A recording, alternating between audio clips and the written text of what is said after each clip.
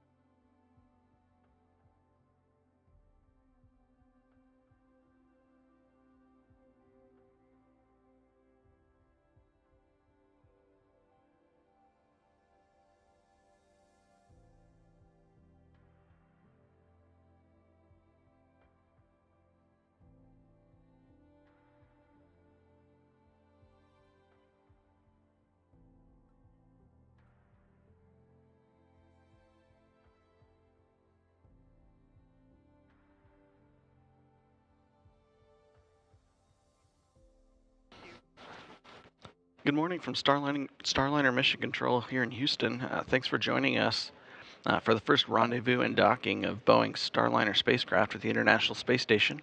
I'm Boeing's Jim May. And I am NASA's Leah Cheshire. In a few minutes, we'll go across the hall to International Space Station Flight Control Room for a look at today's activities from that perspective. Needless to say, there will be a lot going on. Good morning, both of y'all. I really liked that launch. That was the first time I saw a Starliner launch, and I was really proud and happy that my two very good friends were on board and in good hands. It was a beautiful launch. There was a cloud in the way, so you went up into a cloud, and I thought that was symbolic. You mean a cloud between you and the spaceship and the rocket?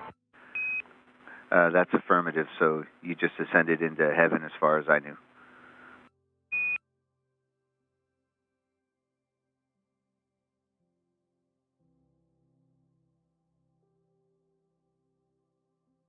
Well, I can tell you, we didn't quite make it that far. Well, it's great to hear you on the loops today, and very much looking forward to docking later on. Good luck. Thanks, Spanky. It's great to hear your voice too. And I'll just be honest, as we were accelerating there on launch, I thought about you and just thinking that of your crew, and you guys are going to be coming soon after us. So thanks for tuning in this morning.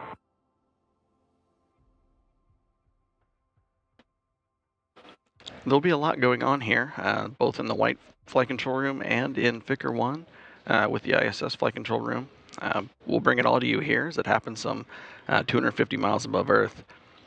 Right now we have Starliner just over 10 kilometers away from the space station, and it's a little bit below and behind as we're catching up to do the And Houston, that earlier comment about the duty cycle and mostly in roll, I'll have to amend that. It's also quite noticeable in yaw as well. All right, copy.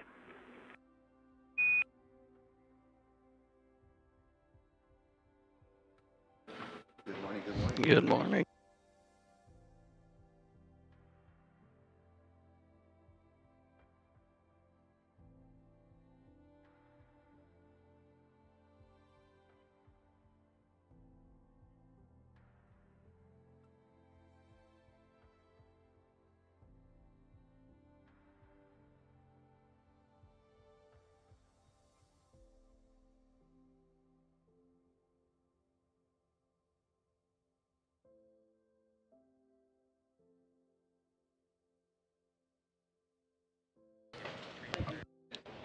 getting a few words of encouragement from Mike Fink, but we're following Starliners that's coming up behind and below ISS as we get near the approach ellipsoid.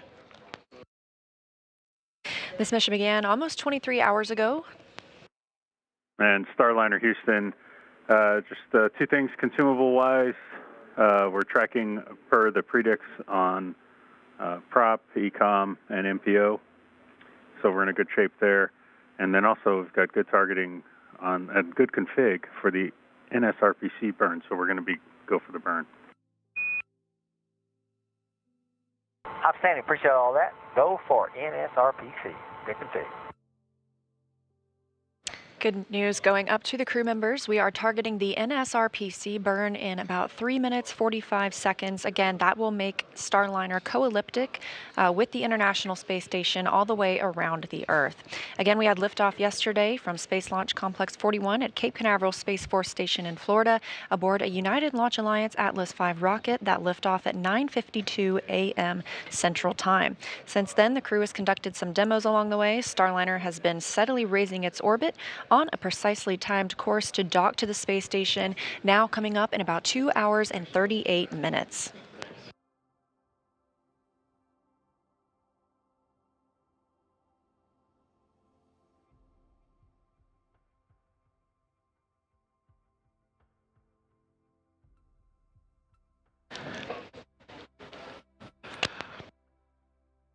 To recap a little bit of what we've been tracking on the Starliner since launch, prior to launch, our team had been monitoring a small helium leak in Starliner's propulsion system. Teams have been taking a closer look at that system before the crew went to sleep. They closed all the helium manifold valves to collect data and observed two other small leaks. One in port 2, one in port 1, and one in top 1 manifolds. The ground made the crew aware before they went to sleep for the night, and the team's been working on it while the crew rests. The original helium leak that we were monitoring prior to launch was the one in port 2, but after we've tested all 8 of Starliner's helium manifolds, we found that the leak was isolated to just one flange. It's in one of the spacecraft's 28 reaction control system, or RCS thrusters, which makes small adjustments on orbit.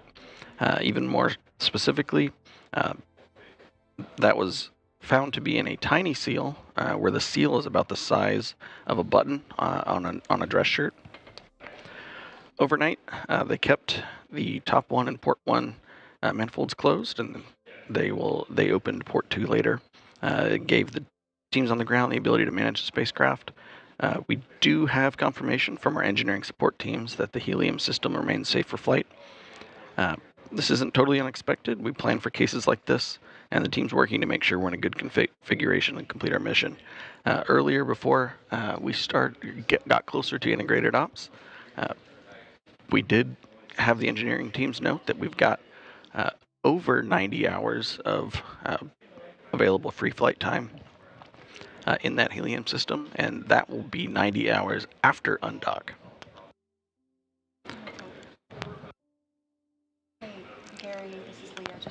And as we've been nearing station, Starliner has been using its Vesta camera system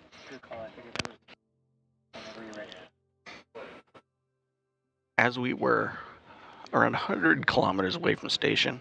Starliner picked up ISS on its cameras, a small dot in the distance. We've been using that narrow field camera on Vesta, the vision-based electro-optical star tracking assembly, to measure the distance between Starliner and ISS and use that to help give Starliner a better estimation of where it is and where it needs to go for our planned docking around 11:15 a.m. Central. We're standing by now again for the NSRPC burn. It's coming up in about 10 seconds. Again, this is an automated burn. The capsule is flying itself right now. This comes after the NHPC 1 and 2 burns occurring on time and nominally just previous to this.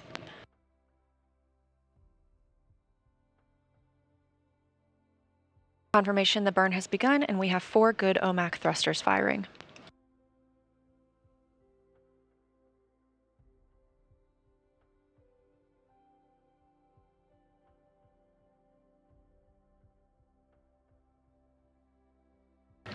And we've got cutoff. Starliner, good burn, and go to configure for space to space and try a comm check with ISS on the big loop.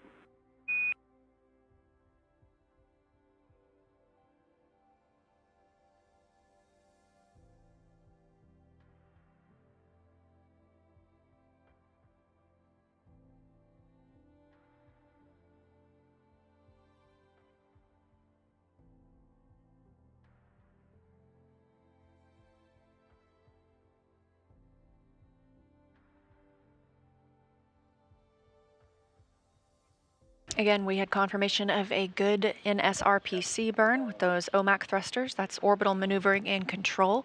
The next will be a go, no go for the TPI burn. Loud and clear. We have you so loud and clear. We're ready for you. Come aboard. Can you guys see us yet? We're about to go look out the windows right now, although they're telling us to close them soon.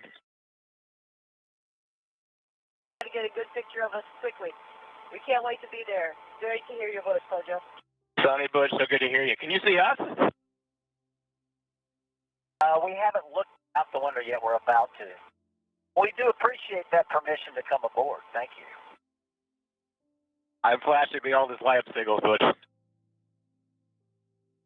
We'll be looking. And Starliner Houston on the big loop. Copied good, comm checks with station. How many? You the same, loud and clear. Yeah, loud and clear as well down here.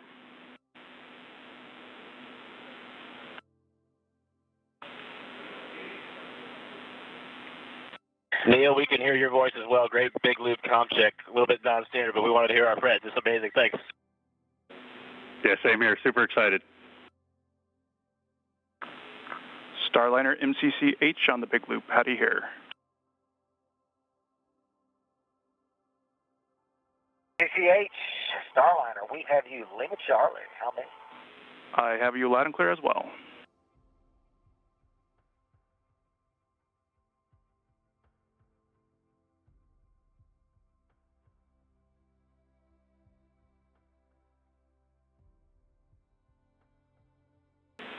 Station Houston on the big loop. Since big loop is now set up on 2, we're going to move station calls over to 3. Station copies.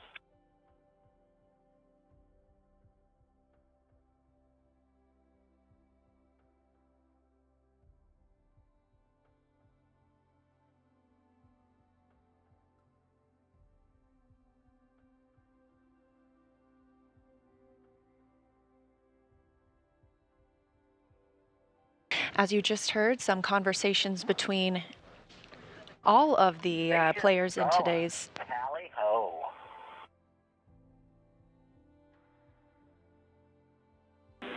Houston copies, tally ho. Station copies the tally. We're still looking. Looks so little from here. Give us a flash, just a signal out the window. We'll try to find you. I think we're a little below you. Your solar arrays are goalposts right now for us.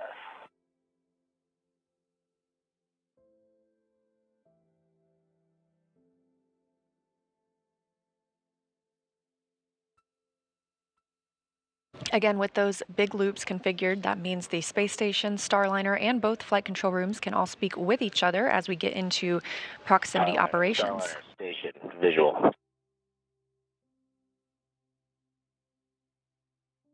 You saw my signal.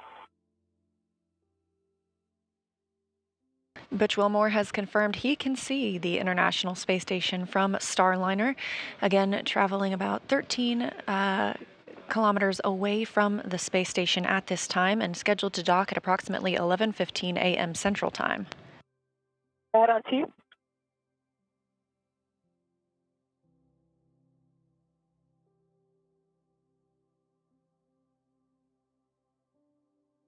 Okay, I'll put that in work shortly. I'm going to grab my iPad and get it in work.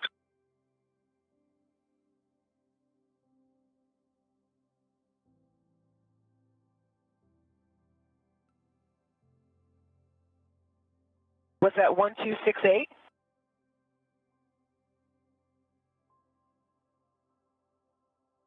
Dyslexia 1286. Thank you.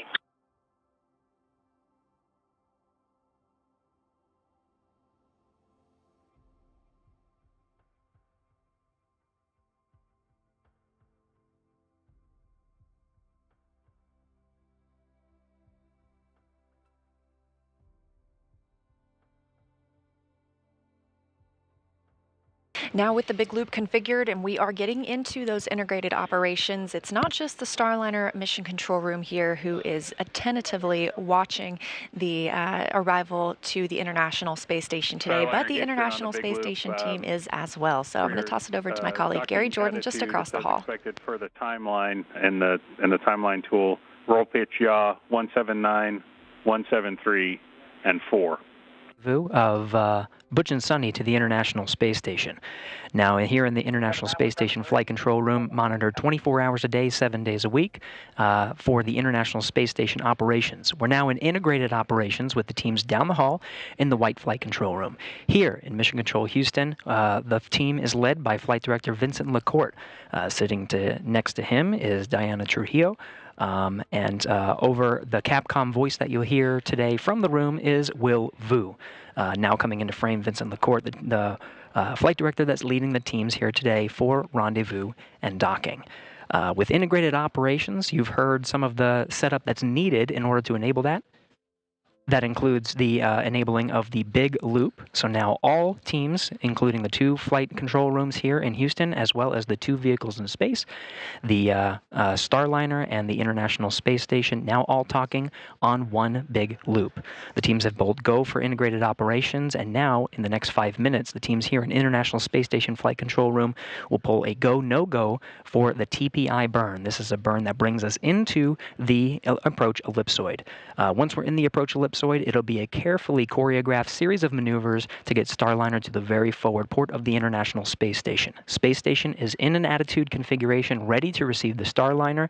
The solar alpha rotary joints that control the solar arrays of the International Space Station are locked and feathered. They're in a position ready for the rendezvous operations. Here in Mission Control, Houston, International Space Station teams are polling again go for that TPI burn. We're in integrated operations monitoring things, and from the station side, everything's looking good. With that, we'll continue to follow along with the teams over in the White Flight Control Room looking after Starliner and its systems. Leah and Jim, back over to you. Thanks, Gary, and we will continue checking in with Gary and the team in the International Space Station Flight Control Room. Again, we are just across the hall. That back, Butch, is a little fragmented. You got a chip in the B chip slot, and it won't record. Affirmative. Memory chip, and it will not record. I'm trying to do it through the laptop. It's just on the camera itself. Okay, we'll have to check.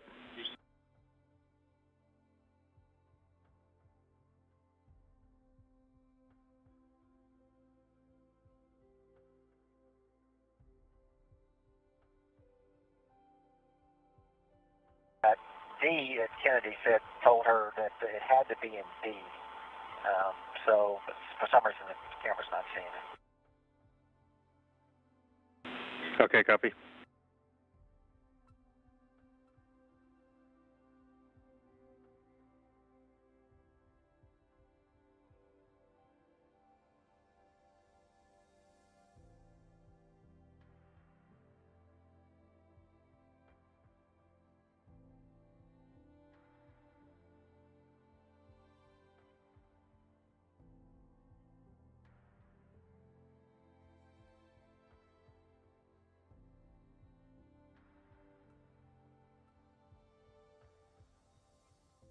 In the center of your screen here, up to the right in the light blue shirt, that is Flight Director for Starliner today, Ed Van Cise. And to his right, is the bottom of the screen, is the Capcom, Neil Nagata.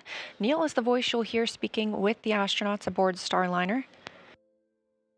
He funnels all the information coming from the flight controllers and teams here on the ground and shares that with the crew members. That way they're getting a single point of information as they continue through today's operations.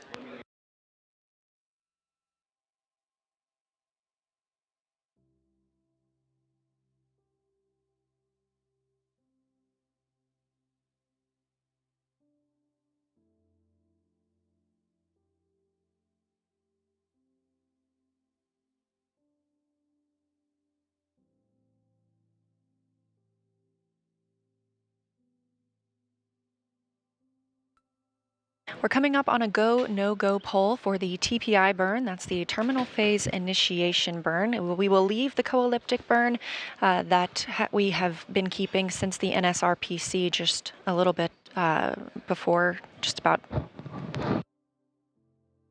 10 minutes ago, really. We will conduct this TPI burn, which will also bring us inside the approach ellipsoid.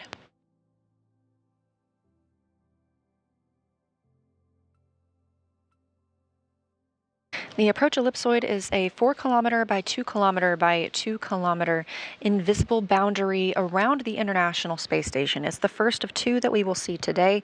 This helps teams monitor the arrival and departure of visiting vehicles, whether they're carrying crew or cargo. These 2 regions around the space station have an analogy on the ground. The approach ellipsoid is pretty similar to regional air control that you might see around a city, and the keep out sphere, which is the closer region around ISS, is a lot like the airspace around an airport that you have to get permission to fly into before landing, just like we do for a docking with space station.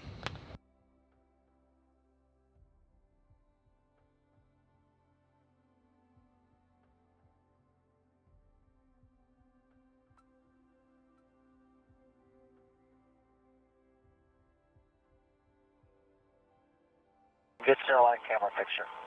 Lines up. Roger.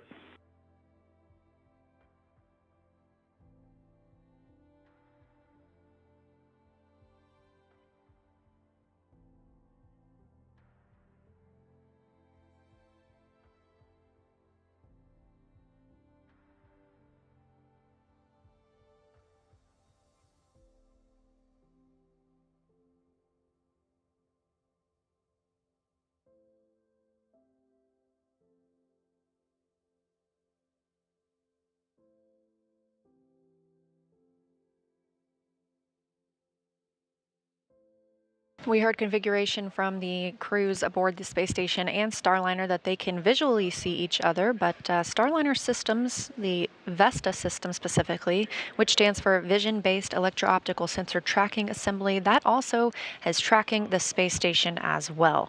These are technically like the eyes of the spacecraft and will continue following the outline of the space station until it can hone in on the docking port. Today, Starliner is docking to the Node 2 forward port, which is where one of the international docking adapters is located. Again, we are tracking docking at about 11:15 a.m. On a big loop for the centerline camera. Go ahead. Hey, Butch, the config we think we have is there's no card in slot A, card in slot B. I'd like you to pop the card out of slot B, take a look and see if there's like a write protect switch. It looks like a little lock on the SD card, and see if that's in the lock position. And if it is, you can toggle that back, put it in slot B. If it's unlocked, we can go ahead and try slot A.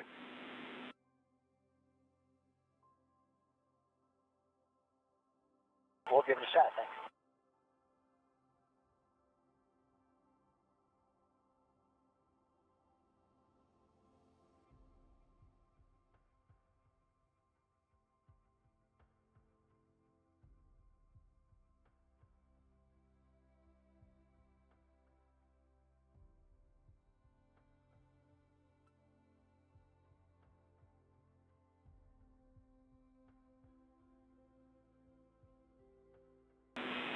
Starliner Houston on the big loop. Your signal is Charlie. You are go to command the AEATP. ATP, here we go.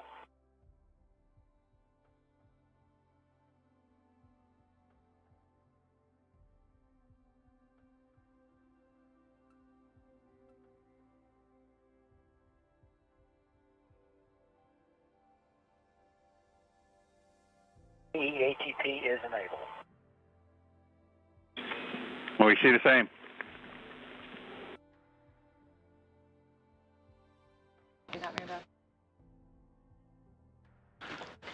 Butch Wilmore entering the AEATP into Starliner's flight control system. That stands for Approach Ellipsoid Authority to Proceed. That will allow Starliner's automated flight system to approach into ISS approach ellipsoid after agreement from both the ISS flight control team and the Starliner flight control team. Starliner Houston Big Loop, we just wanted to let you know that when we're manipulating that memory card, we'll make sure the centerline camera is off, OFF. That's off. We're doing that. Roger.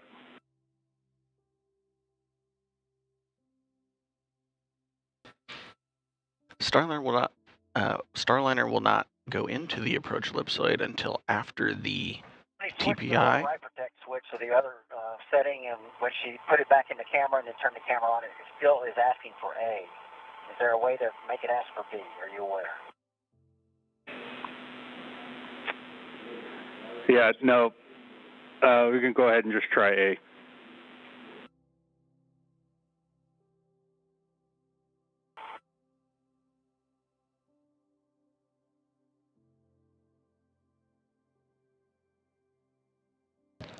A little bit of troubleshooting on Starliner's centerline camera. The centerline camera is a secondary source of visual information that the crew uses. It's a camera mounted in the center of the forward docking port on Starliner. It feeds video data directly to the crew's procedure tablets. They also are recording some of the video for that as part of the flight tests for this mission. That camera will be used more as the crew gets a little bit closer to station. And they're doing this troubleshooting as we are nearing the TPI, or terminal phase initiation burn, and that is planned to come up here in about 6 minutes.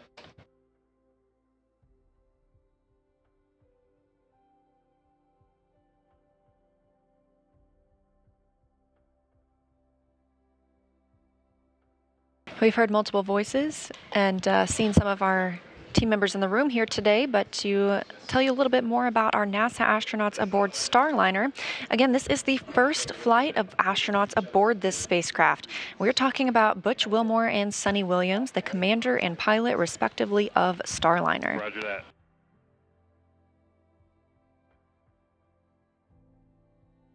Commander Butch Wilmore was raised in Mount Juliet, Tennessee, and is married to Deanna Wilmore, and they have 2 daughters. He has a Master of Science in Aviation Systems from the University of Tennessee. The U.S. Navy captain successfully completed 21 combat missions during Operation Desert Storm while operating from the flight deck of the USS Kennedy. Butch has accumulated more than 8,000 flight hours and 663 carrier landings. NASA selected him as an astronaut in July of 2000. So far, he's completed 2 space flights. This is his 3rd. His first was a pilot on the Space Shuttle Atlantis in 2009, and in 2014, he served as a flight engineer for Expedition 41 to the International Space Station. To date, Wilmore has logged 178 days in space, and I think we can chalk that up now to 179, including 4 spacewalks. This will be his 3rd mission to the International Space Station. Before his selection to NASA, Wilmore was on exchange to the United States Air Force as a flight test instructor at the Air Force Test Pilot School at Edwards Air Force Base in California. And Sonny Williams, the Boeing CFT pilot, was selected to be an astronaut by NASA in 1998. Like Wilmore, this will be Sonny's 3rd mission to the International Space Station. In her previous 2 flights, she served as a flight engineer for Expedition 14, and in 2012 as a member of the Expedition 32 crew. She's logged 382 days in space, including 7 spacewalks. Williams has more than 50 cumulative hours of spacewalk time, and that's the 2nd most by a female astronaut. The retired U.S. Navy captain is a former naval test pilot and instructor. She's logged more than 3,000 flight hours and more than 30 different aircraft. Sonny has a Master's of Science degree in Engineering Management from the Florida Institute of Technology. Williams, who grew up in Needham, Massachusetts, is married to Michael Williams. She enjoys hanging out with their dogs, working out, hiking, camping, as well as working on cars and houses.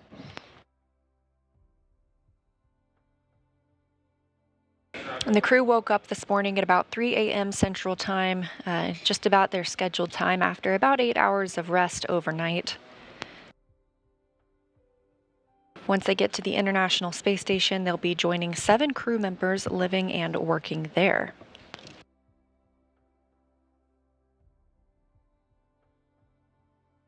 Currently living aboard the International Space Station are NASA's Mike Barrett, Matt Dominic, Tracy Dyson, and Jeanette Epps, plus Roscosmos cosmonauts Alexander Gurbenkin, Nikolai Chub, and Oleg Kononenko. That's the Expedition 71 crew. So once Butch and Sunny arrive today, we'll be up to 9 crew members aboard the International Space Station.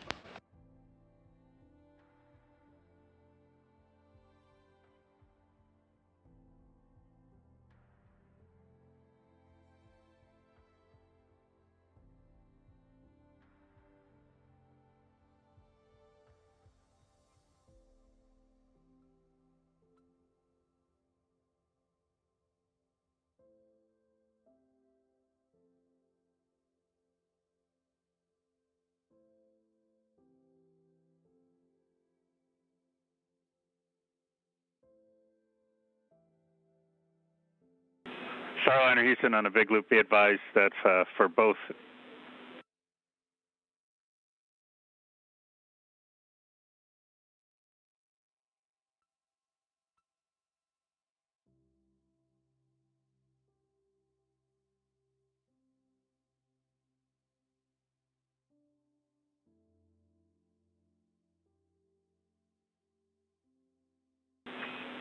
No action, RCS jet S2A2 fail, still go for the burn.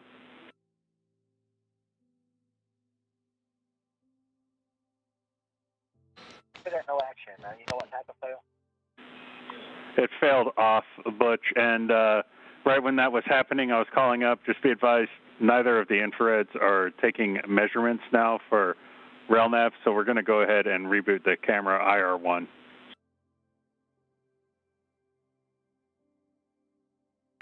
Backup enable 2 for this jet fail.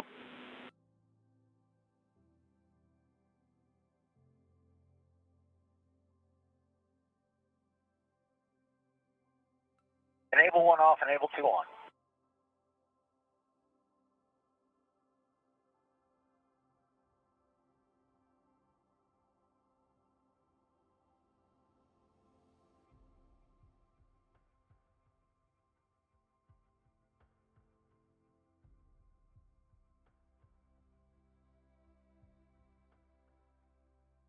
We are about 30 seconds now until the terminal phase initiation burn. Again, after completion of this burn, Starliner will move into the approach ellipsoid.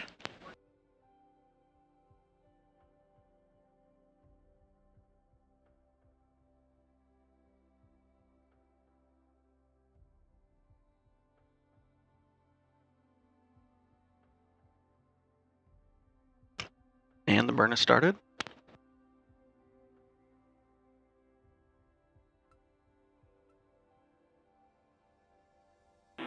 Starliner, good TPI.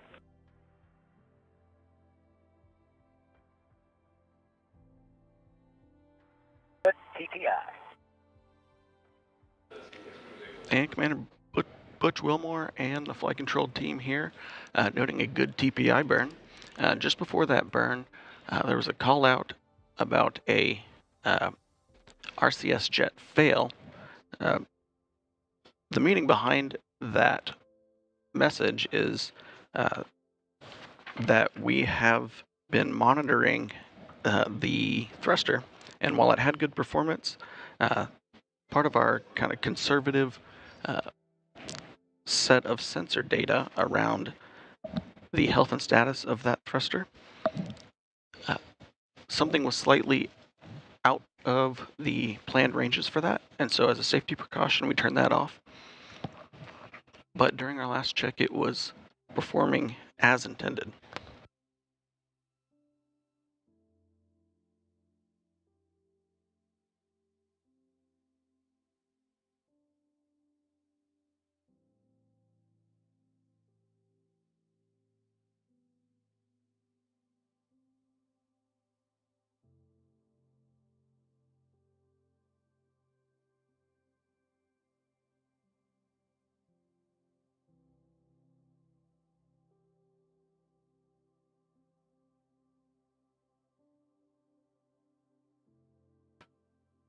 Starliner has multiple redundant sets of thrusters. As a precaution, we've turned that one off. There are procedures to turn it back on and do a checkout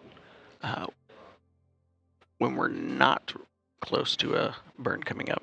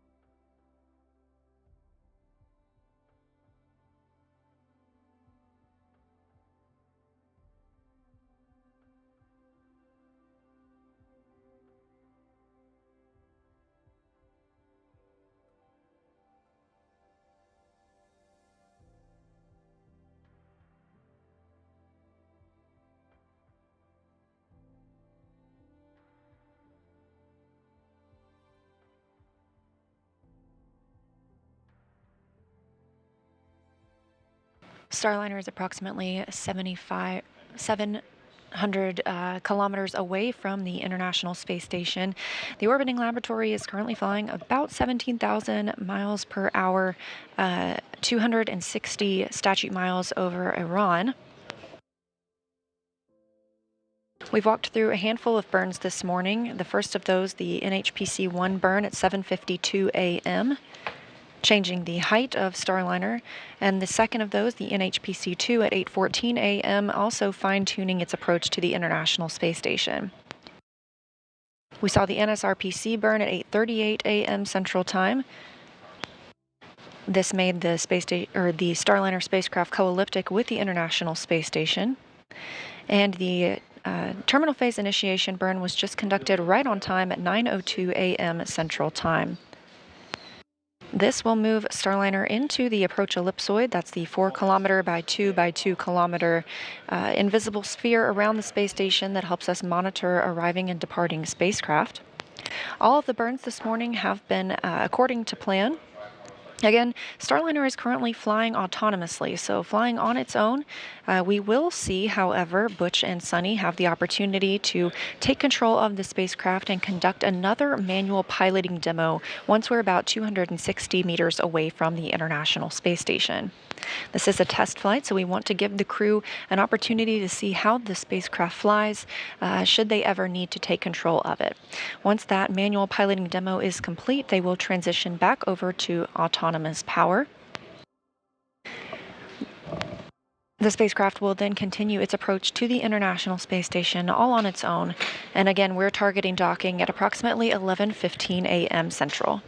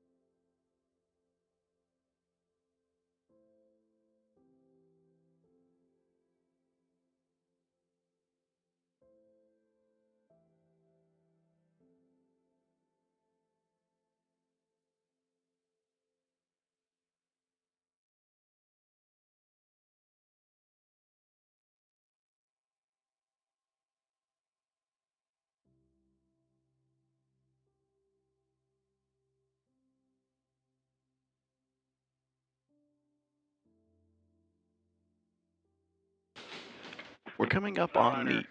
Houston, on the big loop. Hey, we just started picking up RELNAV measurements on both IR cameras. That's when it went to silhouette track at 7,000 meters. Prior to that, in long-range track, we were not getting any measurements.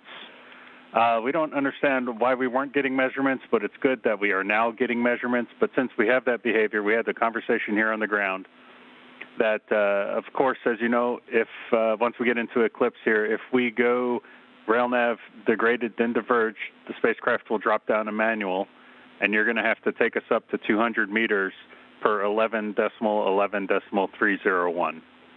And we expect to have good comm through that time period, and we'll give you updates should we see any other behavior or bad behavior.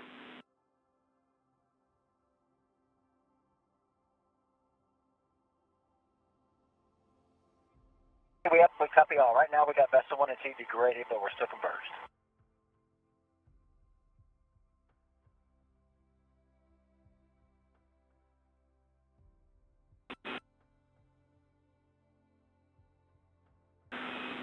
Yeah, okay, copy that, and RailNav is good.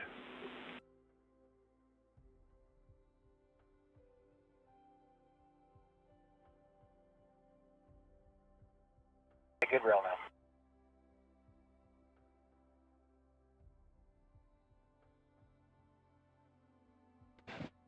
And Starliner, those Vesta degraded signatures, health and status thing out of the Vesta due to some VEX faults earlier.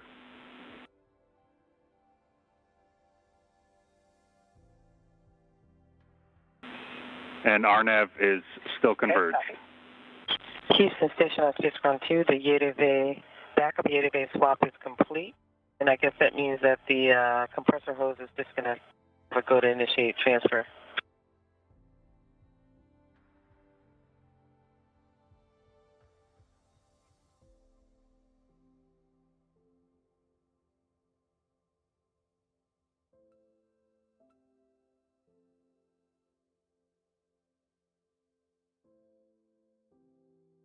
My bad. Sorry about that.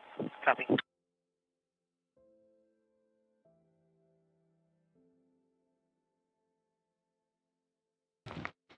And as Starliner is approaching station, getting closer to its IF-1 or inbound fly around 1 maneuver coming up in about 35 minutes. You've heard some back and forth between Commander Butch Wilmore and Capcom Neil Nagata. Starliner's Vesta system is currently tracking both the position of ISS, but now that we're close enough, you're seeing some of the outline of ISS. Roger that.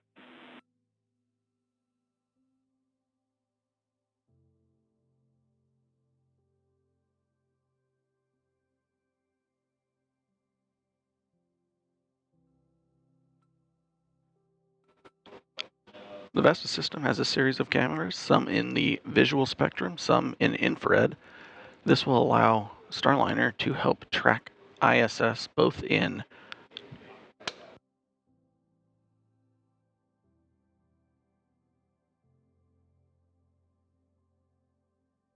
the Vesta system will help track ISS both in darkness and light. The red circles showing up on the Vesta display are the Vesta system picking out features on the ISS. When Vesta can pick out specific features of ISS via image recognition, that information can let Starliner know which direction Starliner needs to align with, which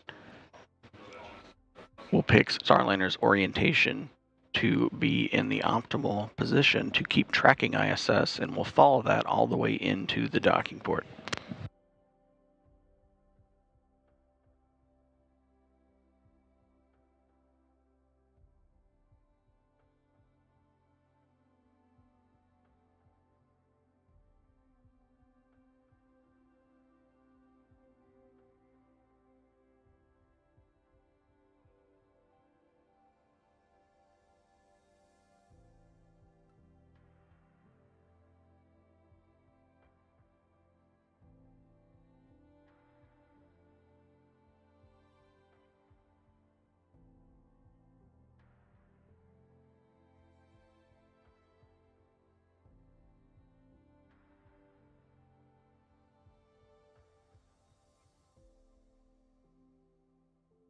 currently show our crossing about 1,800 meters. Ready, Grease.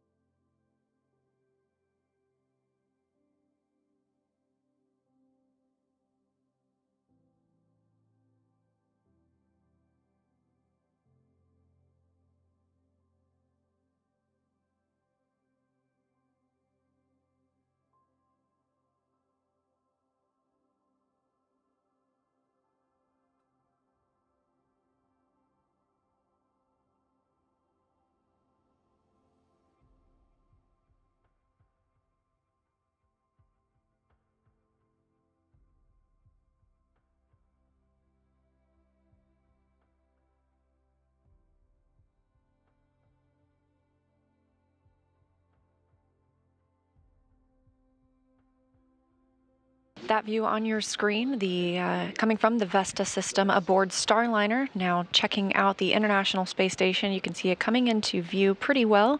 And of course, we are monitoring Starliner's journey here in the White Flight Control Room at Johnson Space Center in Houston, Texas. But over across the hall in the International Space Station Flight Control Room, NASA's Gary Jordan is continuing to monitor the station side of today's operations. Gary, can you tell us how things are going? Hey, Leah, things are going very well. We're following along every step of the way with you down the hall in the White Flight Control Room here in what's called FICR 1, or the International Space Station Flight Control Room. Teams here led by Flight Director Vince LaCourte, watching over the crew aboard Starliner, as well as the Expedition 71 crew that's aboard the International Space Station. Crew members split up doing different things. It's Matt Dominic that you see there on the graphic on the front right there, NASA astronaut who's responsible for enabling the monitoring tools necessary to watch Butch and Sonny approach the International Space Station. There are tools, there's software that is receiving data from the Common Communications for Visiting Vehicle, or CV2V2 system, that creates a link between the International Space Station and Starliner. It's Matt Dominic there you see in the front that's going to be following along with that. Later, we'll have Matt Dominic as well as Tracy Dyson in the back left there. She's a NASA astronaut, flew up with the Soyuz crew, including Chub and Kononenko, Nikolai Chub and Oleg Kononenko. Kononenko, of course, who just passed the milestone of 1,000 days cumulative in space.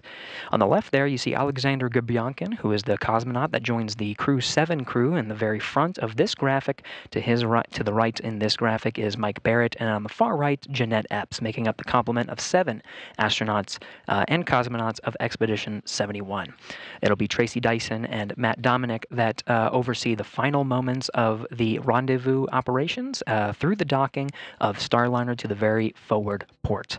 Once they do dock, the International Space Station flight control teams here in the International Space Station Flight Control Room will work with the teams down the hall in Starliner Flight Control to walk through the hatch opening sequence and operations. The 7-member crew that we just talked about will be there in the Node 2 forward hatch, ready to welcome Butch and Sonny, the first crew members to fly Starliner to the International Space Station, and we'll conduct a welcome ceremony from there. Here in the flight control room, we talked about Vince LaCourte, the flight director. Next to him is the Capcom, Will Vu. You'll hear his voice relayed up to the crew aboard the International Space Station. Right now, all crew members are talking aboard are talking in the Space-to-Ground 2 loop, which is a big loop. Everybody here that you're in the flight control rooms, both rooms here in Houston, the Space Station Flight Control Room and Starliner Flight Control Room, are talking with the two spacecraft that are about to rendezvous here coming up in the next couple of hours. Will Vu there is responsible as the voice from the control rooms here to talk with the crew aboard the International Space Station. Most of the communications you'll hear from him will be relaying to Matt Dominic, who again will be overseeing the rendezvous operations. Neil Nagata on the left there will be responsible for talking with Butch and Sonny in Starliner. Everything is coordinated as part of the integrated operations, very carefully choreographed procedures that you'll hear to make sure everybody's talking and the rendezvous operations are going swimmingly.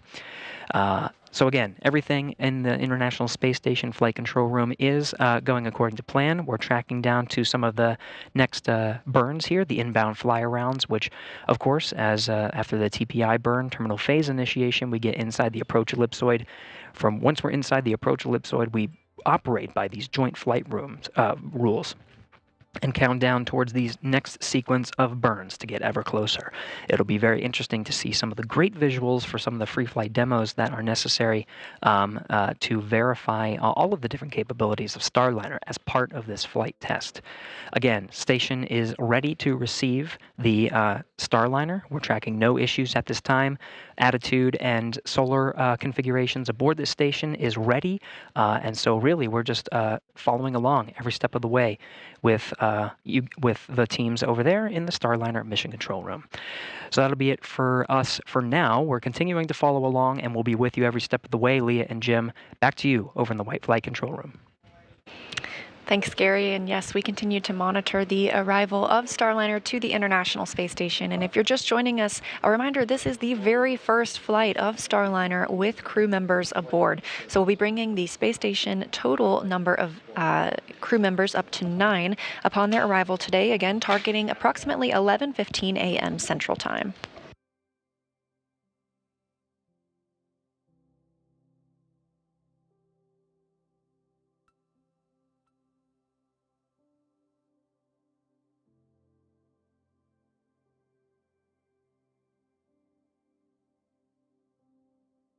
And as we get closer and closer, the Vesta system aboard Starliner, which is the view you're seeing right now, will continue to give us an even more defined look at the International Space Station. It's getting even easier to make out those individual solar arrays at this time.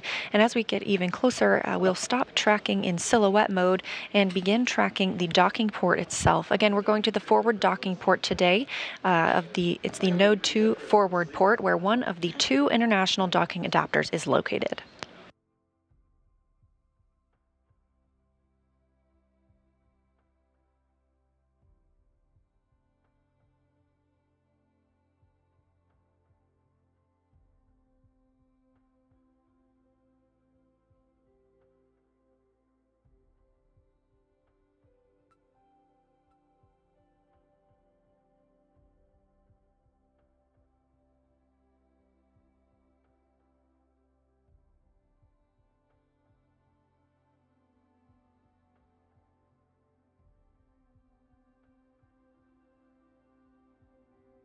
To take a look at the rendezvous and docking profile today, we've had 2 height adjustment and plane change burns already. Those are the NHPC 1 and 2 burns occurring at 7:52 a.m. and 8:14 a.m. Central, respectively. Those were both good burns. We then came up on the NSRPC burn. This was a co-elliptic and plane change burn at 8:38 a.m. Central, another good burn, before moving to the terminal phase initiation burn. This will bring Starliner inside the approach ellipsoid, that invisible boundary that we monitor outside the International Space Station. And we are coming up next on the inbound flyaround 1. The inbound flyaround 1 maneuver will swing Starliner out in front of ISS in the direction that ISS is flying in orbit. Then the IF2, or the inbound flyaround 2 maneuver, will slightly alter Starliner's trajectory to hit a peak altitude in front of the Node 2 forward docking port. From there, Starliner... Big loop for tablets. We can take another receipt on the tablet that's charging, and we're also curious on the battery status of the tablet you're using for centerline camera.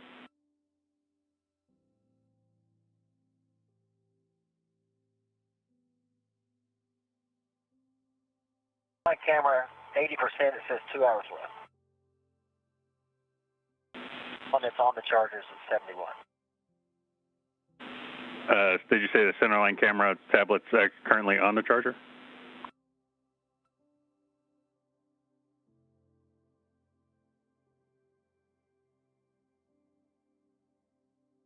It right now, the centerline camera is now going on the charger. The other tablet, which I have in front of me, just bold, is 71. Copy that.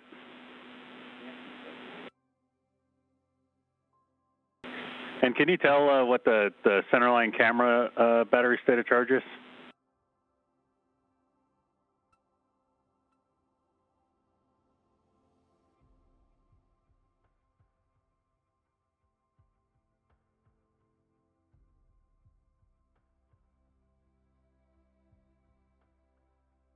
I got to get out of my seat to look at the centerline camera, so let's just wait till we get radar acquisition.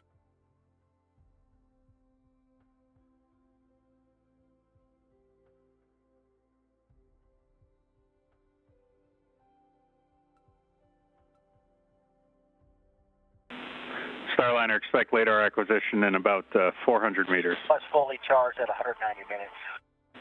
Okay, copy that.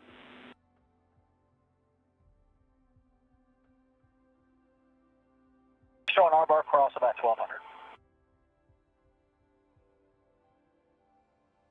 We agree.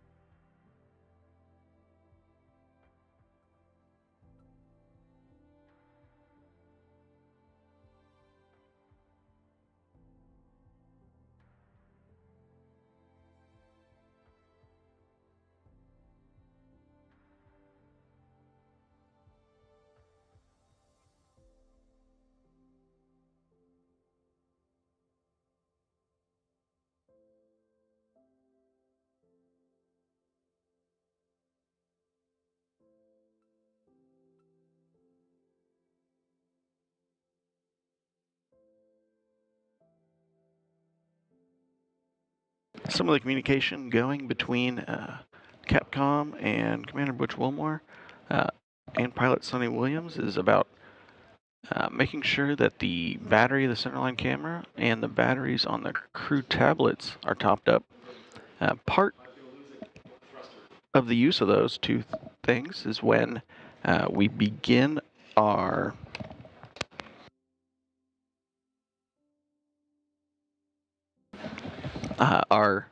just after the inbound fly-around maneuver, we will start to approach ISS. We'll start in the corridor approach, where then the crew will do one of their manual piloting demos, where they will do a hold out around the 250 meter mark out in front of station in the approach corridor. After about 5 minutes of that test demonstration, Starliner will then go back to automated mode. We'll hold around the 200 meter mark out in front of station, and then they will get approval to go inside of the keep out sphere. From there, Starliner will make a slow approach, very fine control, down to about the 10 meter mark out in front of the Node 2 forward docking port. From there, Starliner will activate its NDS or NASA docking system. They'll change the flight control rules to an even finer, small, discrete set of thruster settings. And then we'll go in for a final dock at around 11:15 a.m. Central.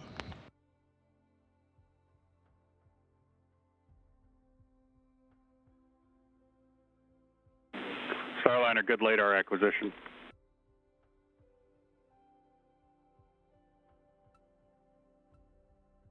Good radar.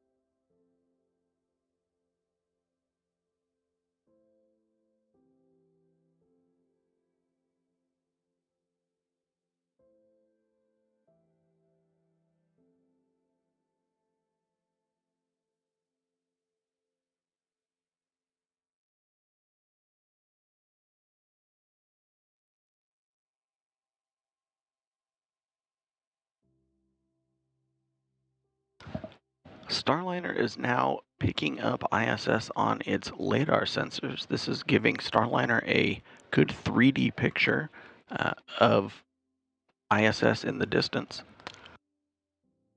I gave a brief overview of the burns that are coming up, but let's take a closer look at the full docking profile for Starliner as it approaches ISS. At this point in the mission,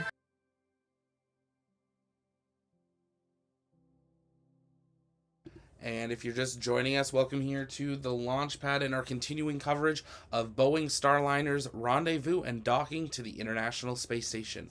We are now just 1 hour, 43 minutes, 53 seconds away from the estimated time of docking. The International Space Station currently passing just southwest of Australia in a current orbital night. Will be continuing to follow along. Means it has just over one more orbit until Starliner docks. Starliner has a great sight on the ISS as it continues its approach, but will be slowly approaching and going through its checkouts. If it's your first time here, welcome. My name's Zach. I'm the founder and host here at the Launchpad Network, and here at TOP, it's our mission to inform and inspire the explorers of tomorrow, because we believe that space is better together. And wow, wasn't Starship incredible? We're still lost for words on what to say, but absolutely an incredible day, historic day for Starship Flight 4.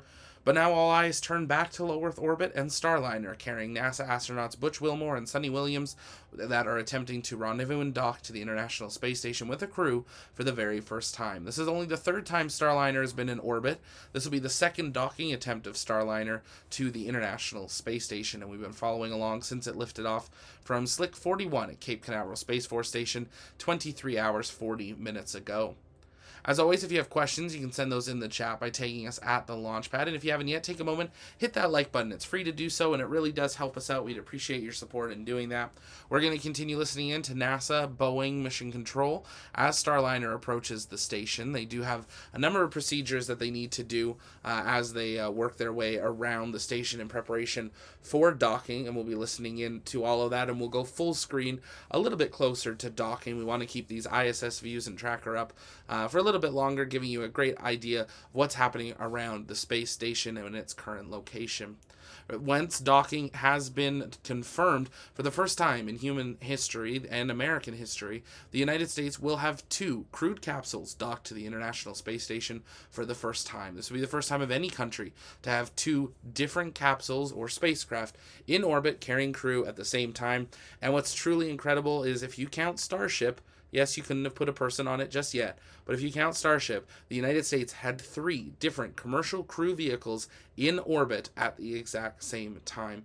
We are entering and living in a new era of space exploration, and we're so glad to have you here as part of our community as we follow along. You can keep sending in those questions, as I said, by tagging us at the Launchpad, and we'll work on answering those live. Send those in the chat. Make sure you hit that like button. It helps us out. Let's see if we can get to 1,000 likes before docking, and we're going to listen back into NASA and Boeing Mission Control as NASA astronauts Butch Wilmore and Sonny Williams prepare to arrive at the International Space Station, marking this new era of space exploration, bringing a second crew vehicle online. Stay with us.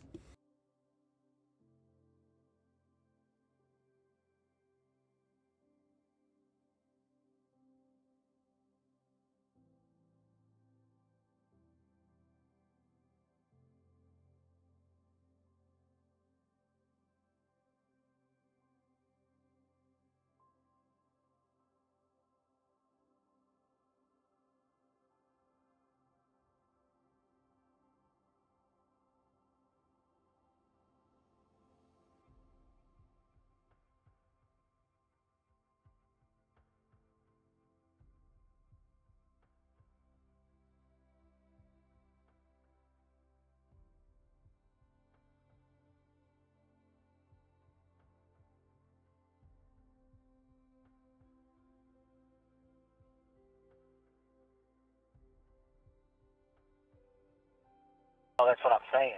I can't see it at all on the Starline camera. We've got a good picture on the IR camera, but Starline, there's nothing. Played with the auto and the manual gain. I mean, I can see the pedal.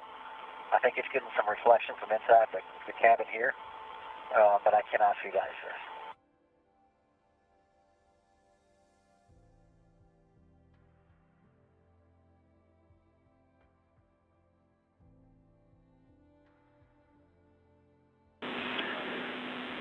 Yeah, copy that. And Spanky reminded us that you can take a picture or screenshot on the tablet. And in other news, you are go to Command KOS ATP. We've taken several screenshots and videos, and KOS ATP, here we go. All right, copy.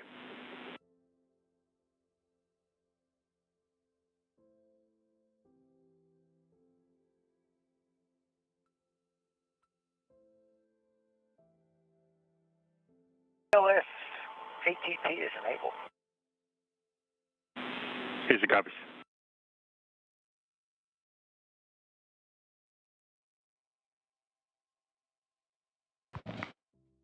And as part of the Look, process, we got sunrise coming in 15 minutes.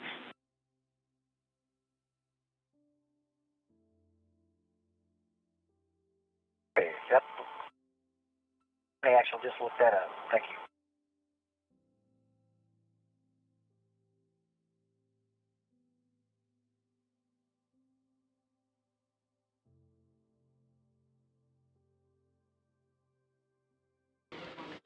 and as we're approaching the IF-1 burn coming up here in 10 minutes, which Wilmore got the go-ahead to, or the authority. I don't know how hard it is for ISS to get their lights on, but it might be a good check to see if it's visible with the lights on, since it's not without.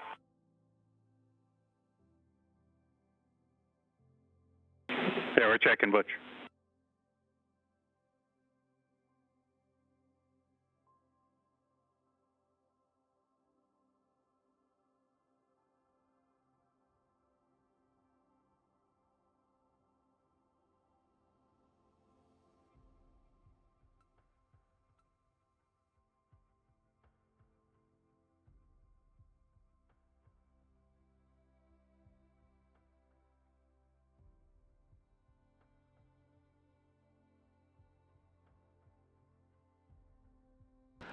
And we're coming up on around 25 seconds, still expected approach ellipsoid entry.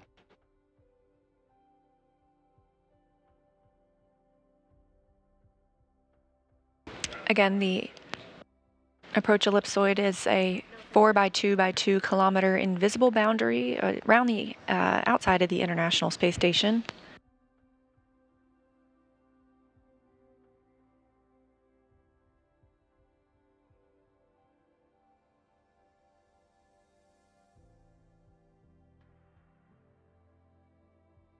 And confirmation, we have entered the approach ellipsoid.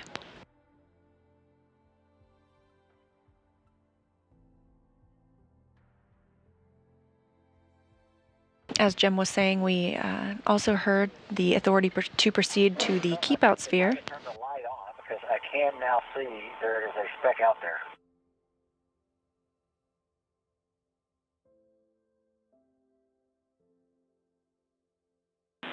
Station Houston on the big loop for the ISS Cruise Awareness. Starliner is inside the approach ellipsoid. Station copies.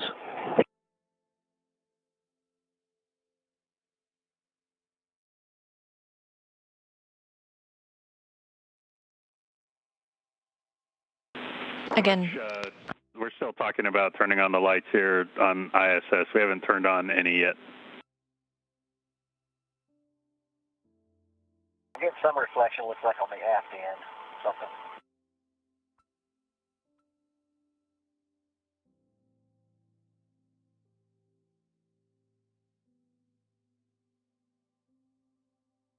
Might have was shining a flashlight out of the cupola, I don't know. Yeah, copy.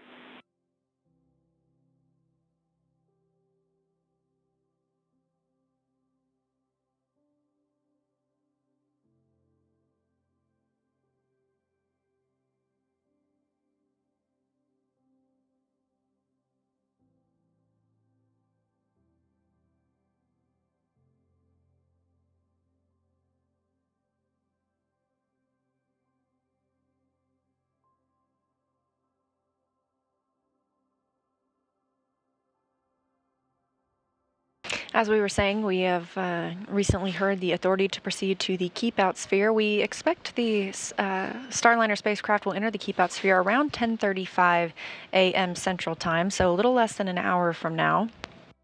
That keep-out sphere is another invisible boundary, this one with a 200-meter radius around the International Space Station. To enter the keep-out sphere, we must agree that the spacecraft could, for some reason, lose control of its thrusters and still not enter that boundary for 24 hours. Going to be turning on the CETA lights.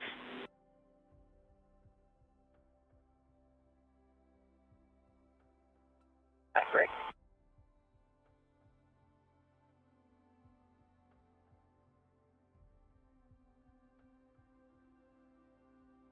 However, before we enter the keep-out sphere, we will do a hold at 260 meters at approximately 10:24 a.m. Central Time for another manual piloting demonstration.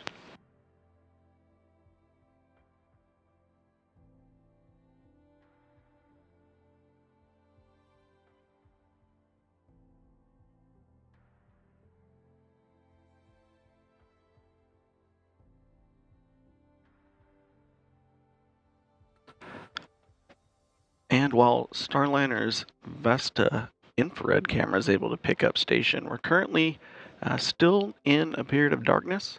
And you heard Commander Butch Wilmore talking about it being a little difficult to pick up the station on the centerline camera, which is a visual spectrum camera. The ISS team's trying to see if they can get the ISS team to turn some of the ISS lights on to make it a little bit easier to pick up the station in using regular eyesight, but we will be coming up on a period of daylight in about the next 20 minutes or so.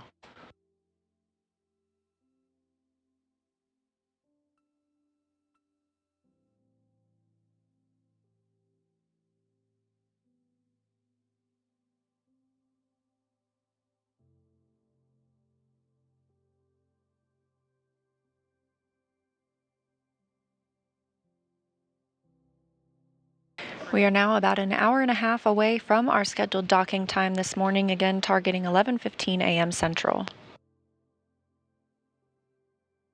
That comes after launch yesterday at 9:52 a.m. Central.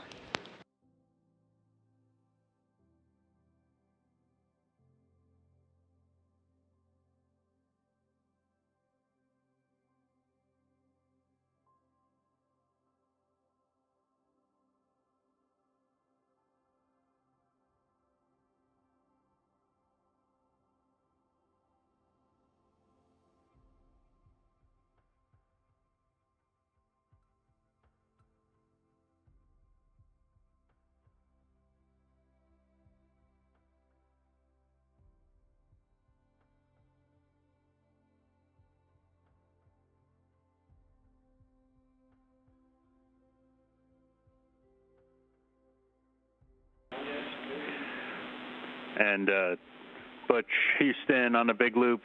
We've got one CETA light coming on, and there'll be 4 more coming on. It might take a little bit to warm up. I see the first one. I saw it when it came on. Okay, you saw that in the centerline camera? Affirmative.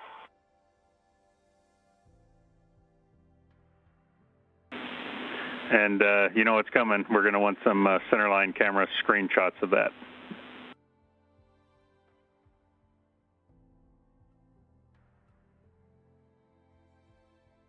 Yep.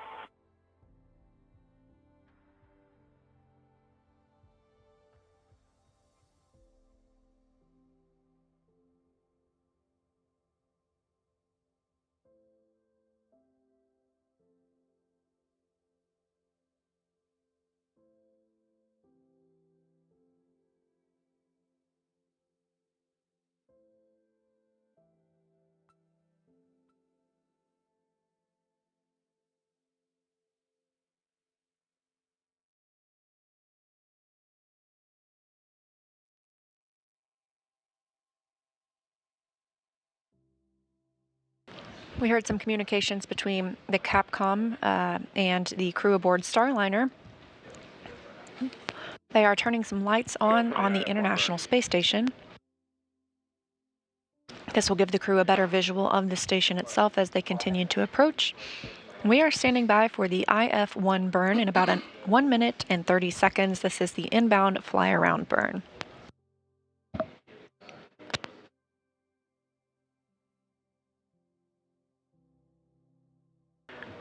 This inbound fly-around 1 maneuver is going to be performed with the RCS jets. This burn should last about 18 seconds.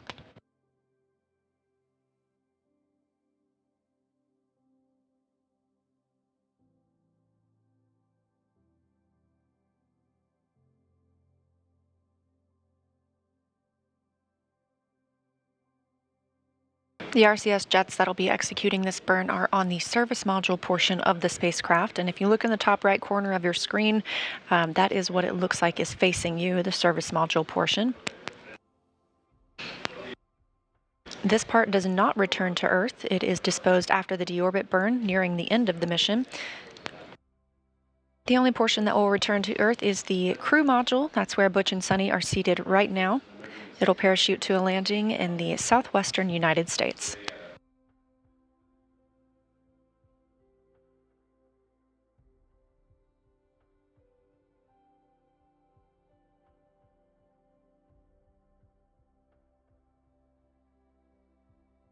And we're coming up on 10 seconds till the IF-1 burn.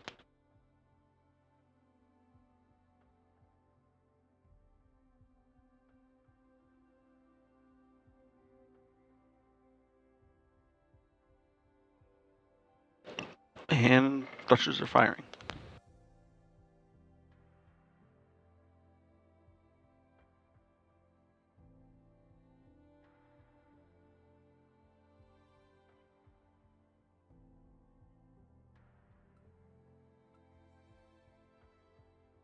And thruster cut off. Good burn, Starliner and Butch. We got all 5 CETA lights on for ISS. How does it look?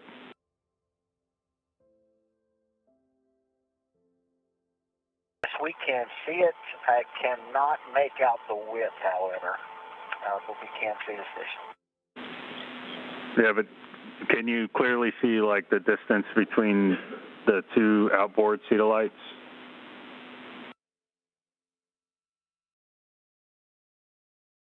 I can see the one that's on the port side. I cannot see the one on the starboard side. It might be blocked by something. Roger.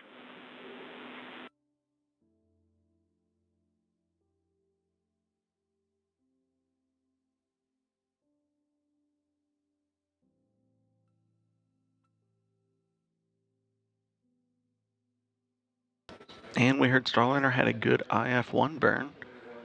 With that, we have an expected IF-2 burn, small adjustment to place Starliner to start flying towards the approach corridor for the Node 2 forward docking port. That IF-2 burn is coming up in about 18 minutes. Still some issues picking up the lights on ISS. And Starliner had a transient caution around the time of the burn. No action. It was just sort of expected, and there was timing with how the triggers were set up for that message. Yeah, we copy. We saw.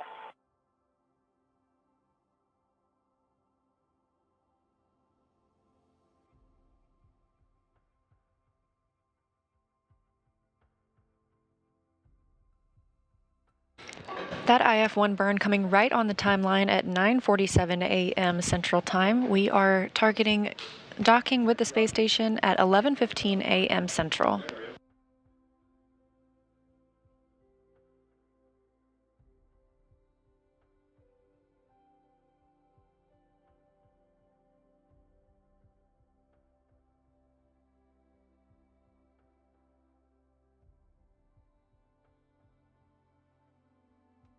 And you heard Commander Butch Wilmore talking a little bit about trying to pick up the lights on the outside of station.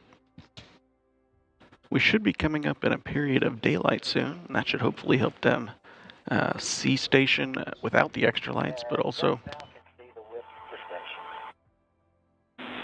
Roger. Roger that. Inside 2 minutes, sunrise.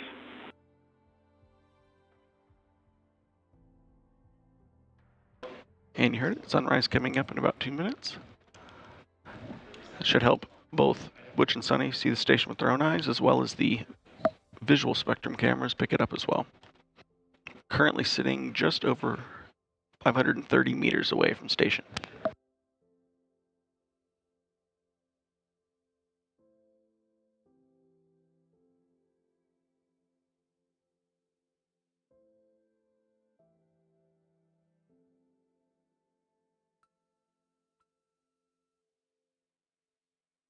Now, we do not have views currently of the crew inside the Starliner capsule. However, we will regain views of Sunny and Butch once they dock to the International Space Station.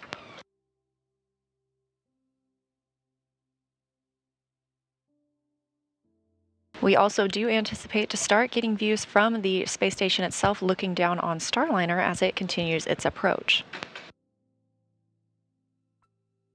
Again, the next major milestone this morning is the IF-2 burn, coming up in about 15 minutes.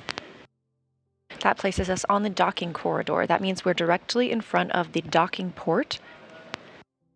And today we are targeting the Node 2 forward port, which is where one of our 2 international docking adapters is located.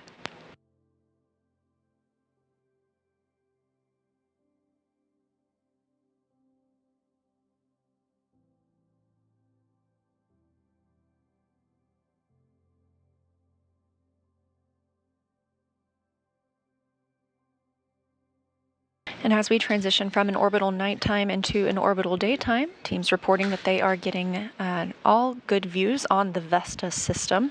This is the system on Starliner that allows us to track the space station, and as we get closer will help us align with the docking port.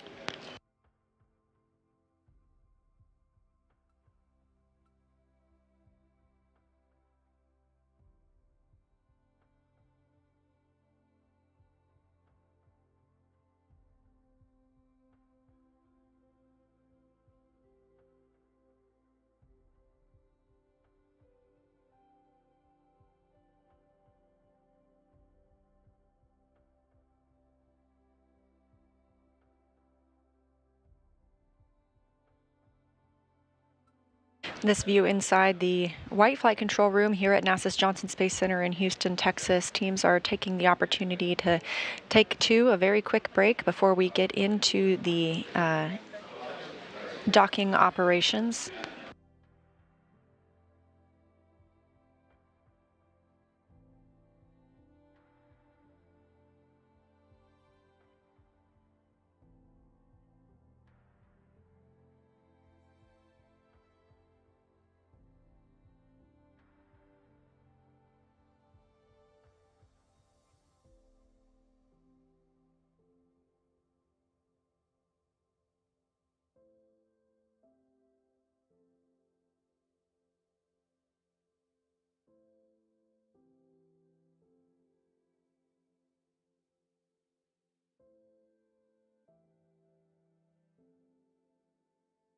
And with good views coming in on the Vesta system, let's learn a little bit more about the eyes of Starliner. Vesta is a brand new and highly complex navigation system designed by Boeing. It's what Starliner will use to autonomously dock with the International Space Station.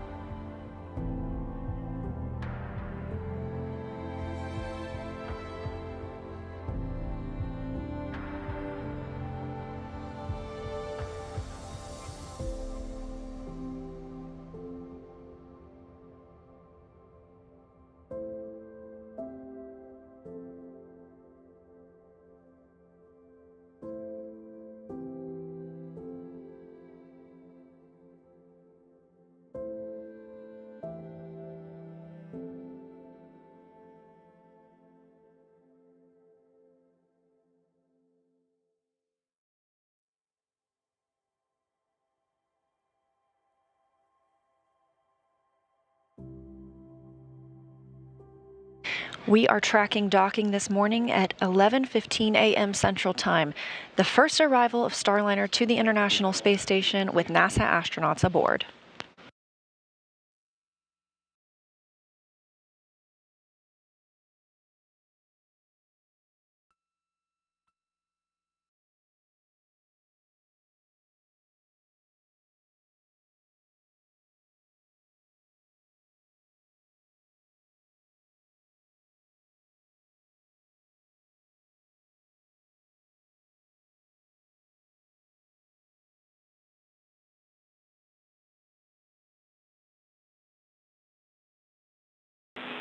Starliner Houston on the big loop.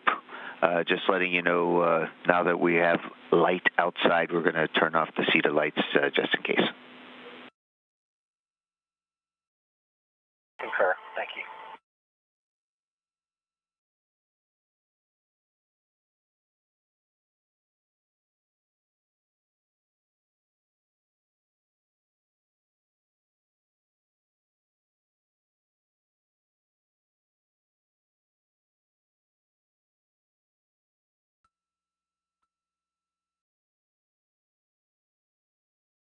Now that we're into an orbital sunrise, teams here in Mission Control have let the Starliner crew know they are turning off the lights on the International Space Station side, since it seems like the crew aboard Starliner now has a good visual on the station itself.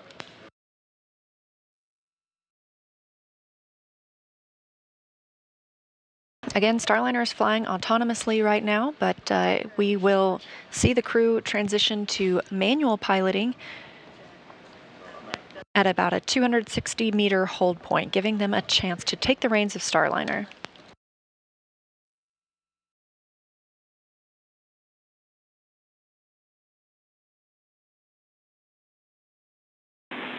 Starliner, see the B1 Bravo 1A3 jet fail. Still taking a look at it.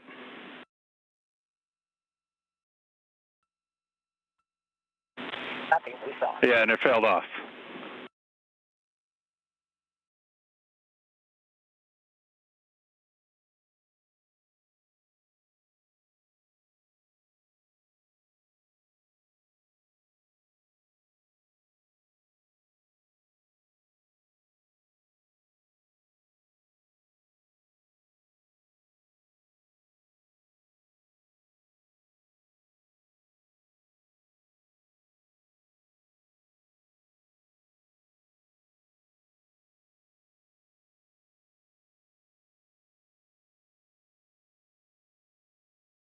Field 2, we're up to 14 marks.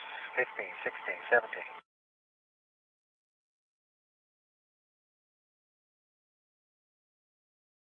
Okay, copy. Want us to get rejected or not?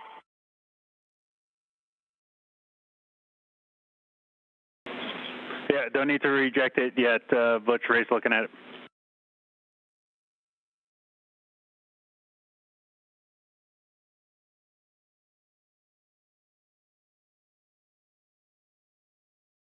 All right, we're up to 35.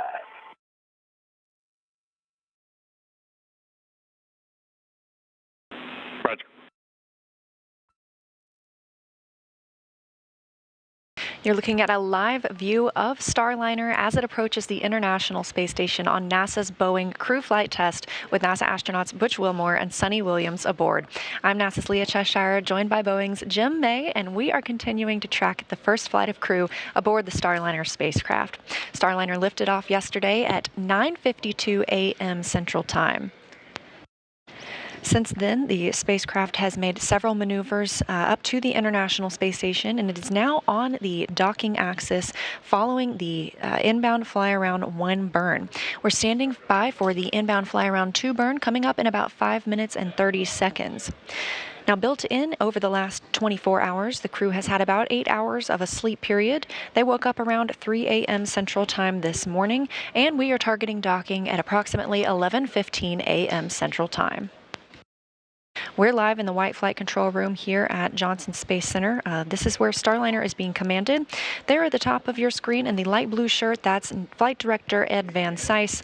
In the middle of the screen, you can see Capcom or Capsule Communicator Neil Nagata. And down in the white shirt with the red tie, that's NASA astronaut Mike Fink, also a crew member for the Starliner 1 mission.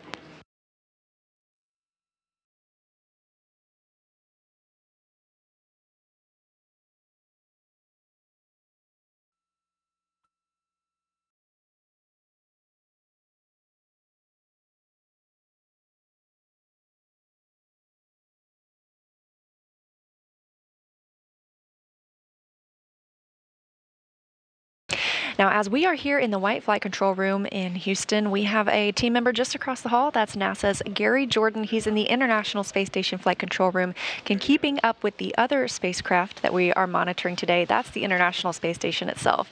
Gary, how's it going over there? Hey, Leah. Hey, Jim. Really good to be following this flight with you today from the International Space Station Flight Control Room. Teams here are led by Flight Director Vincent Lacourt, working hand in hand with Ed Van Cise just down the hall. The two, in synchronized fashion, are walking through the steps very methodically, like a choreographed dance. Starliner's burns have been executed precisely according to the timeline. Everything tracking well on the International Space Station side. Right next to him, you'll see Will Vu. He's the Capcom from here in Mission Control Houston, relaying the procedures and following along with, of course, all of the different operations, but his job is to talk with the crew aboard the International Space Station. 7-member crew is currently aboard and awaiting the arrival of Butch and Sonny. It's NASA astronaut Matt Dominick's job inside the International Space Station to monitor Butch and Sonny's arrival. He's there in the very front, slightly to the right, NASA astronaut Matt Dominick, and of course complemented by the entire Expedition 71 crew. They're following along. The station is prepared and ready to receive the Starliner. We have the exterior lights off. The solar arrays are parked in a configuration ready for the docking, and the attitude is right on track. So we're just counting down just minutes away from the inbound flyaround to burn. And with that, we will send it right back over to you, Leah and Jim, over in the White Flight Control Room to take us through this next burn. Thanks, Gary, and that's correct. We are standing by for the inbound flyaround to burn. Time of ignition expected in about 2 minutes and 35 seconds. Meanwhile, this view coming from the International Space Station, looking directly at Starliner as it moves up to the docking axis.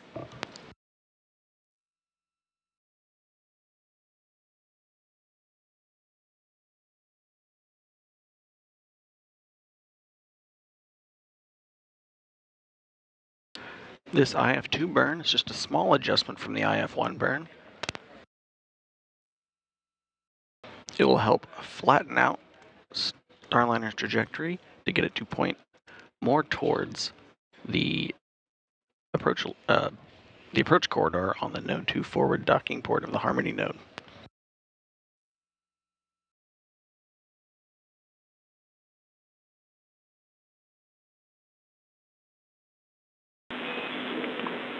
Starliner, go for the IF2 burn.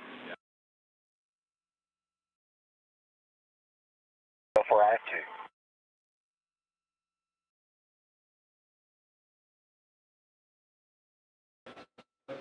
And we're go for this IF2 burn. This burn should only be about 1 second long.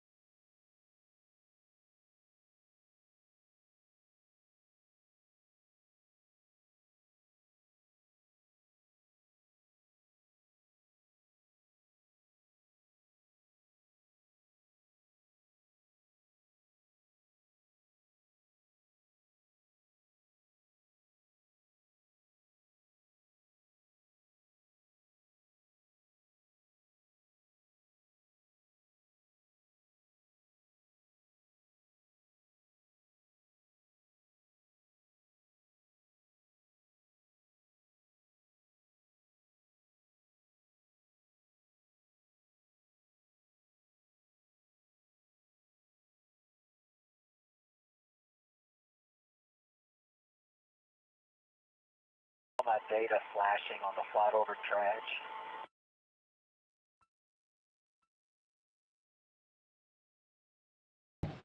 And coming up on about 5 seconds to the burn.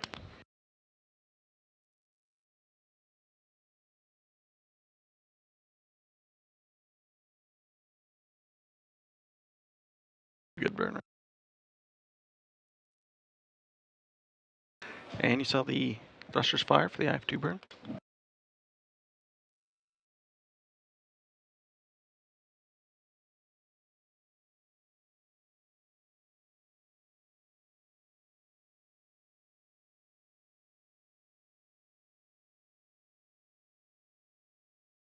That burn happening right on time, 10:07 a.m. Central Time. Good IF2 burn, and Butch, say again for data flashing on orb track.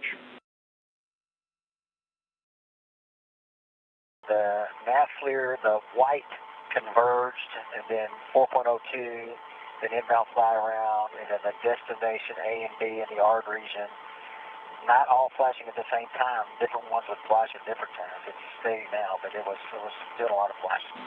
Go away, come back. Go away, come back. Okay. Yeah, that was my next question.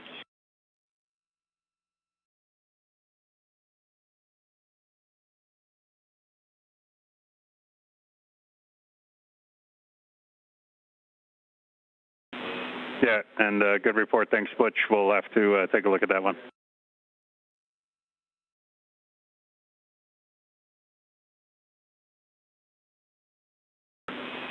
And Starliner, we're curious, with that flashing on the parameters, are you comfortable enough that you can command a destination A or B?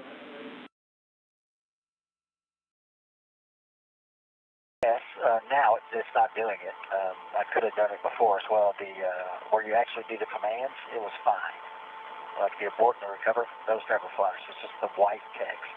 And the reason I called you, I know it was right before the burn, because I was hoping to call your attention to it in case it was still doing it and you could see it. So my apologies. Yeah, no, appreciate it. Sorry, we just didn't copy the whole transmission right before the burn.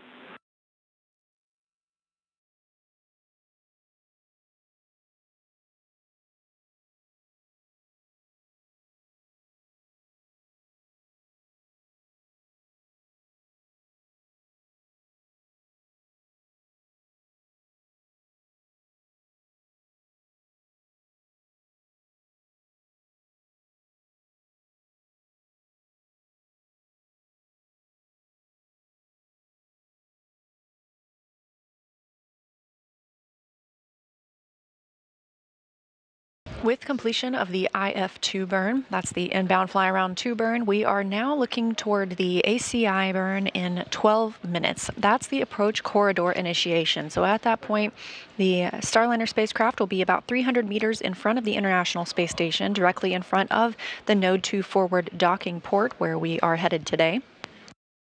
Once we get to the 260-meter mark, the crew will take manual control of the spacecraft and do another manual piloting demo. This time looks like we will have good visuals from the space station to see it.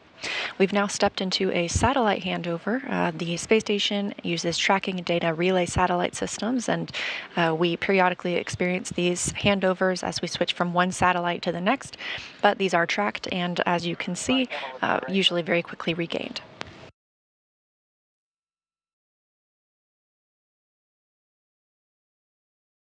Roger.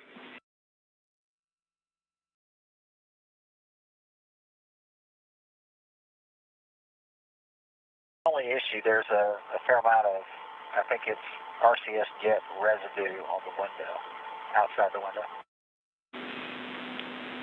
Okay.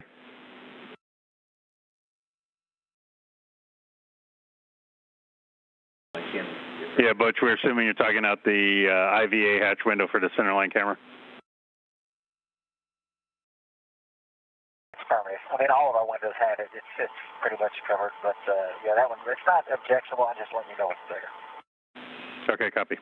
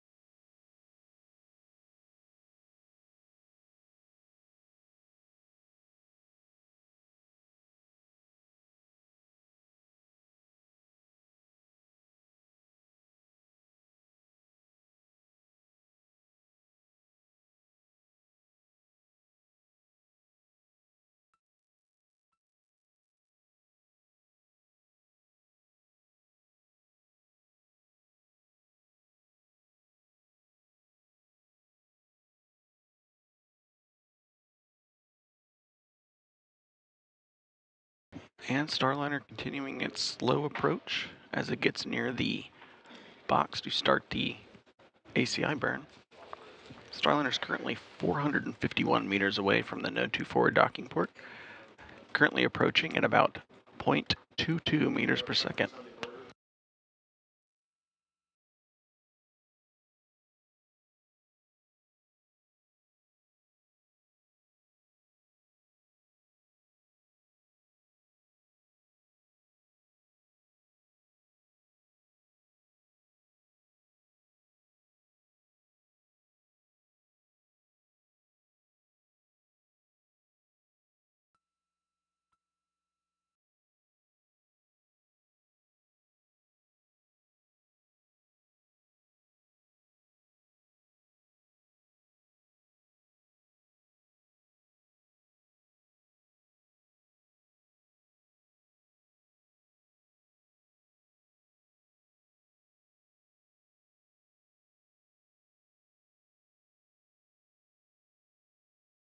Let me just check the camera battery. It says 134 minutes, three-quarter charge.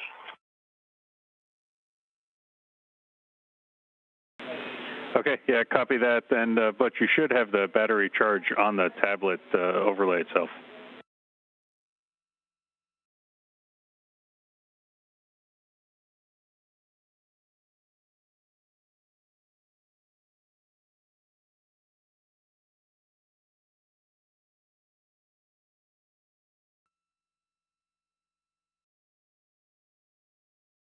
Okay, you mean the camera battery is on the overlay? Yeah, should be on the tablet.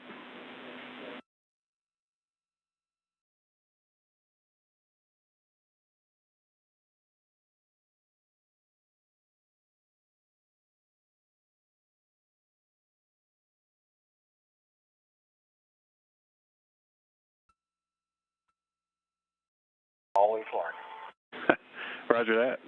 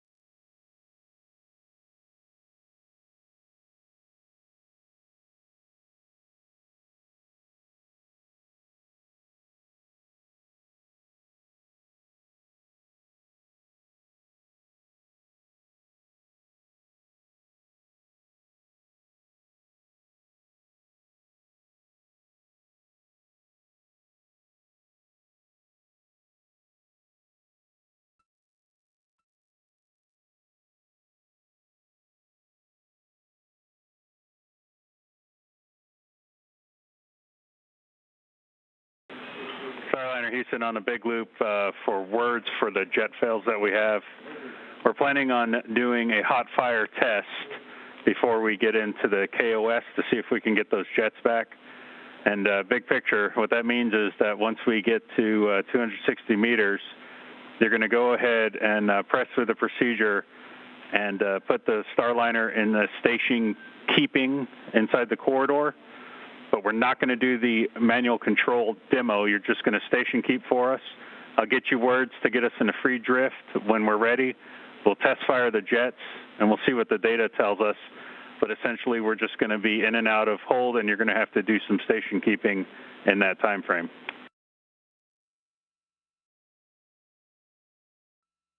Okay, so at 260 meters, you're going to want me to take manual control and station keep at 260 meters and just hold it there, and then we'll go free on your call. You'll do your jet fire, and then we'll go from there. Yeah, that's good words. That's good words for now. I'll get you more detailed words once we get there, and we'll have to coordinate that for you. And just be advised, we're gonna want to know if you can hear or feel the jets. So we'll be in back and forth comm during that time period.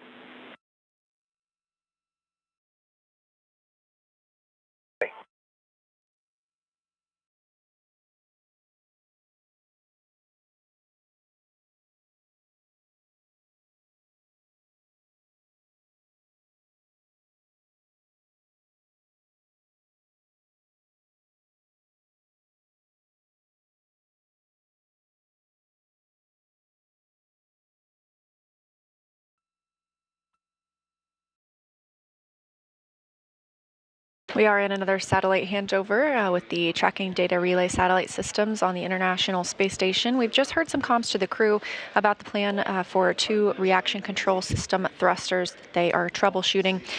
We have an upcoming ACI, that's approach a corridor initiation burn in 3 minutes, 18 seconds and counting. And after that occurs, we will reach our 260-meter hold point. We anticipate that hold point around 10:24. This is originally where we were planning to switch to manual mode and go into the manual piloting demo. We are still going to switch into that manual mode and troubleshoot those 2 reaction control system thrusters on the service module by conducting a hot fire test. After that is complete, the crew will have the opportunity to conduct their manual piloting demo.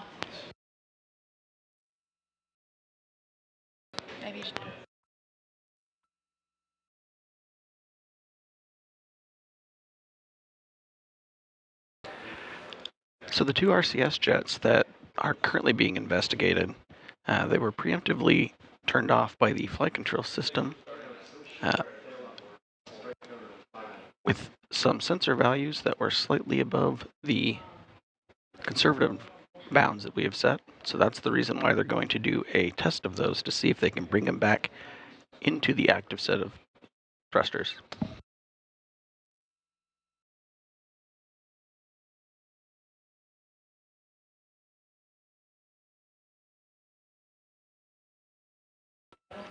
Looking at the Vesta views on the screen, the upper right camera, or the near field Viz camera, is currently in feature track mode. You can see some cyan light blue outlines around different features of the station.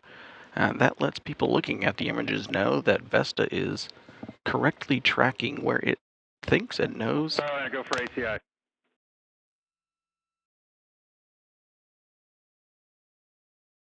Go for ACI.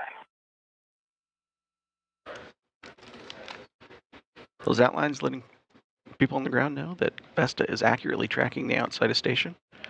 We also heard a call up to Commander Butch Wilmore that the crew is go for the ACI burn.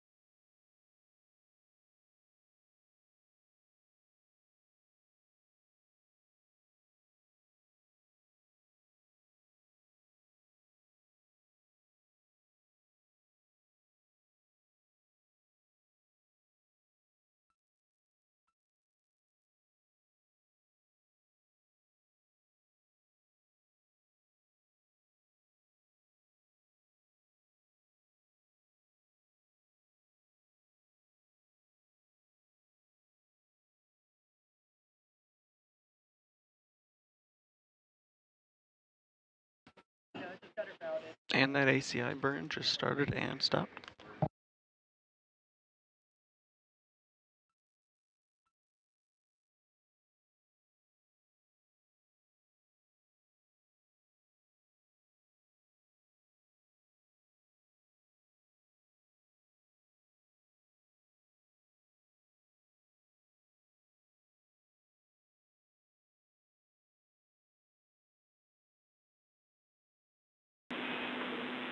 Starliner, good corridor burn.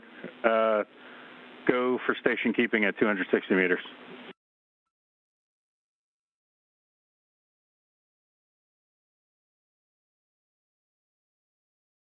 And if you're just joining us, you're looking at live telemetry coming in from Starliner as it approaches 260 meters away from the International Space Station. Just moments ago, we had confirmation from Mission Control. A second reaction control system maneuvering jet has now failed. Mission Control has told Butch Wilmore, the commander, to hold Starliner at 260 meters from the station.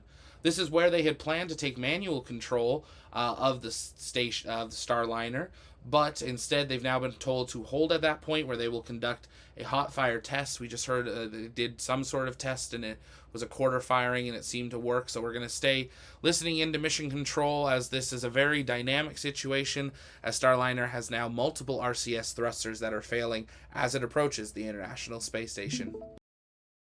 Reback.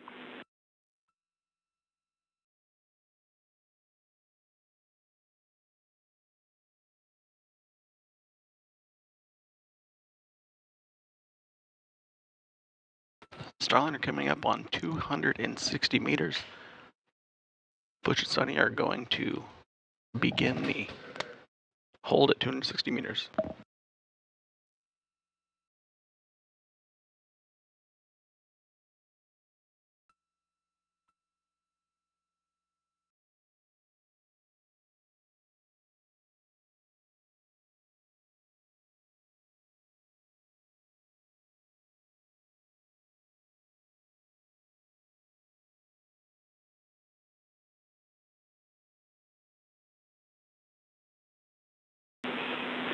Starliner in this hold for your trajectory. We're looking for about a 10-minute football.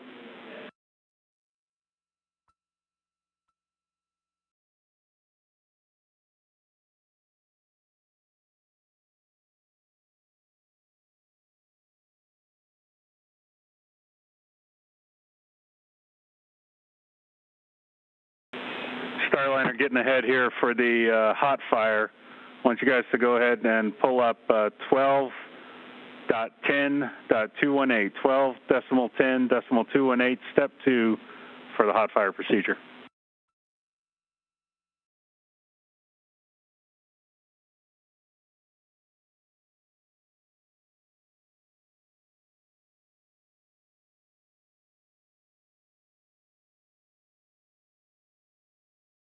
Okay, 12.10.218, we had a pulled up, we're looking at step 2.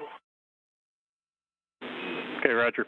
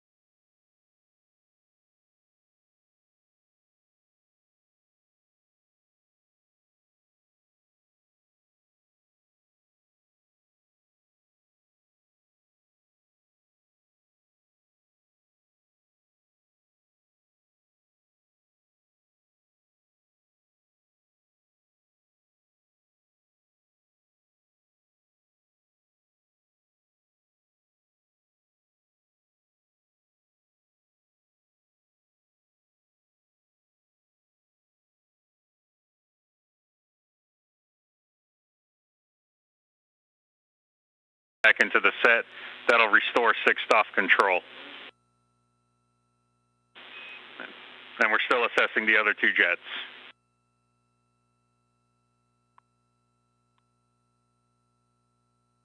Okay, we're standing by. You're going to do the incident fail off, and we'll be standing by for cleanup procedures. Yeah, good read back. Drifting out to 265, looks like. You want me to fire forward and maintain closer to 260, or just let it drift?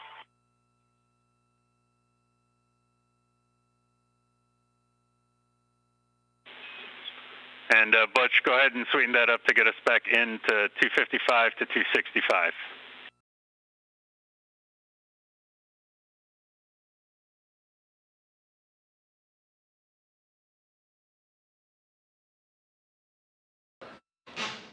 And during the recent hot fire test of the RCS jets that had been temporarily deselected, the hot fire test determined that 2 of the thrusters were still performing nominally. They just happened to have a slightly out of range sensor value. We have sensor value ranges set fairly conservatively, which is part of the reason why we do the hot fire test, to verify that they are still working. Mission controllers are still analyzing the other 2. B2A2 is back in the set. We have 6th off capability back.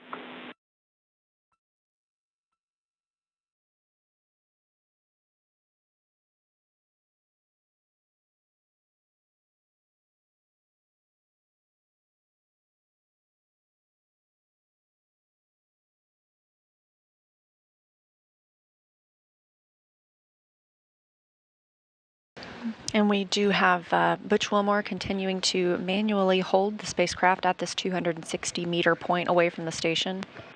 Starliner, we can go ahead and take step 9 with the following deltas. We want your ADI reference frame LVLH and manual controlled hold reference frame LVLH, then point hold, transpulse.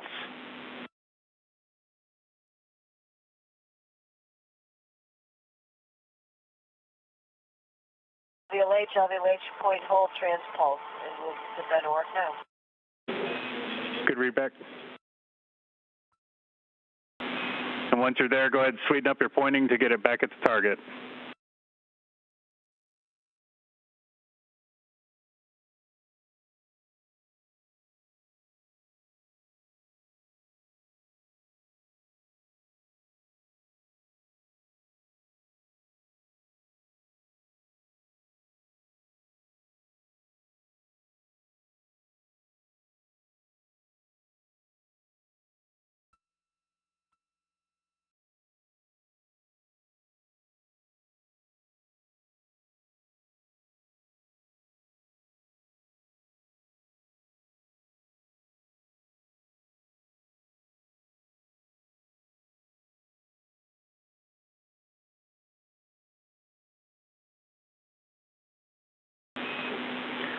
S2A2 is back in the set.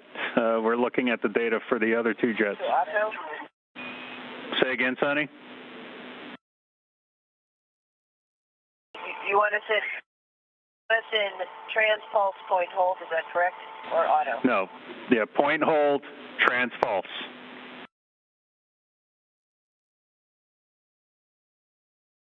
We're there? See it.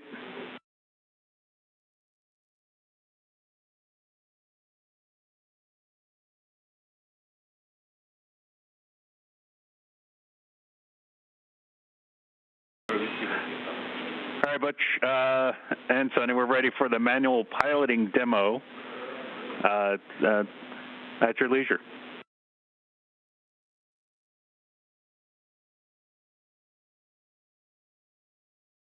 I think I got all axes there, Houston. I'm good with manual piloting. As expected, except for when we didn't have the full 6th off.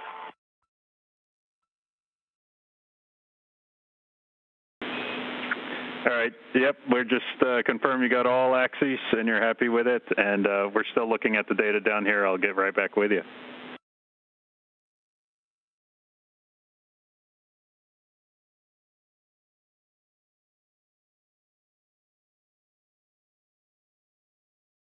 And as teams continue to analyze the data they've received from those hot fires of the 4 RCS, or reaction control system thrusters, they gave the crew the opportunity to conduct the manual piloting demo. They are still at that 260-meter hold point. This is where the demo was initially intended to take place, and due to the station keeping that they've already been performing during these thruster firings, Butch Wilmore reports back that he feels like he has a good idea of control of the vehicle, and he feels that the manual piloting demo itself is complete.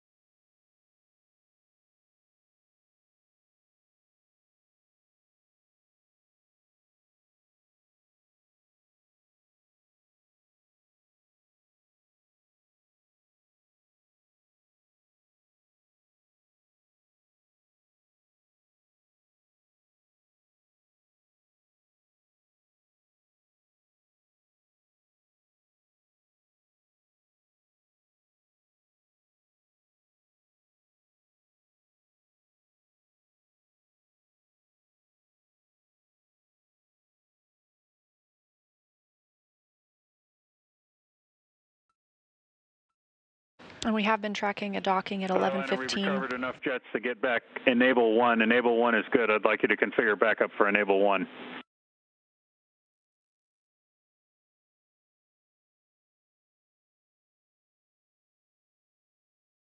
Enable 1 on, enable 2 off. Roger.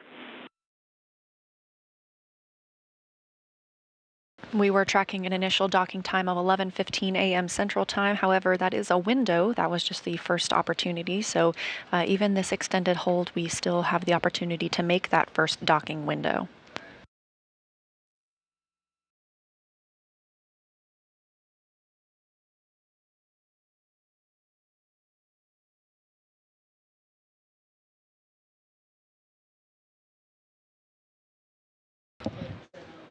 Starliner is continuing to station keep out in front of the approach corridor for ISS, as both ISS and Starliner are about to enter a period of darkness.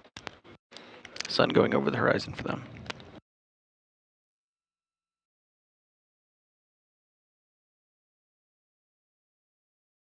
And just as expected, they have entered that orbital nighttime.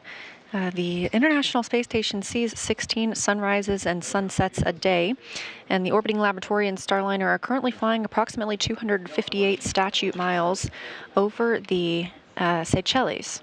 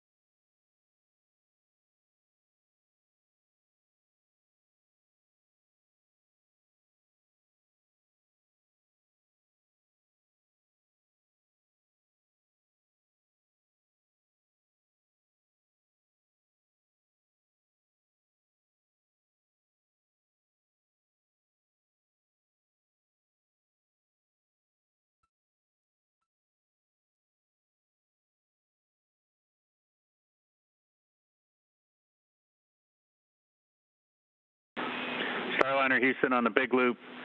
So here's the deal right now. We are zero fault tolerance to 6th off control, so we cannot technically get into the keep out sphere. However, we would like you to go ahead and fly us in to 200 meters and station keep at 200 meters under manual.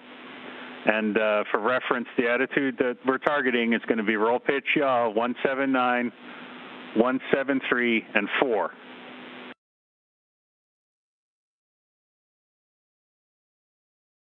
And you're good to do that now.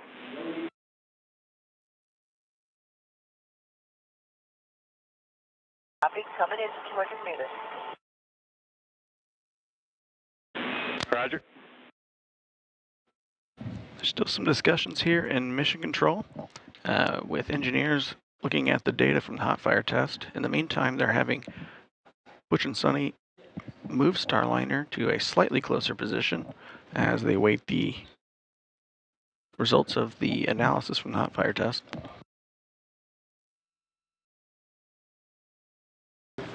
The vehicle is still being manually piloted. And we heard the call that they do not have the go to enter the keep out sphere due to the current configuration. However, as Jim mentioned, they are flying into near that 200 meter point. The keep out sphere is a 200 meter radius around the International Space Station, sort of an invisible boundary.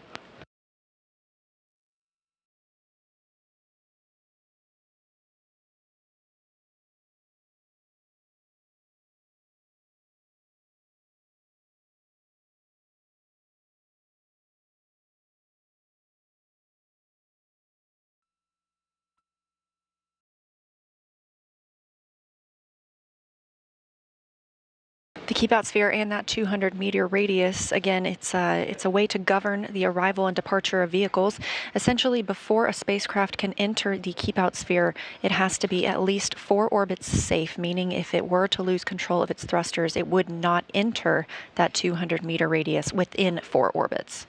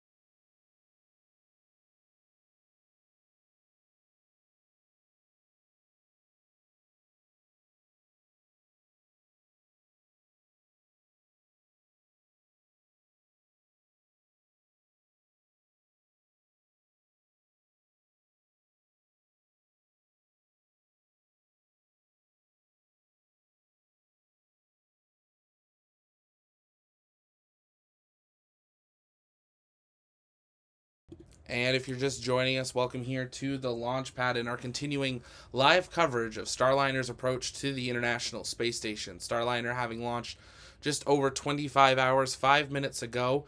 The mission control net's pretty quiet. You're looking inside a live view of NASA's Johnson Space Center mission control, where teams are troubleshooting issues with the RCS thrusters of Starliner.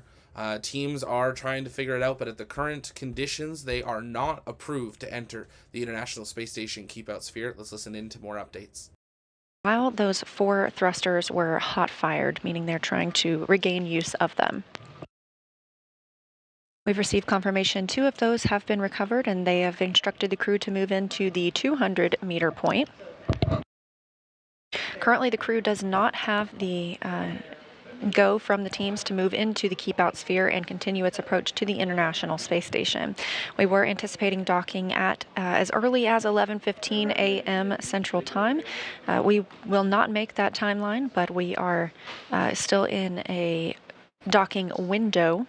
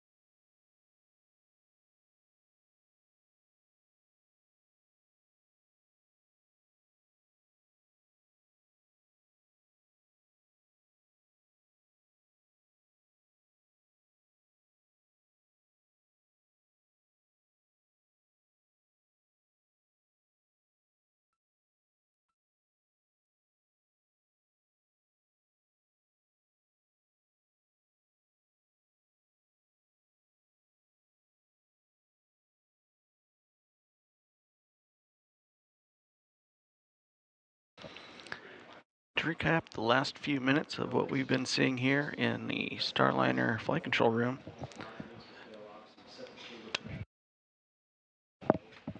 Starliner crew, Butch and Sunny, did some manual station keeping, as well as helped do a hot fire test for some of the RCS jets that were automatically taken out of the set for use. Currently, 2 of the 4 that had been preemptively turned off are now turned back on. They saw good data from them from the hot fire test. There's a lot of chatter on the back loops for mission control and the engineers. They're currently discussing a few more of them. Since the hot fire test, Butch and Sunny moved slightly closer to in the approach corridor. All is preparing for the next phase once they finish the analysis of the RCS jet data.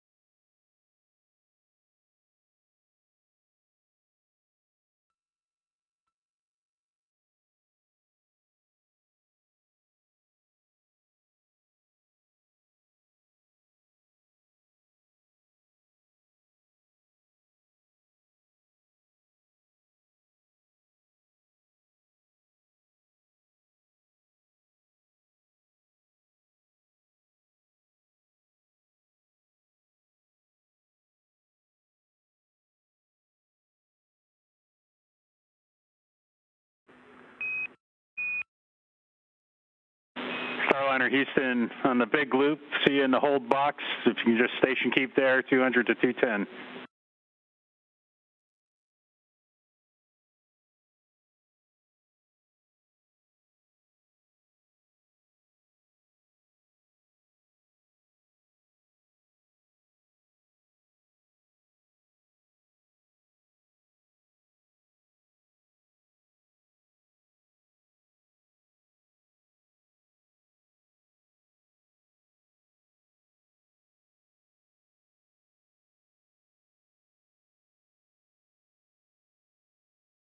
If you're just joining us, we are covering the first flight test of astronauts to the International Space Station aboard Boeing's Starliner spacecraft. This is NASA's Boeing crew flight test. The crew lifted off yesterday at 9:52 a.m. Central Time and is currently about 200 meters away from the International Space Station and holding.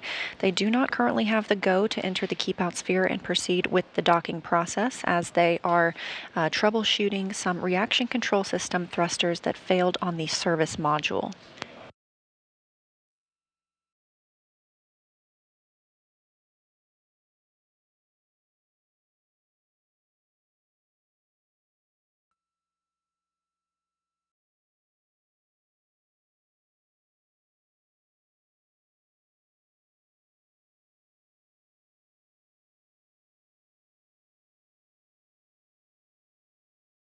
Aboard the Starliner spacecraft are NASA astronauts Butch Wilmore as commander and Sonny Williams as pilot.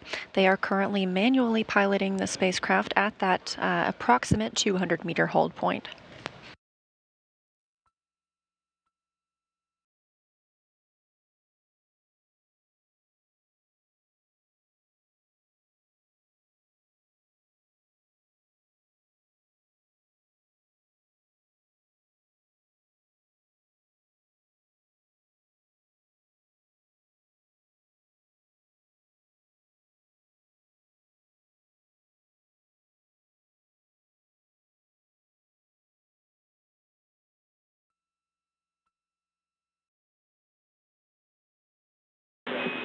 Re-enabled to B1A3, talking about our next approach. Just give us a few minutes.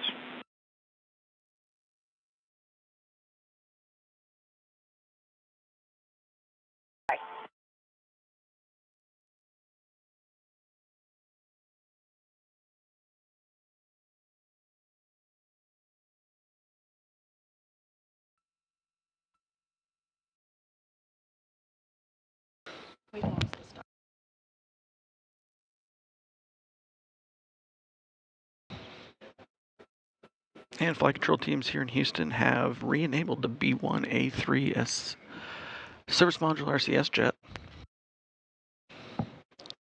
Butch and Sonny still station keeping Starliner, hovering between 200 and 210 meters out in front of the approach corridor for the Node 2 forward Harmony node docking port.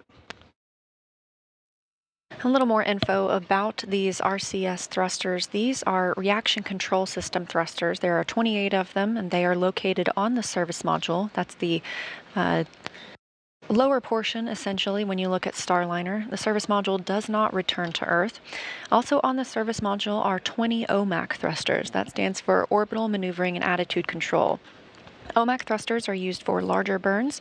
Meanwhile, the RCS thrusters, what we are currently troubleshooting, these are used closer to the International Space Station. They allow us to make more fine-tuned changes to the spacecraft's trajectory.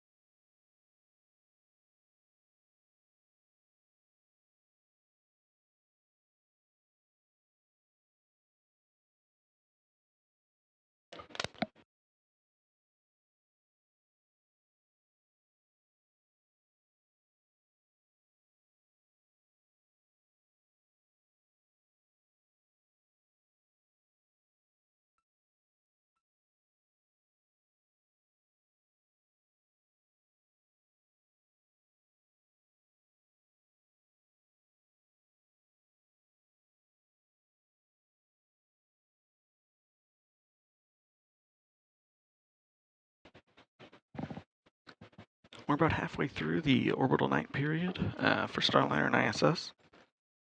Still some analysis being done on the data from the hot fire test, as well as determining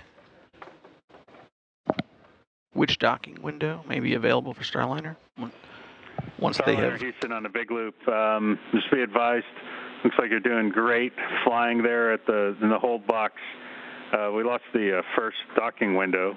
We're going to still analyzing all the data and getting a path to approach for the next docking window.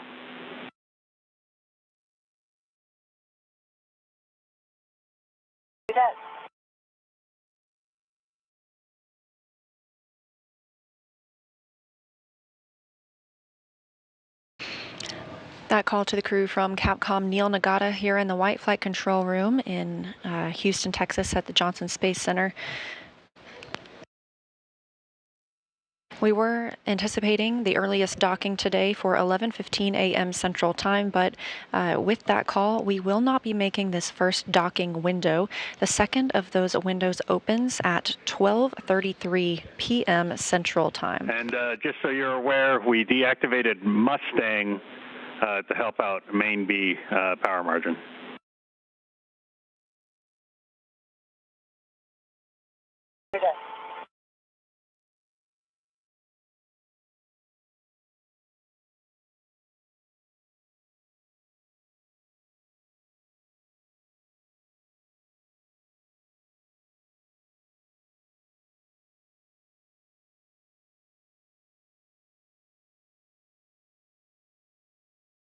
So we're going to power off the centerline camera for now. We've got good vested.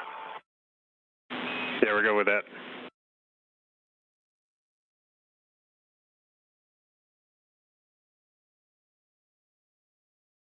The crew is just outside that 200-meter keep-out sphere from the International Space Station.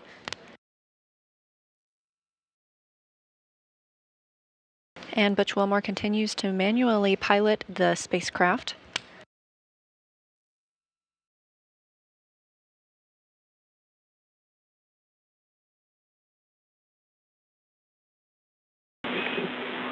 Starliner Houston, we'd like to get back at some level of automation for the hold.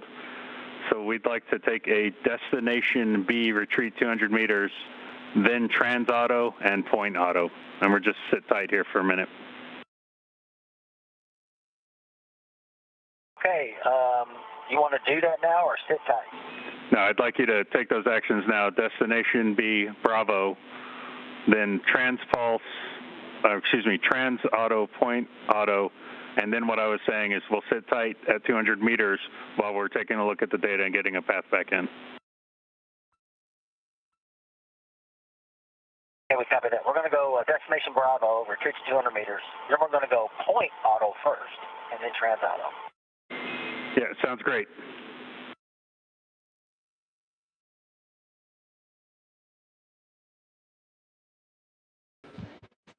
Capcom Neil Nagata flowing up some information to Butch and Sonny. They're following a short procedure to get Starliner back into autopilot mode.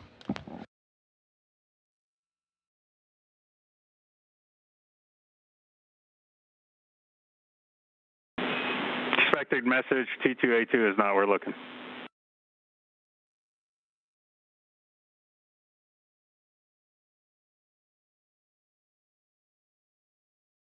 Stand by.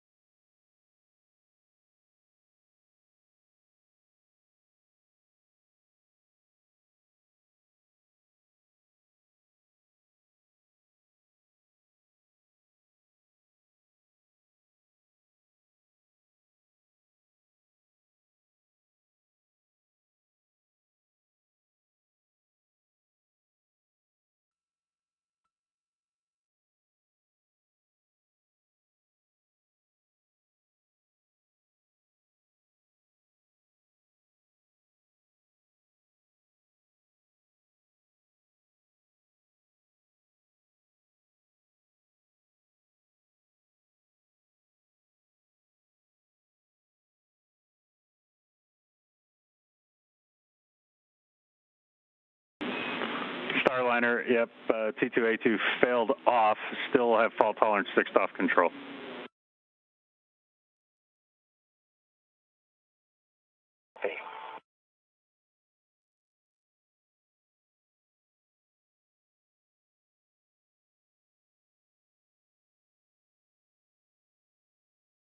I'm not going to try to figure this out myself. Are we still good at enable 1? Backup control? Stand by.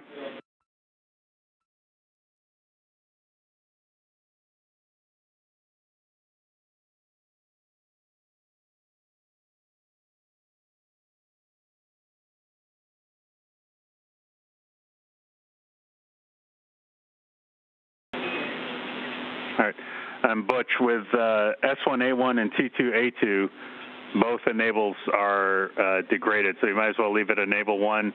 And like we talked about last night, if you have to drop the backup, you'll just have to find the right switch to get accomplish what you need to accomplish.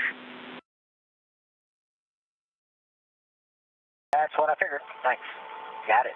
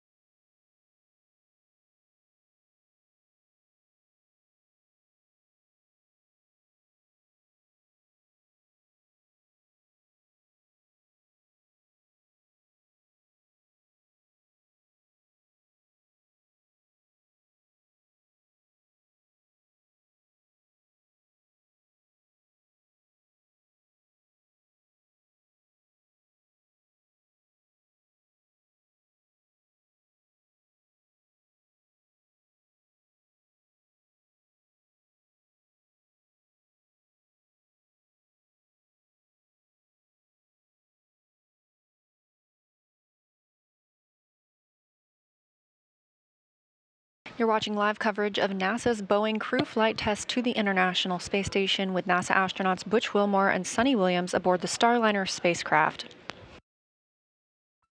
We were tracking an initial docking time of 11:15 a.m. Central Time.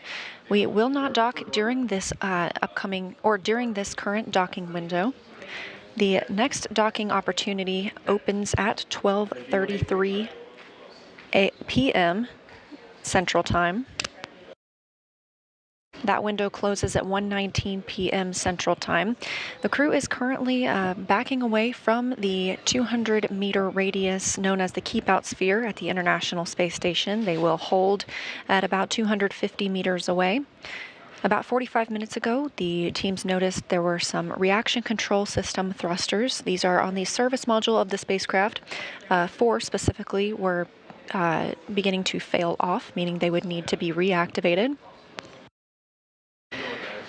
The crew took manual control of the spacecraft at the 260-meter hold point and conducted some manual piloting while those 4 reaction control system thrusters were fired.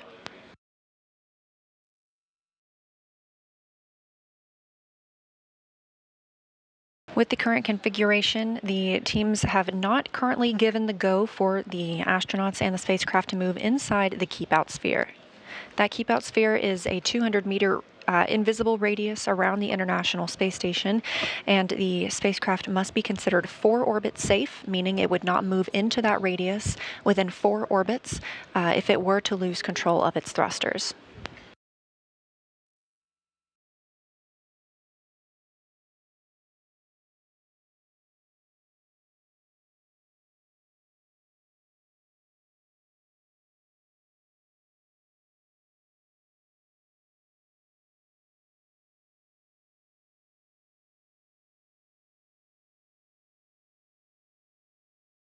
We are operating out of 2 flight control rooms here at Johnson Space Center. On the left, you see Capcom, or Capsule Communicator, Neil Nagata.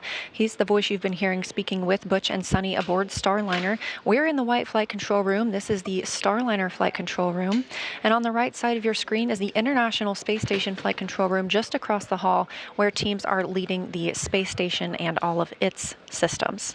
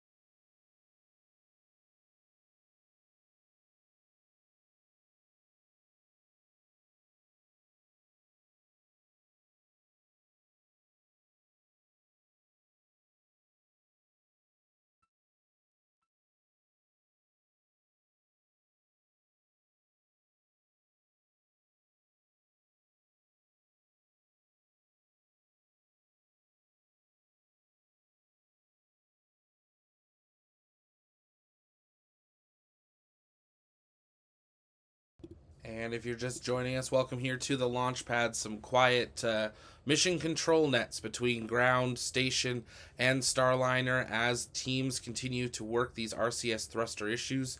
Starliner has been put back in autonomous mode for its pointing and transitional movements as the teams continue to work these issues, and we'll continue to listen in for more updates. At this time, Starliner may not enter the International Space Station's Keep Out sphere, and we're listening for more updates. We're going to go ahead and perform another hot fire to see if we can recover the T2A2 and S1A1 jets in the intervening time.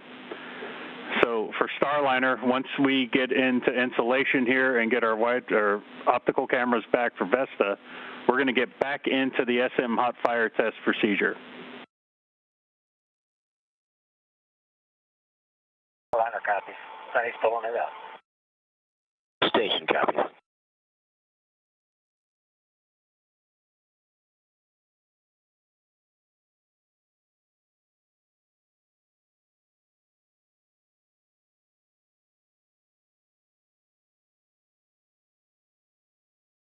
That call from Capcom, Neil Nagata to Butch and Sunny and Starliner.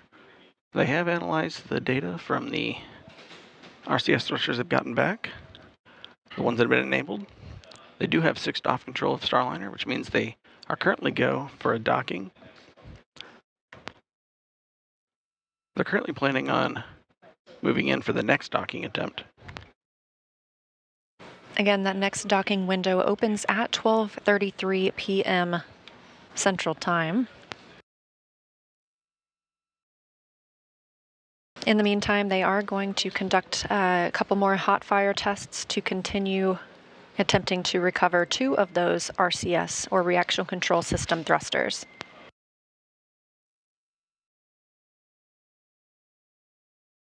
We are reaching the end of the nighttime period for ISS and Starliner. We should expect some views of both Starliner and ISS from each other's cameras shortly.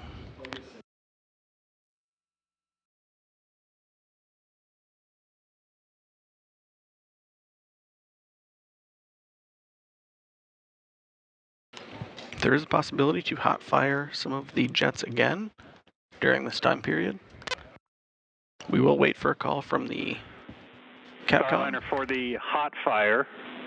The plan here is we're going to hot fire 3 jets, B1A3, T2A2, S1A1.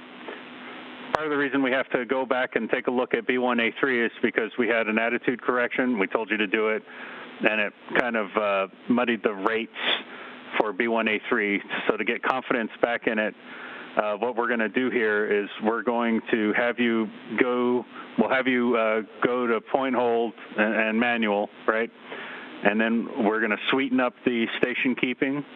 We're going to go to free drift, and then we're going to go ahead. I'll let you know when we start firing those jets. You'll be hands off until I tell you you're hands on. How copy? Hands off till you tell me hands on after we go free drift. We're ready. Okay, and also to make things a little simpler, we're going to stay in LVLH for this one. So stand by for my next call to get us configured.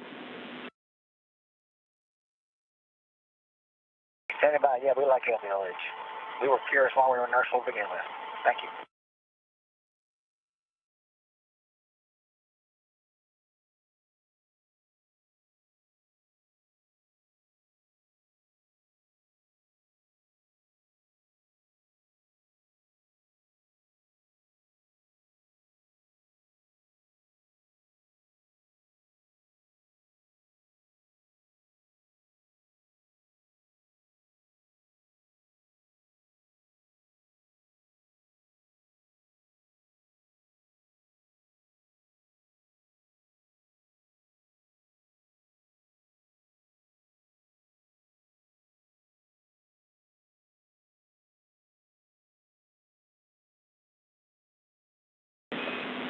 Starliner will take a point hold transpulse when you get there. Stand by, Ray will give us some words to sweeten up the station keeping.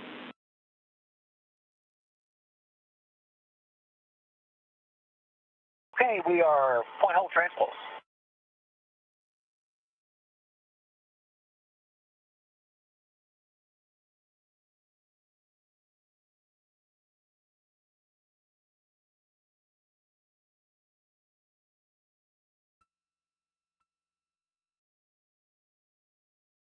This view coming from the International. Give us 2 ups.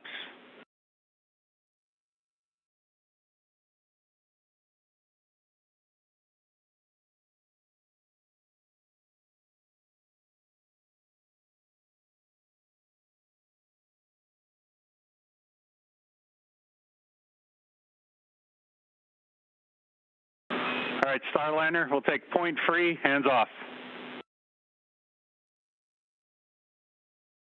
Free, hands off.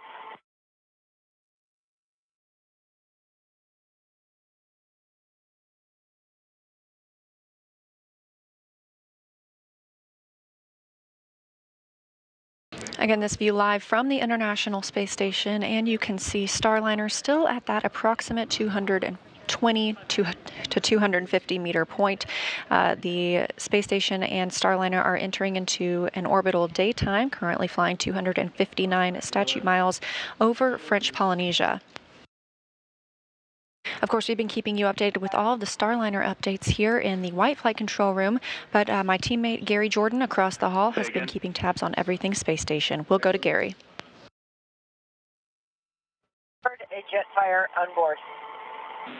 Roger.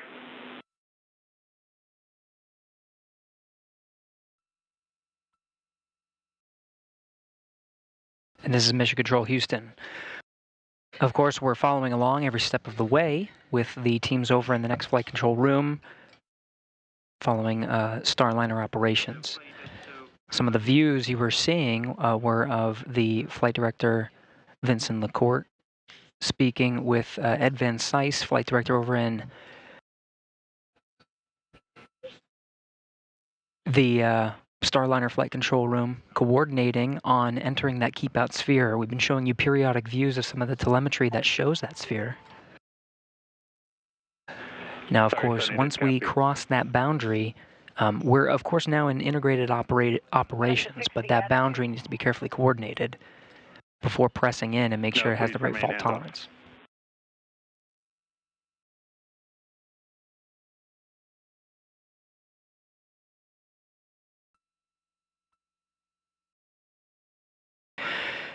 Outside the keep out sphere now, Butch and Sunny remaining in a hold position.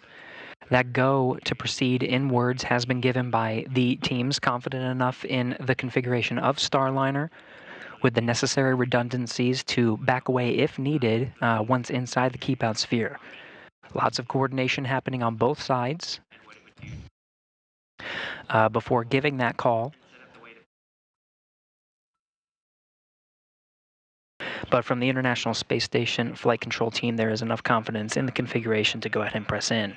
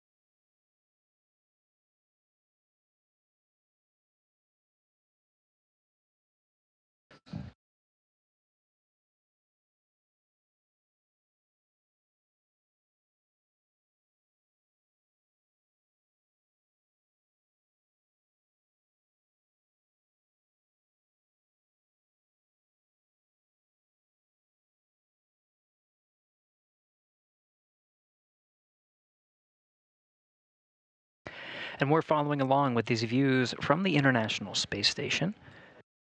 Getting great views, the sun reflecting. Starliner, we'll take point, hold, and then point back at the target, please. Hold, and we will point back at the target. Good read back.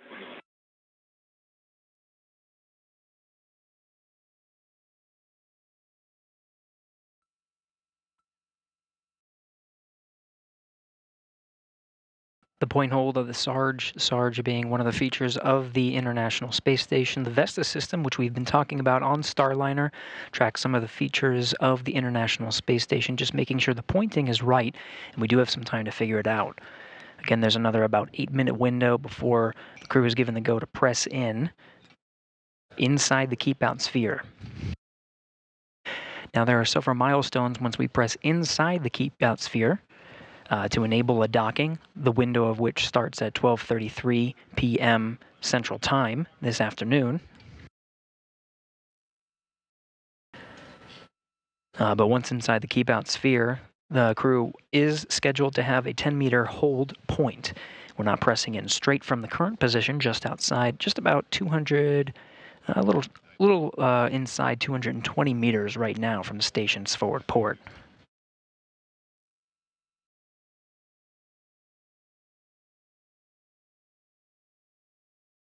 If that's okay with you, and otherwise it's good. Good with the attitude. Point free, hands off.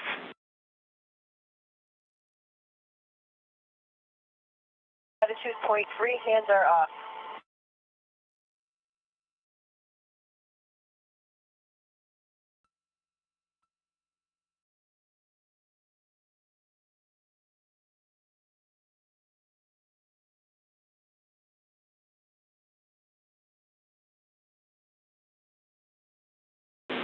S1A1 fired. Jet fire. Roger.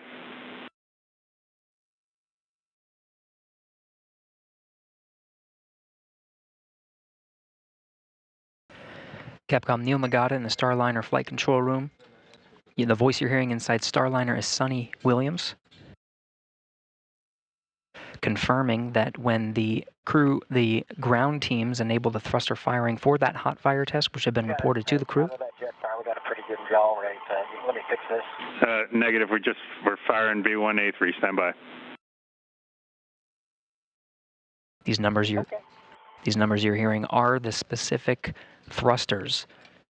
And we heard it. Roger that. We're looking. You heard confirmation of feeling some of those thrusters, S1A1, B1A3. There's the specific thrusters that are targeted for these hot fire tests before proceeding into the keep-out sphere. Again, the teams are comfortable with the current configuration with some of the reaction control thrusters.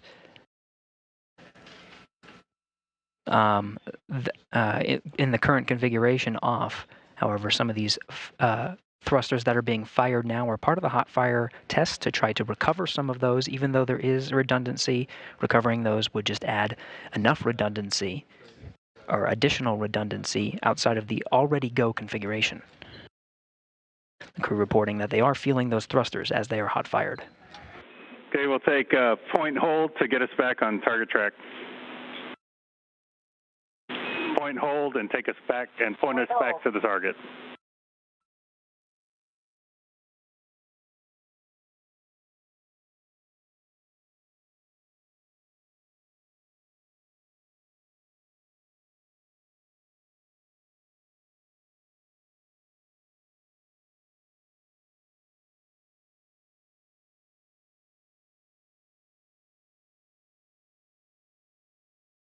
Okay, we'd like to do translation. Stand by.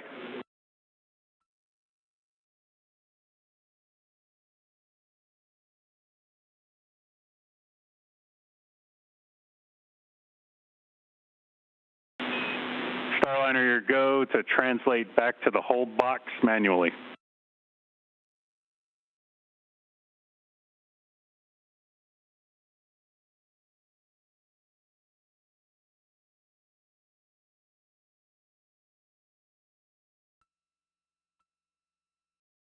From the view of the space station, you're looking at Starliner a little more than 220 meters away. The crew has been given a go to switch back to manual mode and push in just a little bit to the hold box before pressing in. Team's continuing to analyze the hot fire test. And we're tracking and following along with the teams before going ahead to press in. From this view in the orbital daytime, you can see some of the RCS jets firing. as crew takes manual control.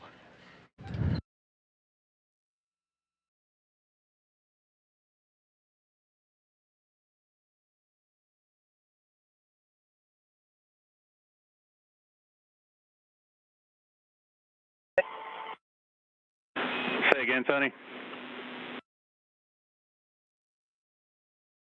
Back in the box.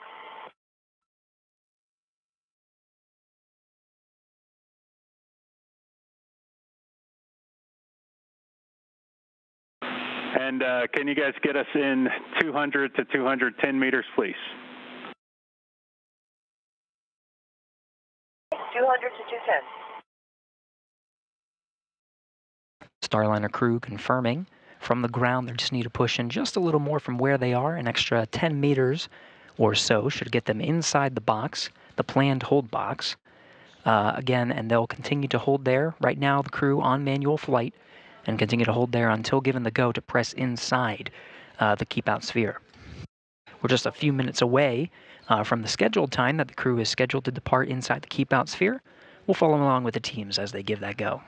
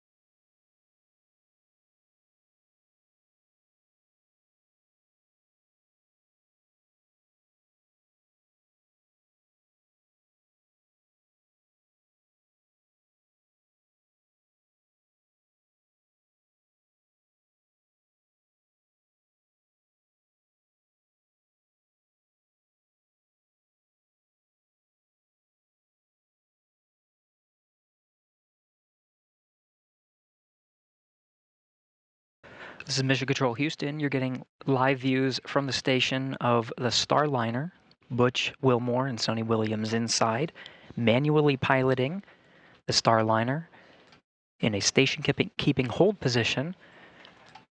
Right now, just about 212 meters from the station. Station and Starliner are flying approximately 257 statute miles over the Pacific Ocean, approaching the west coast of Mexico, about to fly over the Midwest of the United States on a northeastern trajectory. In an orbital daytime, you're getting great views from the outside of the station. Teams continuing to analyze the Starliner before going ahead and pressing in to the keep-out sphere. The earliest window to do so is crossing right about now, but we'll wait for that go from both teams concurring to press in and go through those next steps to the 10-meter hold point. We'll get that view of Starliner a lot closer than what we're seeing now. We're attempting right now the second docking window, continuing to look at the Starliner and its systems, the reaction control thrusters that are needed to enable a go to proceed inside the keep-out sphere and ensure a safe docking to the International Space Station. The window for that second attempt opens at 12:33 p.m. Central Time. That's, of course, Starliner Houston, see you in the box. We'll take auto. Auto.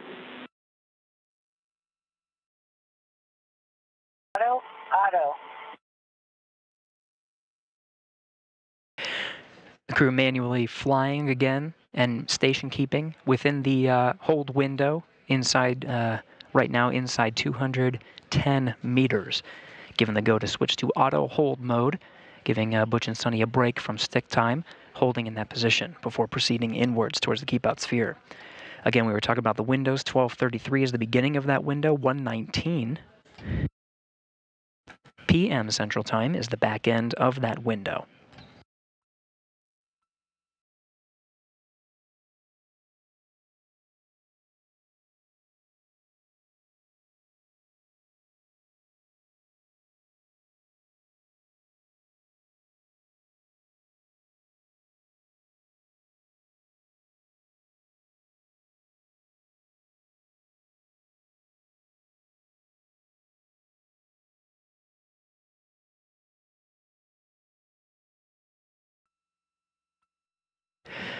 flight controllers here in the International Space Station Flight Control Room, continuing to evaluate steps needed to ensure a go to proceed inside the keep out sphere, and go ahead and press in for that attempting for docking within the second window. We're following along very closely and coordinating. Houston. So based on the hot fire tests, the T2A2 and S1A1 had satisfactory results. We didn't get a result out of B1A3. So we're going to re-enable T2A2, S1A1, and inhibit B1A3.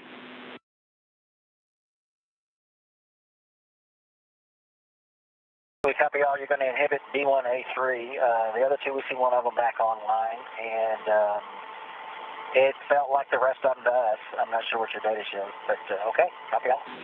Okay. Just read that back. You felt all three. Yes, we felt all three. Roger.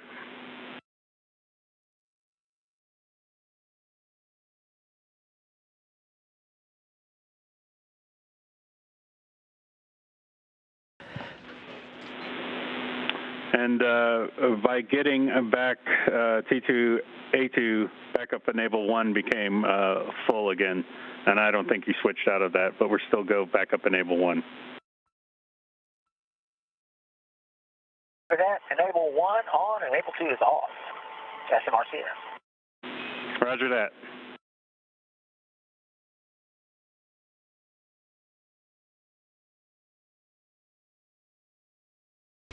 So again, holding outside the keep out sphere, Butch Wilmore, Sonny Williams inside the Starliner spacecraft, working hand in hand with the ground controllers here, or the flight controllers here in Mission Control Houston, specifically the Starliner flight controller room in the room next door to the International Space Station flight control room. The teams worked together to hot fire some of the reaction control thrusters that went down. Looks like some of the reaction control thrusters, 2 specifically, performed well, so those will be re-enabled. 1 did not perform so well, so they're going to go ahead and inhibit that particular thruster. That one's B1A3. Currently analyzing the configuration before pressing in.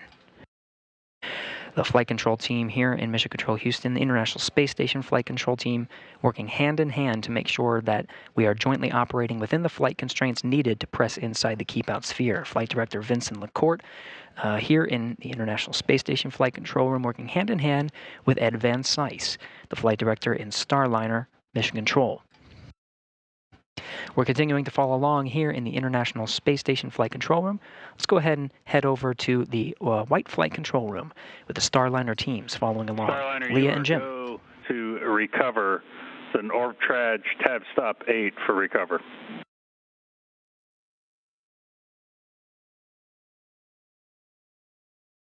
Stop 8, recover. Here we go.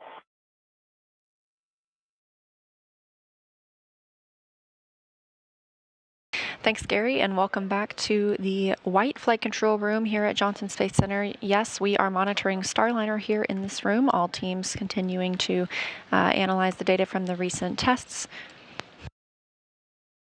And as you can see, Starliner in this live view from the International Space Station, it is essentially parked at about 200 meters away from the station. Again, we are waiting to move into the keep out sphere, that 200-meter radius around the space station. We are targeting the next docking window that opens at 12:33 p.m. Central Time. Now we are in another tracking and data relay satellite system handover. We expect to regain those visuals shortly. Meanwhile, here's another good look at the teams in Mission Control Houston, both Starliner and International Space Station. As Gary just shared, over there on the left, in the middle of your screen, that is Neil Nagata. That's the Capcom you've been hearing speak with the crew. Down toward the bottom in the white shirt is NASA astronaut Mike Fink. You may have seen him on the launch broadcast yesterday. He is also a crew member for the Starliner 1 mission. Up at the top of your screen, that's Flight Director Ed Van Cise.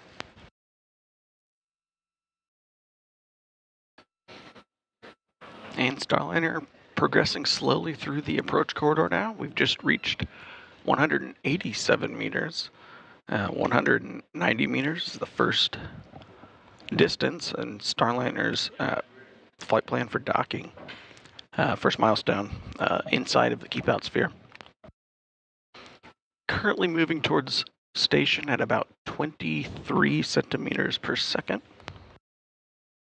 We're going to continue our slow approach until the 10-meter point at which we have a planned hold where we will enable the NASA docking system, NDS, and then prepare for a final docking several minutes afterwards.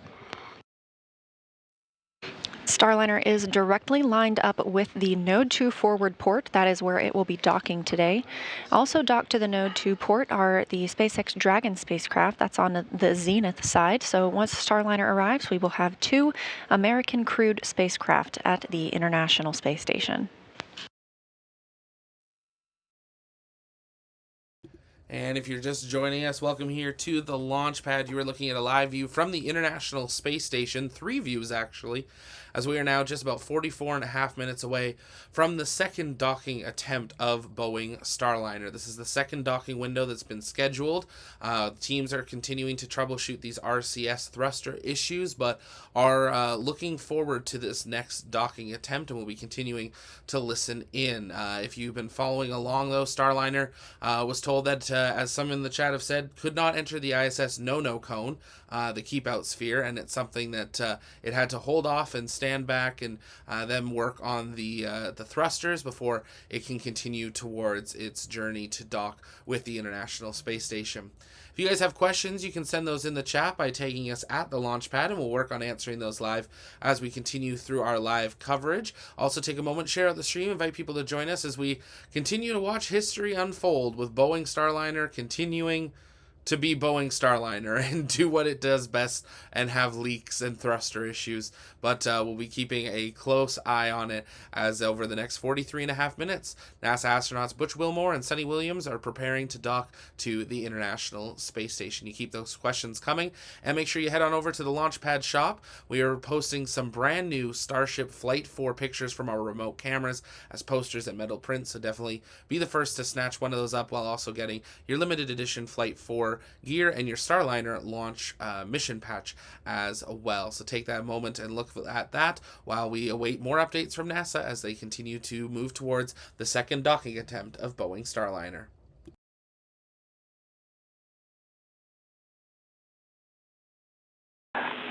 And Barry, that is as expected. Those will reject up until 10 meters.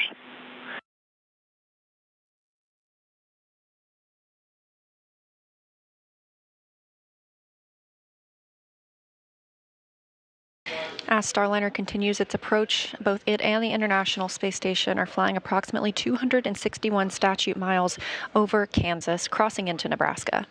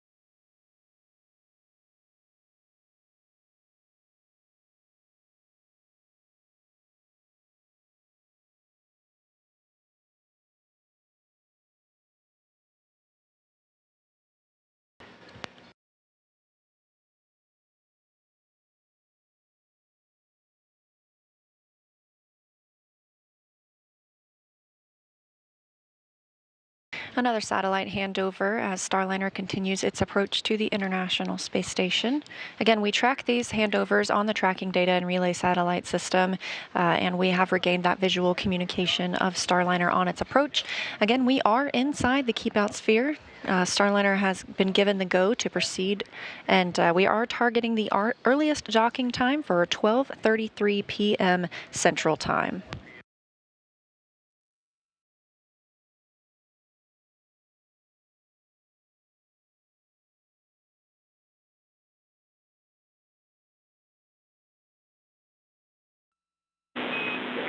And Starliner looking good on our current rates in. We're expecting about a 6-minute lighting hold when we get to 10 meters. 6-minute lighting hold, copy.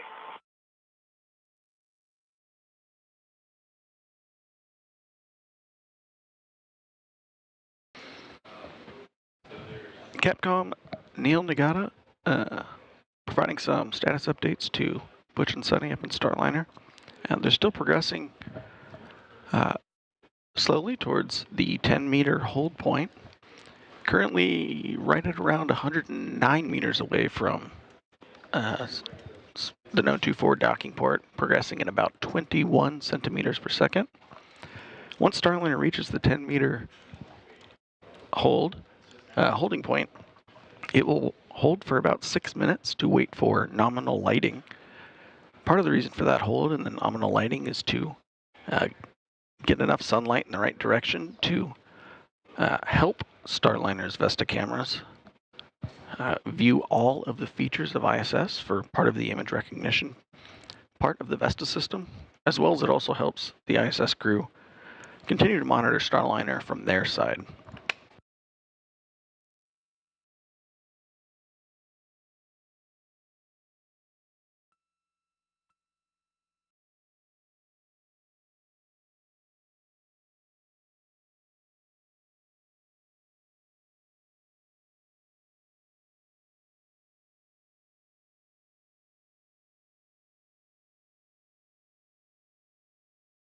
And just a reminder of the NASA astronauts aboard Starliner today.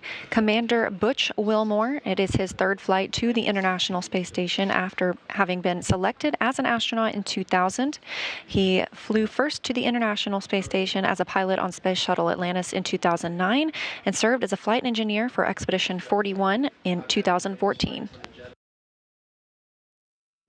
NASA astronaut Sunny Williams is the pilot for the CFT mission, or Crew Flight Test. She was selected to be a NASA astronaut in 1998. This is also her third flight to the International Space Station, the first one coming as a flight engineer for Expedition 14, and in 2012, a member of Expedition 32.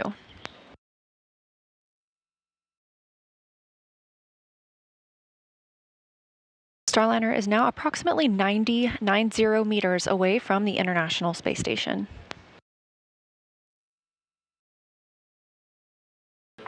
And at the 100-meter point of Starliner's approach towards ISS, it has slowed down to 0.1 meters per second, or 10 centimeters per second. It will continue at that lower rate until it reaches the 10-meter holding point.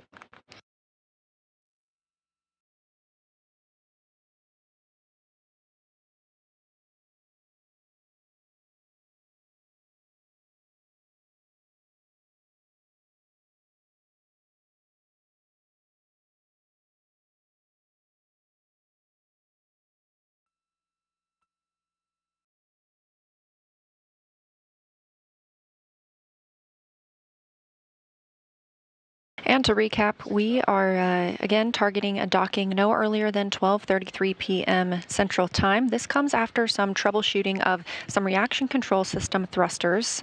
Those are also known as RCS thrusters on the service module portion of the Starliner spacecraft.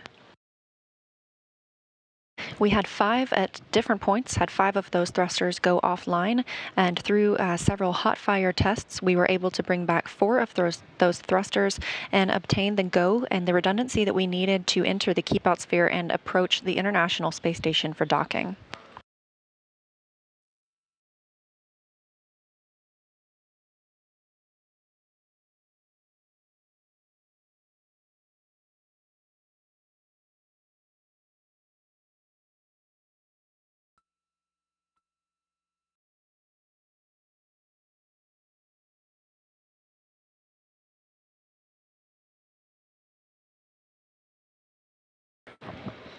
Passing through the 80-meter mark on Starliner's approach to the Node 24 docking port, we'll expect another decrease in velocity right around the 50-meter mark. We'll cut it in half down from 0.1 meters per second to 0.05.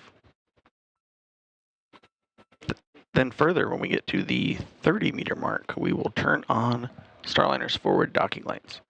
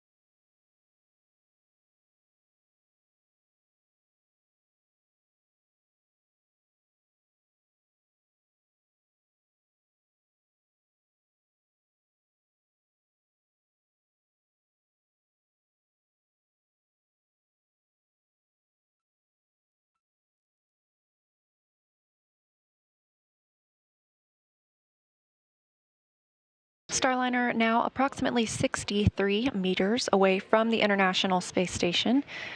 Again, we are docking to the Node 2 forward port today.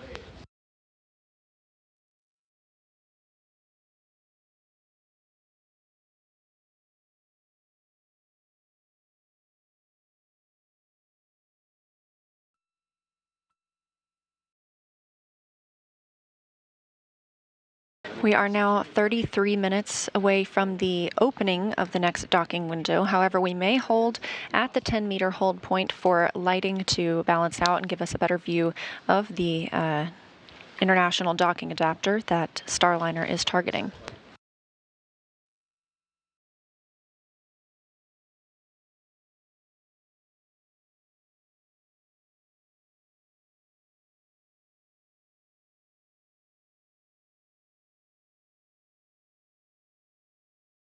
Starliner continues to use the VESTA system as it approaches the International Space Station. That stands for Vision-Based Electro-Optical Sensor Tracking Assembly. There are two VESTAs on Starliner so that we have fault tolerance. These include vision-based cameras, a long-wave infrared camera, as well as LiDAR.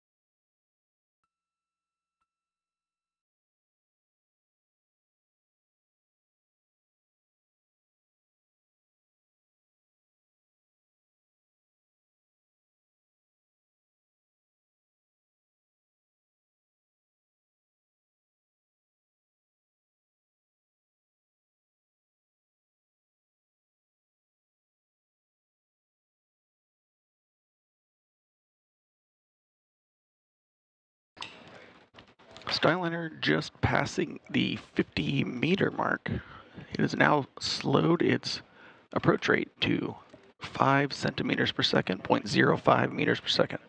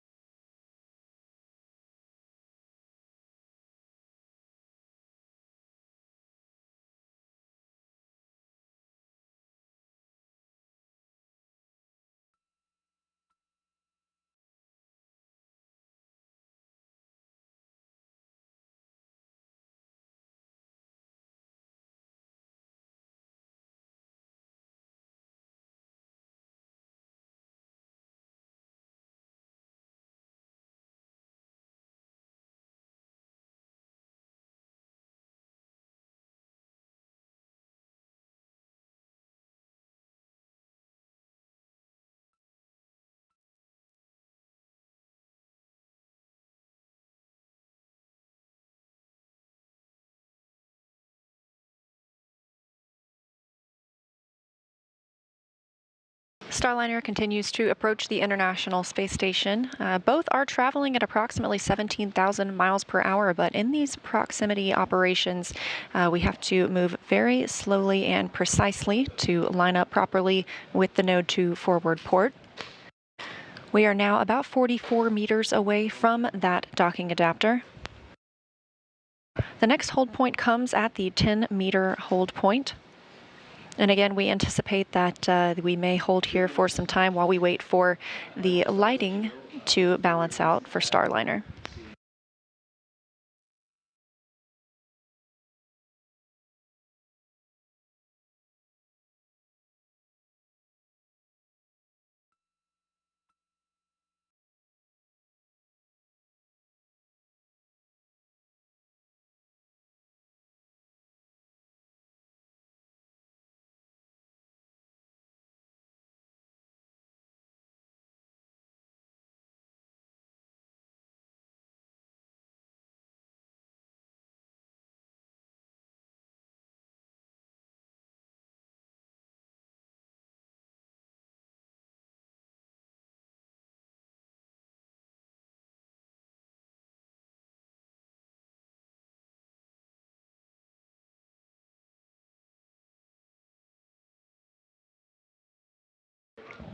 And coming up on 40 meters away from station, still progressing at about that 0.05 meter per second approach rate.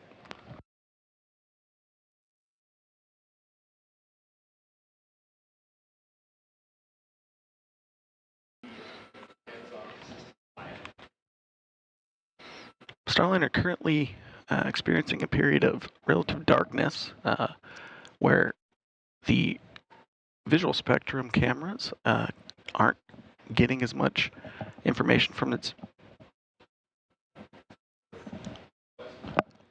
picture, but the LiDAR and infrared cameras are taking over for most of the data capture.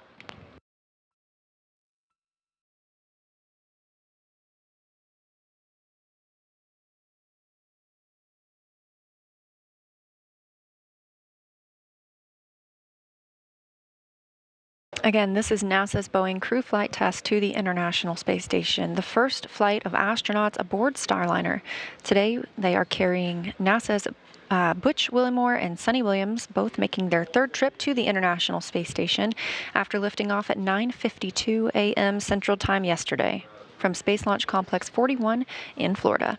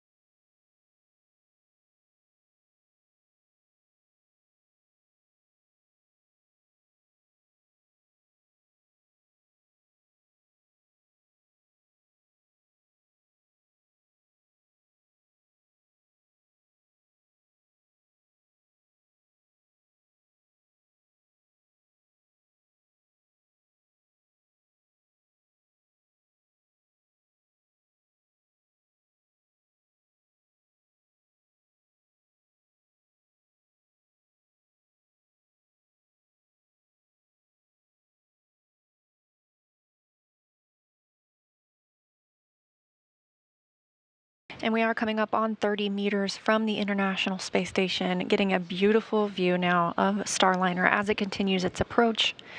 We are in an automated piloting mode at this time, so the crew is not having to command the spacecraft.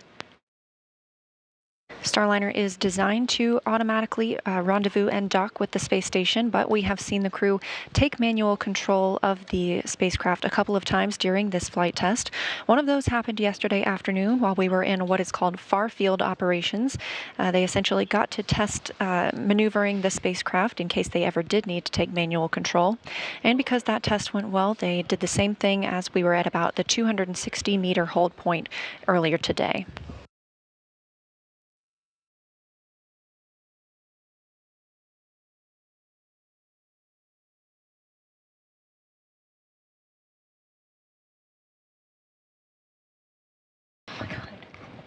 just passed through the 30-meter mark, and you see the Starliner's forward docking lights turn on.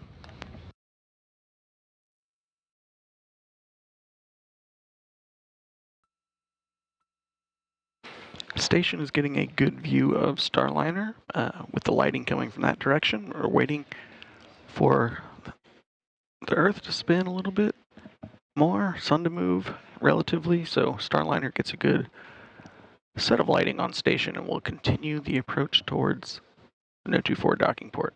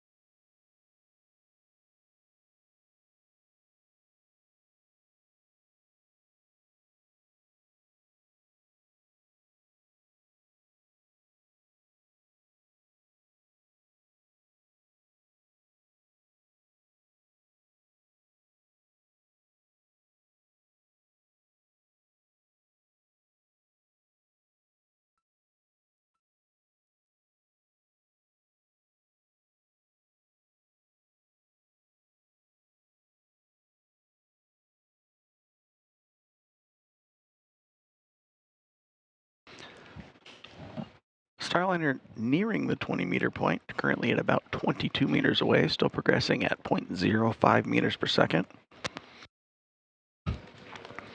From Starliner's view, front of station is still fairly dark, using mostly the LiDAR sensor for feature tracking on the front of the docking, No. 24 docking port. Currently, you can see Starliner's NASA docking system, NDS. The docking cover has been open for a long period of flight. Currently, the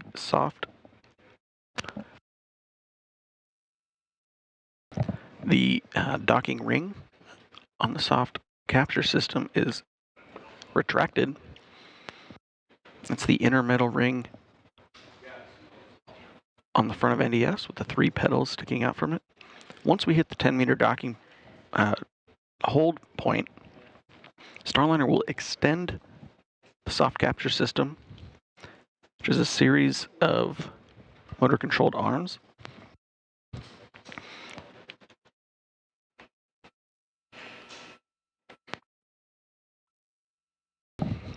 Once we start moving forward after the 10-meter hold point, those arms will remain extended. Starliner will approach the international docking adapter. Upon contact, there are several spring-loaded latches that will attach Starliner to station. Then, several minutes later, the arms on that soft capture system will retract. From there are several hooks that will securely latch Starliner onto that docking port, and then from there we will have hard capture. Right now we're currently coming up on 16 meters away.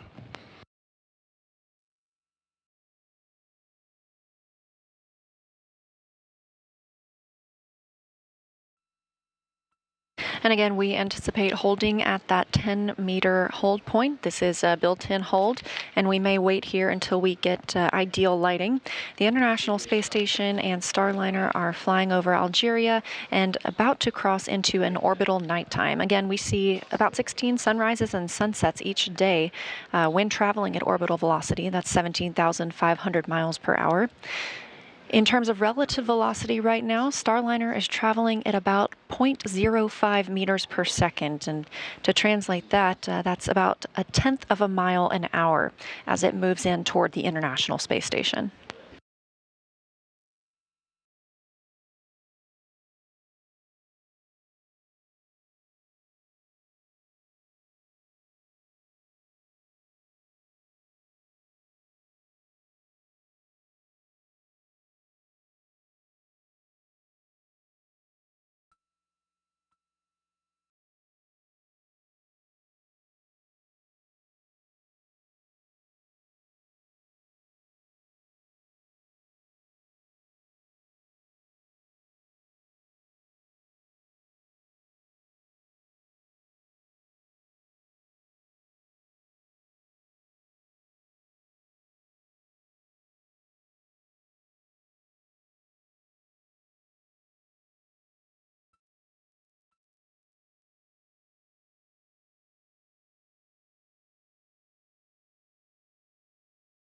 Meter hold confirmed.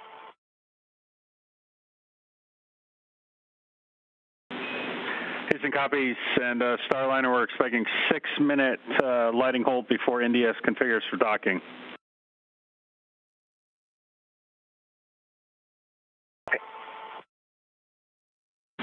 Station Houston on the big loop. Starliner's at the 10-meter hold point. ISS crew perform 1.106, step 1.2. Station copies on the big loop, executing 1.2 of 1.106. ISS crew ready for final approach. Houston copies. Starliner Houston, got your fill-ins for your step 31. The maneuver to target align will be at 17:27:40. Expect final approach at 17:30. We're going to have 47 minutes of margin.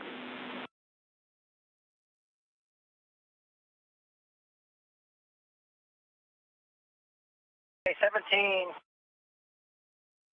17:27:40 and final approach 17:30. We don't know if you said 40 or 00. It was going to be, well, the time for final approach 17:30:00 with 47 minutes of margin, 47. Okay, 00 with 47 minutes of margin, copy.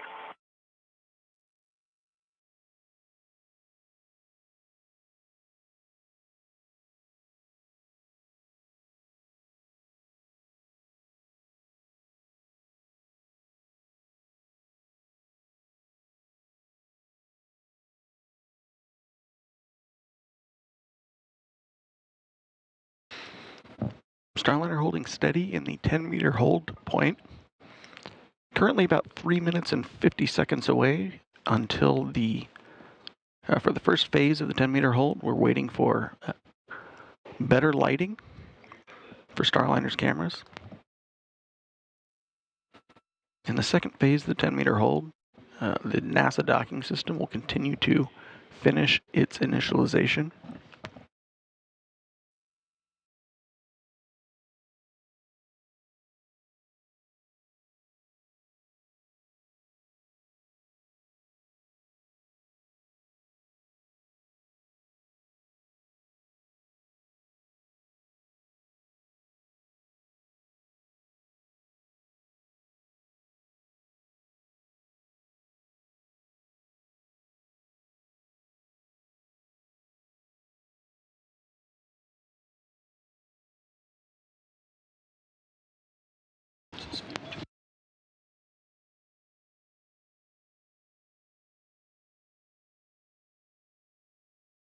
Starliner appears suspended in space as it and the International Space Station continue traveling at over 17,000 miles per hour.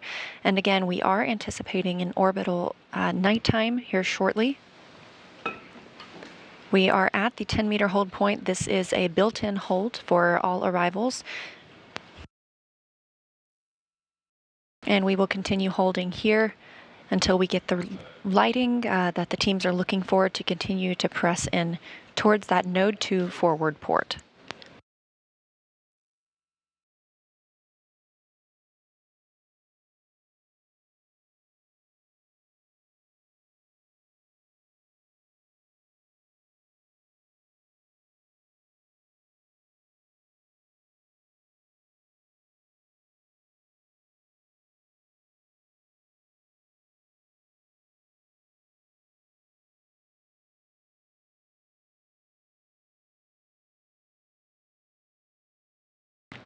With this close-up view, you can actually get a pretty good view of what the Vesta cameras look like and where they are. Those are the two black rectangular shapes in the upper right and bottom left of that front docking port area.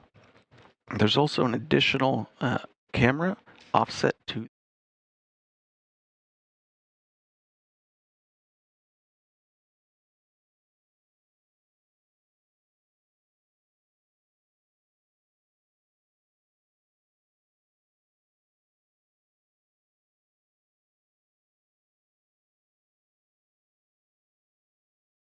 And we are again in a satellite handover with the International Space Station. Station uses the tracking and data relay satellite systems, and we expect to regain visual communication shortly. However, we will still be at that 10-meter hold point.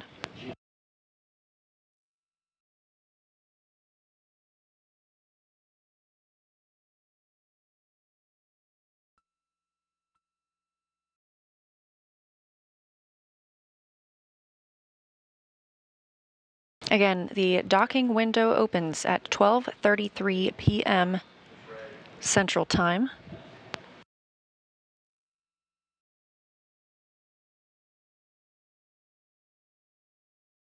And we are in an automated piloting for the Starliner spacecraft, so Butch and Sunny are able to continue monitoring its approach once we resume that, but they will not be needed to take manual control and fly in and dock the spacecraft.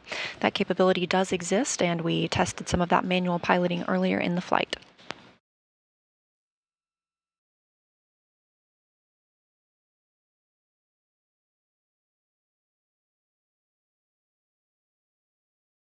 Houston, we just hit 10-meter hold 2. We're putting step 32 in work, if you're ready.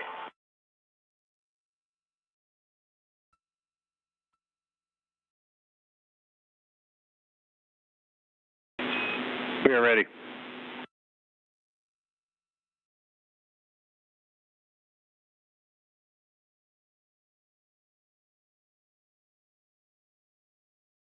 Again, Houston. We are ready. Okay, here goes, step 32. Here we go. Roger.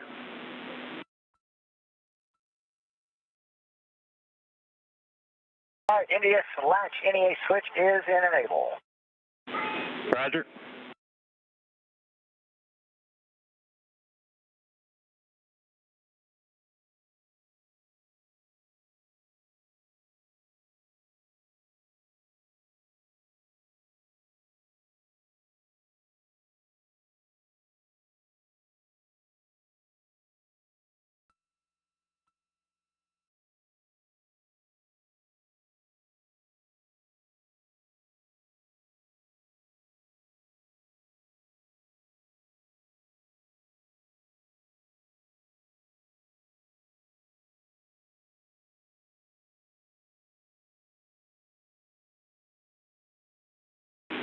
Starliner reactivating Mustang.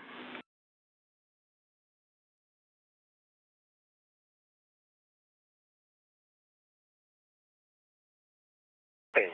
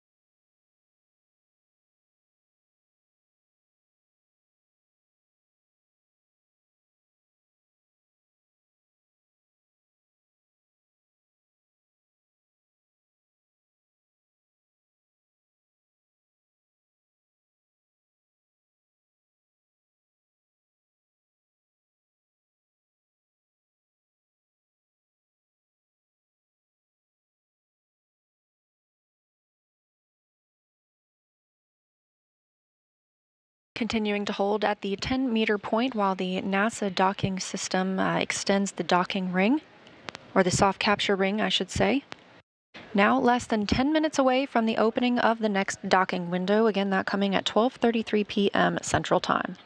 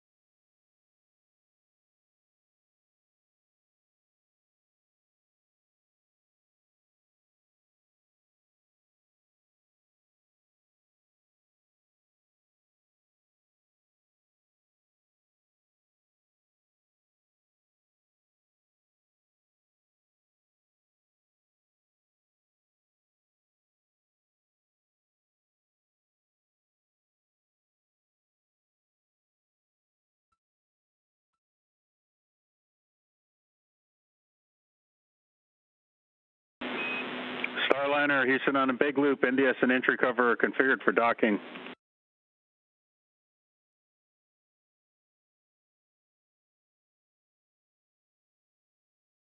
Starliner copies. We're ready.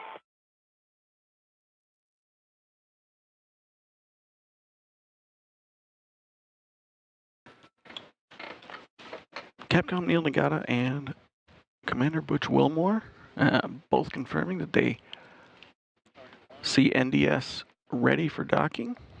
We're currently sitting about 1 minute 55 seconds away from the final approach ignition.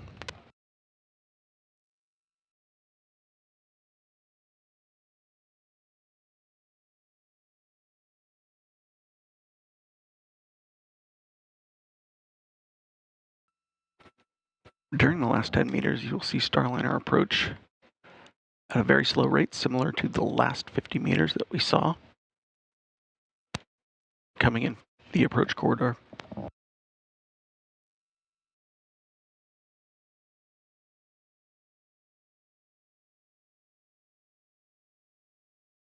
The view on the right of your screen in the larger box, that's from Starliner's Vesta cameras. This helps Starliner align with the International Space Station. Again, we are docking to the Node 2 forward port today. Window opens at 12:33 p.m. Central Time.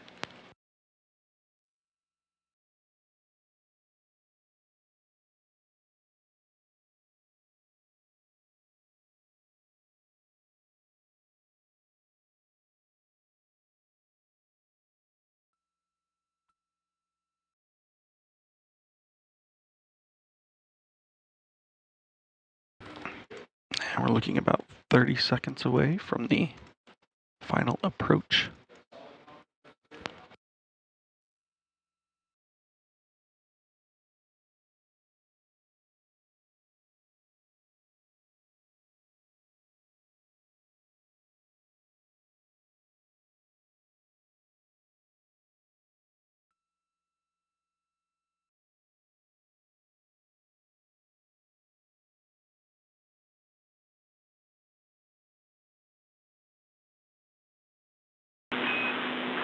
Starliner Houston on the big loop. You are go to command final approach with tap stop 4 OFM, trigger next.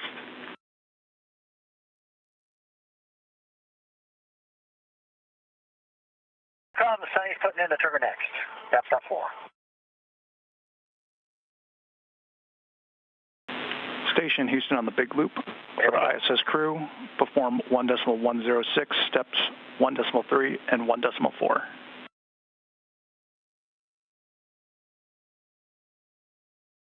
Station copies, executing 1.3, 1.4, 1.106.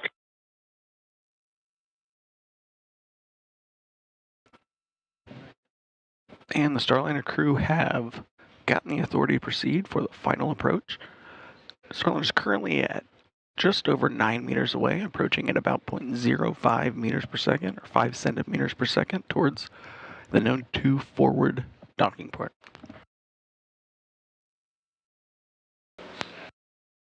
Again, NASA astronauts Butch Wilmore, the commander, and Sonny Williams, the pilot, on the crew flight test today. This is an autonomous docking, meaning they are monitoring from inside Starliner, but the spacecraft is currently flying itself.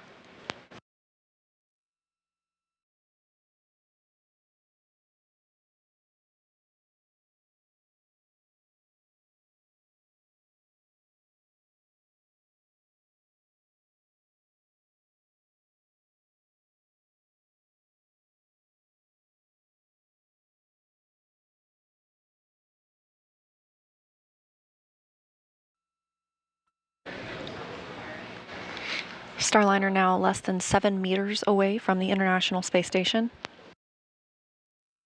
All good calls on the ground. Estimated time of contact is 2 minutes.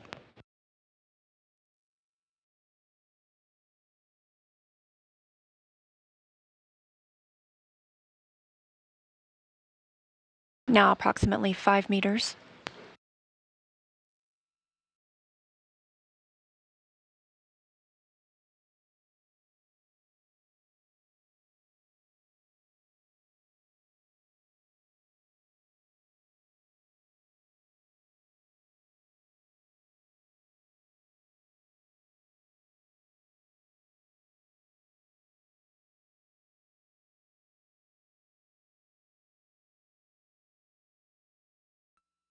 And Starliner passing through 4 meters.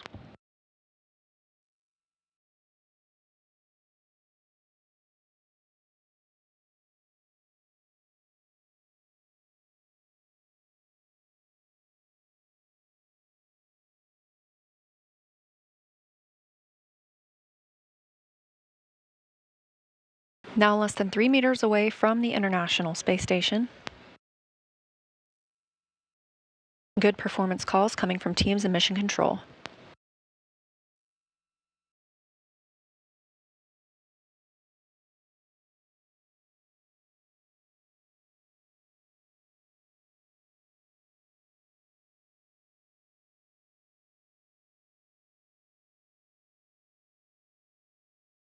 Starliner at 1.5 meters away, currently about 25 seconds from docking.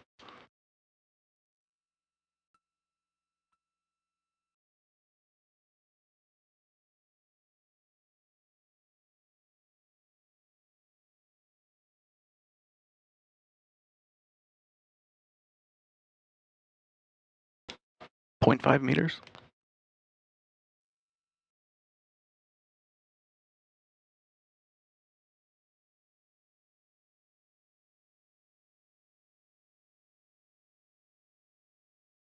Contact capture. We see the same.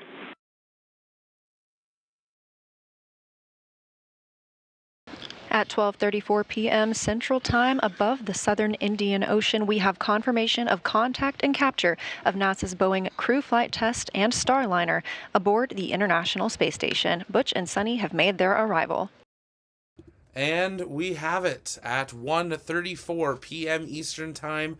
After 26 hours, 42 minutes, about 15 seconds, NASA astronauts Butch Wilmore and Sunny Williams are officially docking to the International Space Station. Boeing Starliner has done it. It has had contact. It will now go through the process of driving all the hooks to have hard capture, but they have done it. If it was your first time here, make sure you engage that subscribe button. We're going to continue our full live coverage, waiting for the NASA astronauts to enter the International Space Station. Definitely stay with us as we monitor these conditions as they prepare for hatch opening over the coming hour or so. We're going to be answering your comments and questions, so stay with us and make sure you send those in the chat by tagging us at the launch pad. But congratulations to Boeing. They have officially brought 2 NASA astronauts to the International Space Station. Initial capture.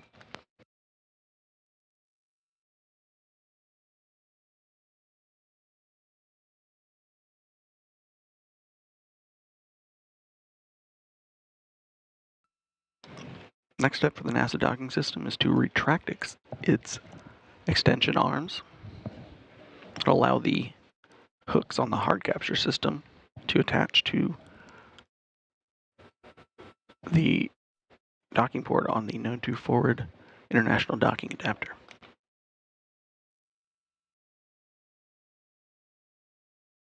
And with the arrival of Starliner, again, that coming at 12:34 p.m. Central Time, we have 2 American crewed spacecraft aboard the International Space Station.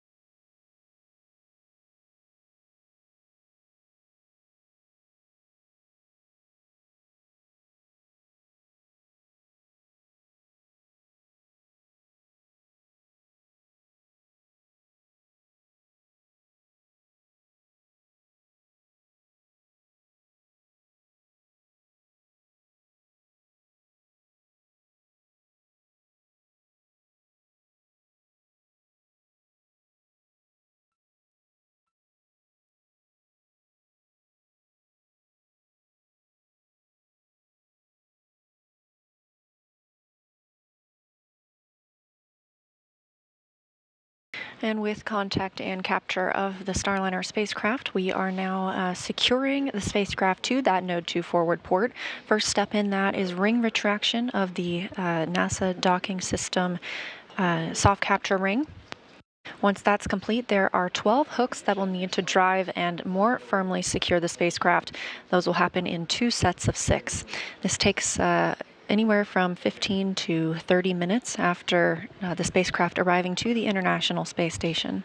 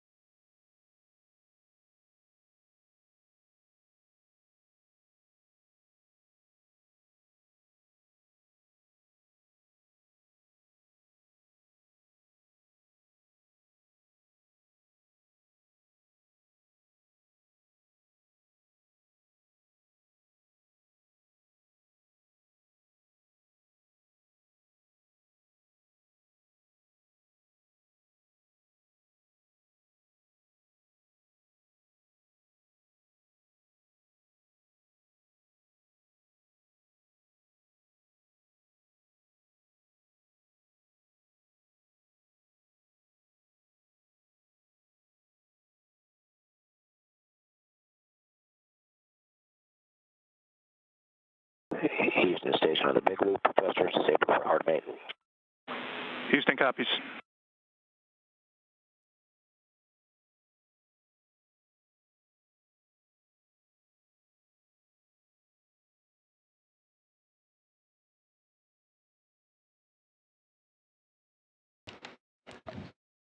We're now about 6.5 minutes after initial contact and capture of the soft capture system.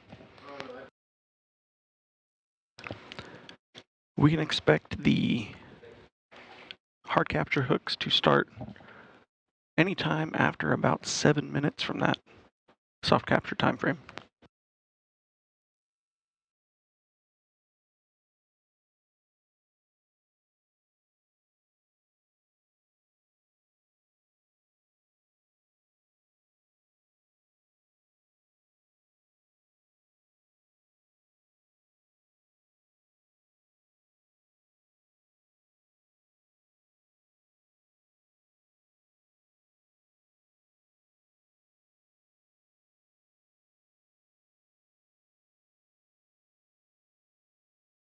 And if you're just joining us, welcome here to the launch pad. We've updated the overlay there. Docking confirmed at 1:34 p.m. Eastern Time. Teams will now go through hard lock being confirmed. This is when 12 pins are driven to hard mate the Starliner to the International Space Station.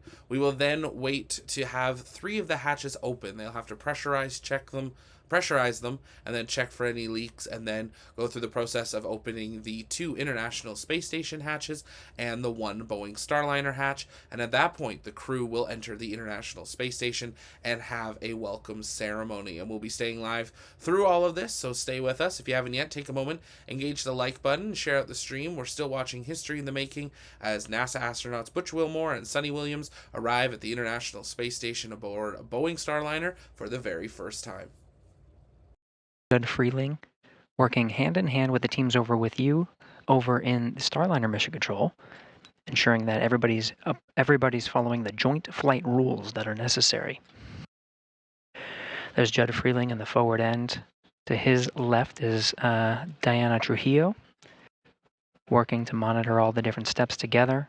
Will Vu over to Vince's right is to Vincent LaCourt's right is Will Vu, the voice from Mission Control here in Houston, up to the crew aboard the International Space Station.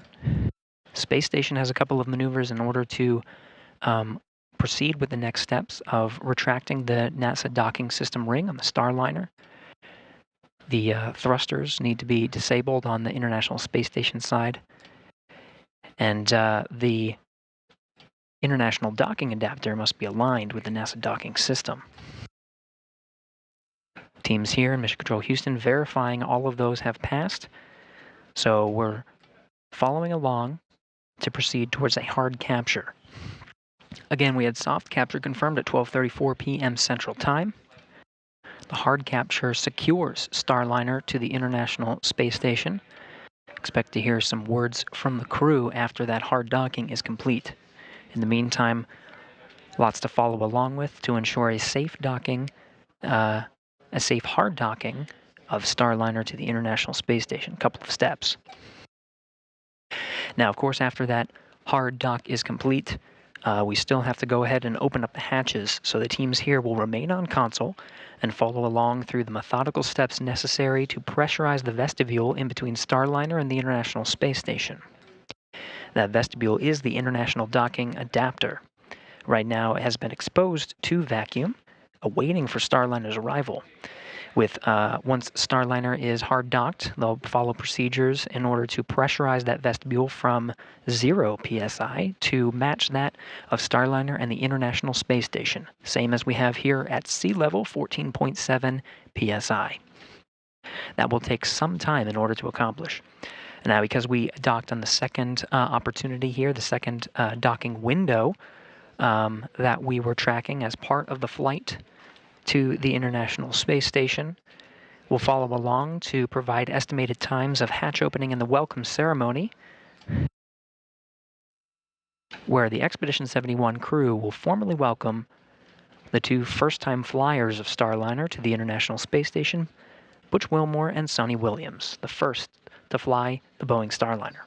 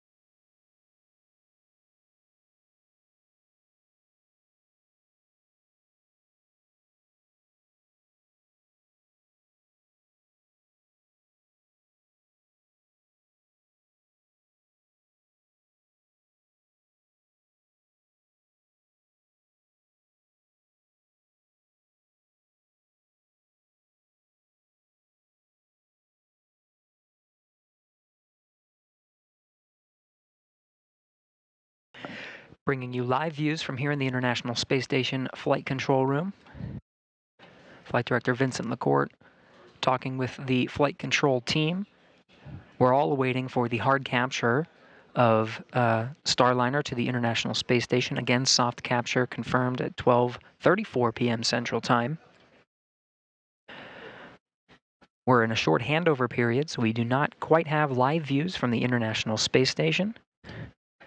Should hopefully be regaining those shortly to show you some live views of the spacecraft, the two spacecraft docked together, International Space Station and the Starliner.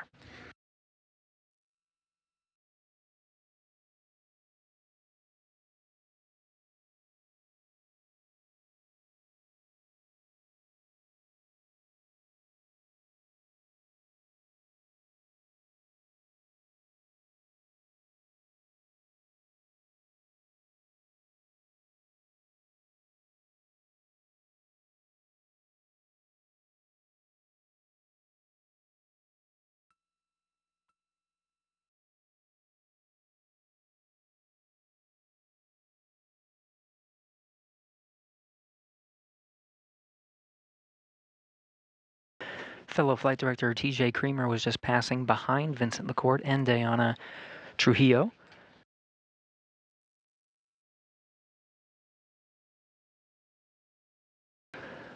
Lots of team members here in Mission Control Houston following along through the steps after docking the Starliner to the International Space Station.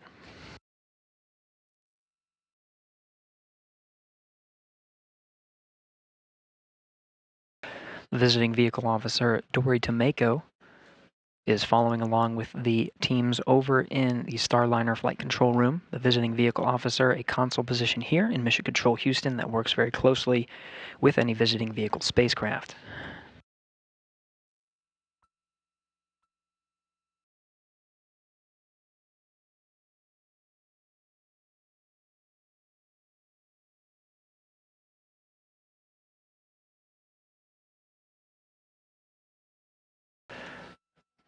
The choreography necessary to safely dock and hard capture a visiting vehicle to the International Space Station must be carefully coordinated, and even events on board the International Space Station must be coordinated as well. Again, we talked about the attitude control systems with thrusters inhibited on the space station. Right now, control moment gyros are the ones that are holding the International Space Station in place until after the hard capture, when those thrusters can be re-enabled. There's also an exercise constraint on board the International Space Station, trying to limit the vibrations during dynamic operations of docking two spacecraft together at 17,500 miles an hour.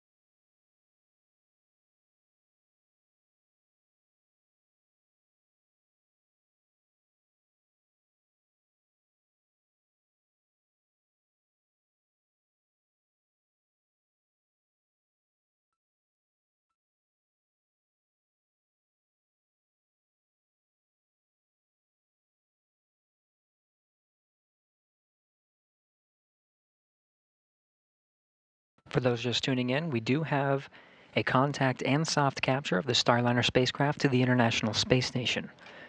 Butch Wilmore, Sonny Williams, currently at the forward end of the space station inside the Starliner spacecraft. Teams here in Mission Control Houston, the International Space Station Flight Control Team working hand in hand with Starliner Flight Control right down the hall here at the Johnson Space Center in Houston, Texas.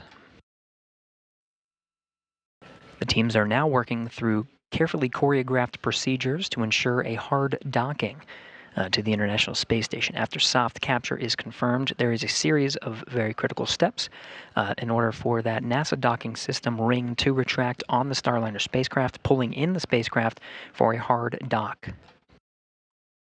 At this time, all the flight controllers you see here in the room are watching over those systems and following those procedures very carefully. This is not the first time that Starliner has docked to the International Space Station.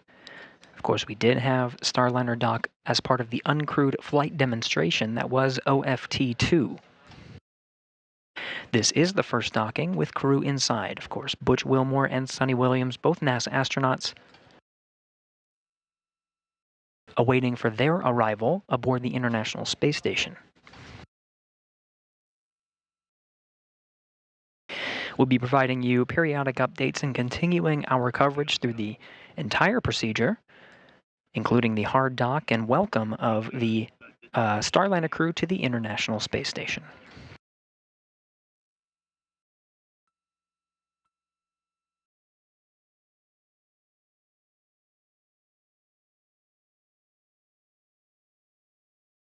Again, we'll remain on air continuously through the entire procedure of hard docking to the International Space Station.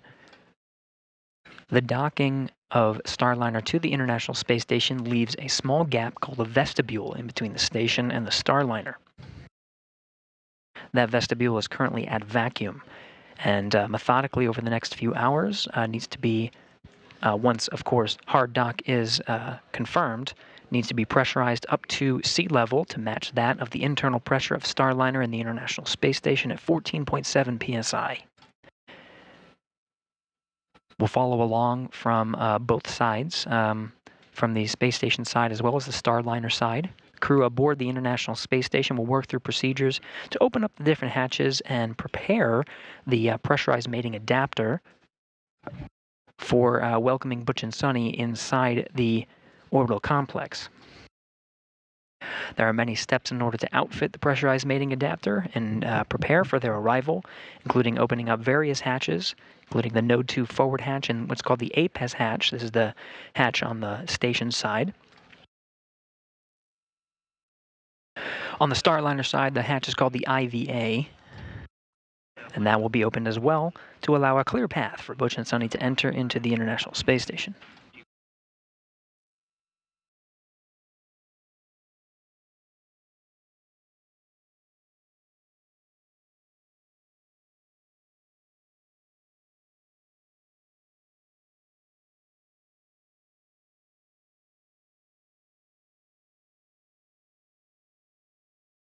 Starliner, all books are closed. Houston copies. We agree, and we're just waiting for the sequence to complete.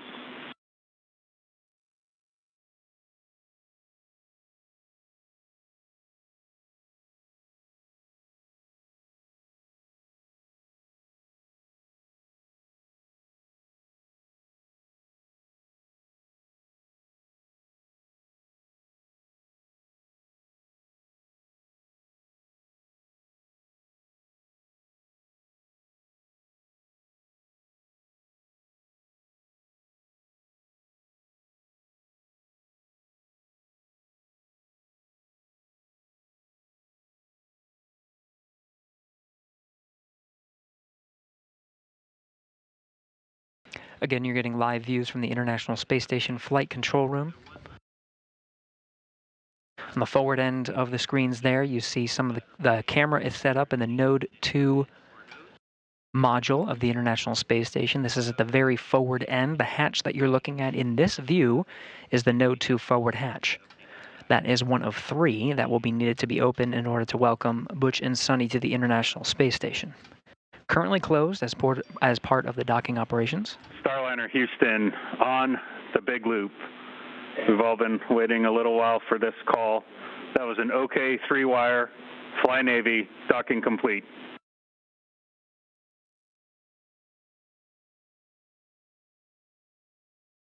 Okay, indeed. Nice to be attached to the big city in the sky.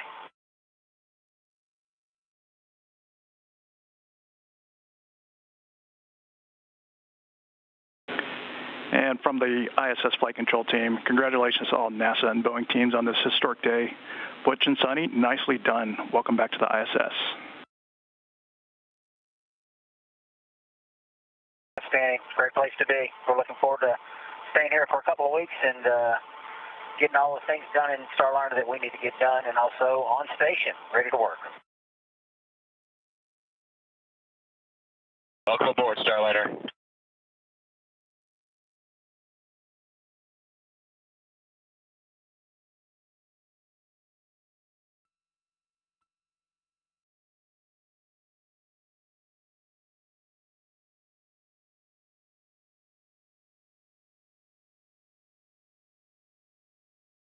Starliner Capcom Neil Nagata on the right in your screen, flanked to his side by NASA astronaut Mike Fink.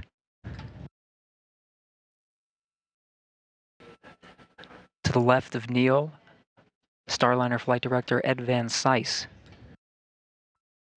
We're going to call that the big time. Yeah, you have its attention.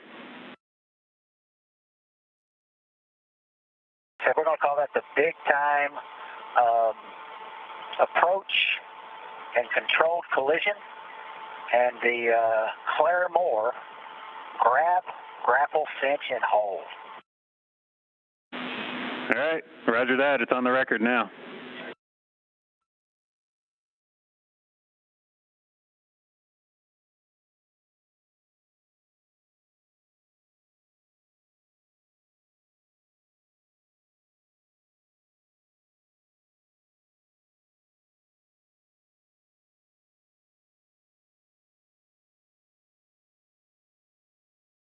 Butch and Sonny, of course, very much looking forward to entering the International Space Station, the crew aboard the space station as well. Starliner Houston on the big loop.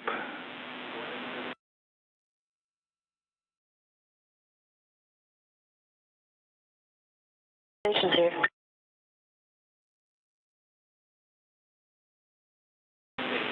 With the residue report on the outside of the Starliner hatch, we're going to work hatches one at a time, starting on the ISS side. So after A pass hatch open for TC, this is 1.302 step 5.6. Let us know if you smell anything off nominal. If you do, close the hatch and egress and we'll talk. But if things are good, we'll take some photos of the Starliner hatch, and assuming that we're still good, we'll work to get the Starliner hatch opened. Okay, a copy in 1.302. Say again the step. I've got a... Not a problem, TC. Step 5.6 is the actual A-pass hatch opening.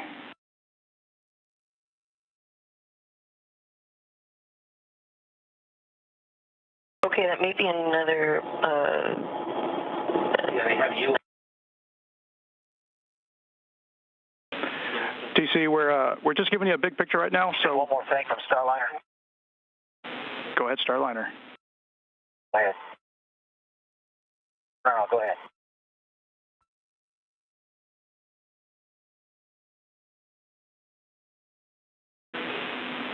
TC, we're not ready for you to get into those steps yet. We'll let you know when we are ready. And one additional point here, we want you to focus those photos and your inspection on the actual window in the hatch. Roger that. Photos on the actual window hatch. We're not sure everyone involved, but certainly great work by Flight and the prop team and whoever else was working to get us attached here. So fantastic. We're proud of you. problem. And we appreciate that down here, Butch.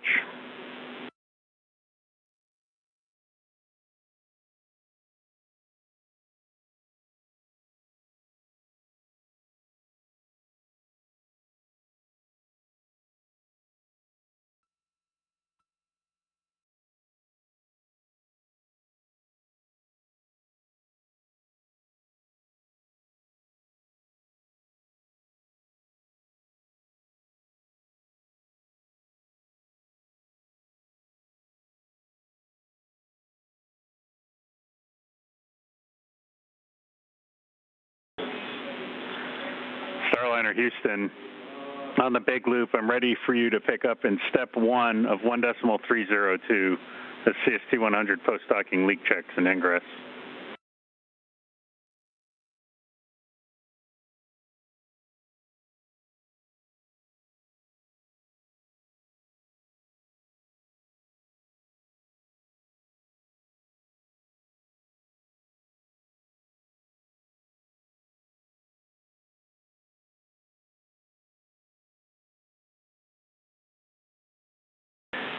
Station Houston on the big loop for TC. We're ready for you to perform step 2.1 and 1.302.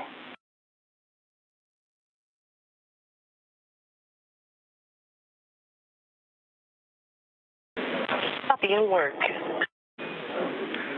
Starliner Houston big loop, just be advised we're deactivating Mustang for your suit doffing activities. I'll let you know when it's off. Hey, can you say the procedure one more time? We were screwing around doing other things. No worries. 1.302, that's the first green block on your activity, on your timeline, CST hatch leak check, and that's step 1 only, please. Step 1, CST hatch leak check.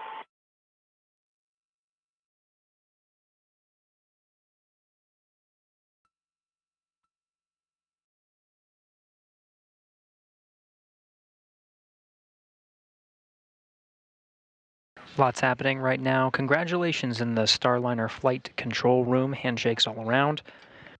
The crew was carefully awaiting confirmation of hard dock to proceed with the next steps. Of course, opening up the hatches and welcoming Butch and Sonny to the International Space Station. The contact and soft capture was confirmed at 12:34 p.m. Central Time. Teams in the room there in Starliner Mission Control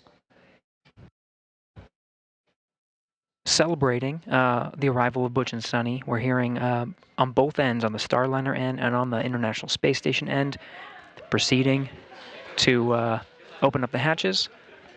Celebration here in the International Space Station flight control room as well.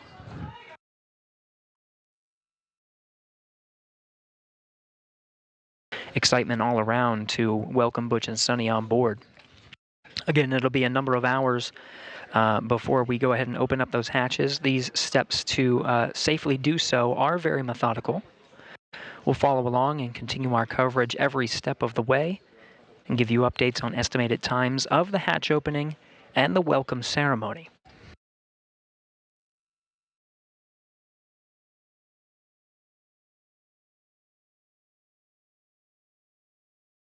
The Mustang system that you heard referred to on the loops there is the internal camera system.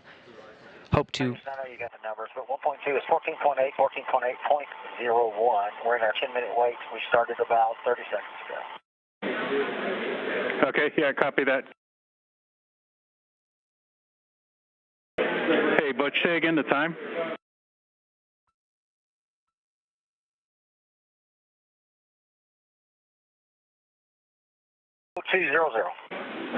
Roger. I stand by. Sorry about that. I'm sorry. That's my from TPI counter. Make that 0445.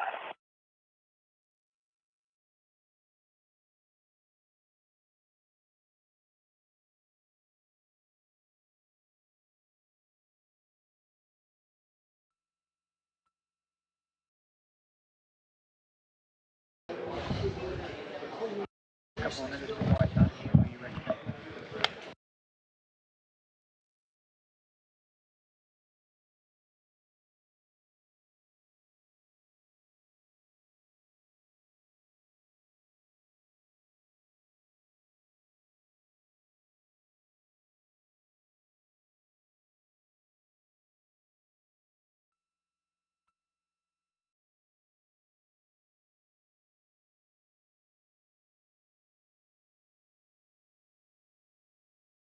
And Starliner, Houston, Big Loop, the Mustang cameras are off OFF.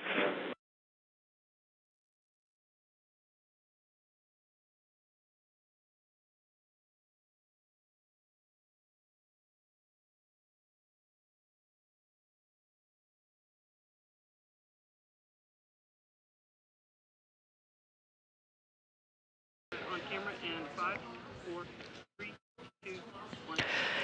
Well, it's a wonderful day in both of the flight control rooms here in Houston. Starliner flight control teams and International Space Station flight control teams, as well as the crew aboard the International Space Station and inside Starliner, all working together to bring these two spacecraft together.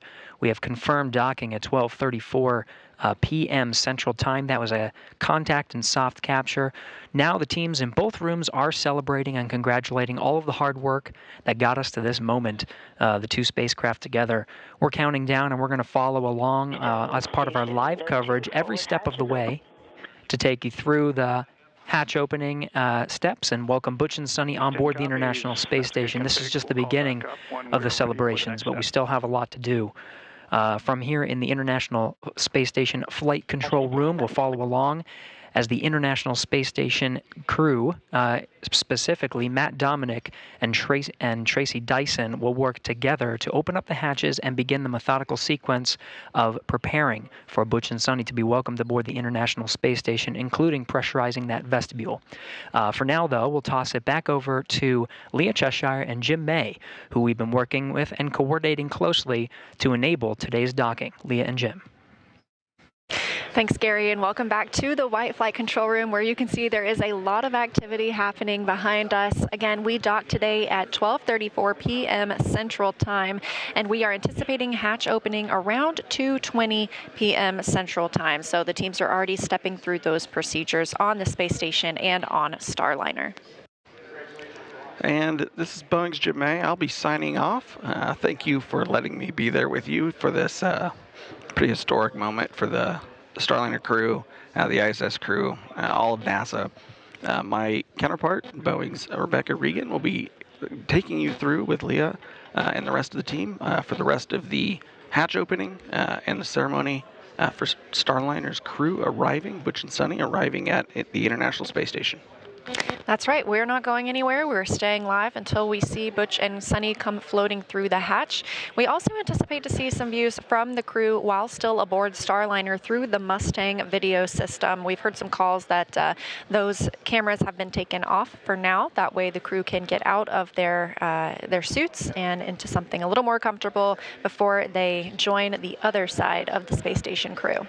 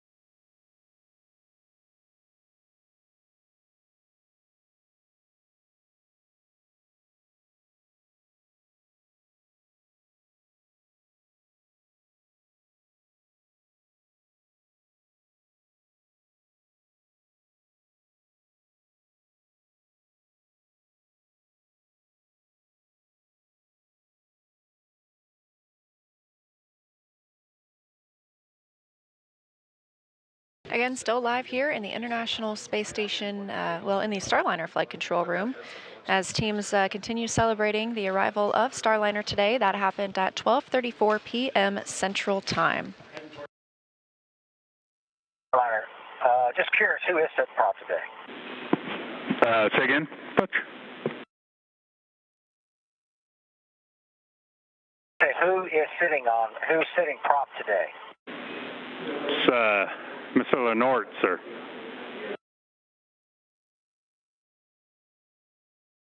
Mr. Lenore, a man we all look up to. Thank you. Please relay your team that some really great expeditious work. It's not unnoticed, of course. Wonderful. Yeah, he's not standing now, so I don't have to look up to him, but we copy that. Appreciate it.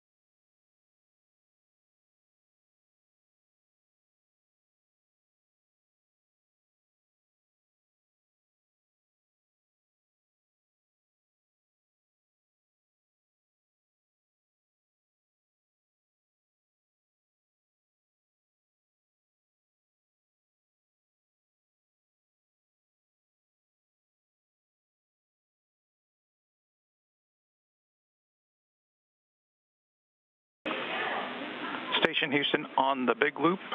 ISS thrusters have been enabled, and as you can probably guess, hard maid is complete. Station copies. Great news.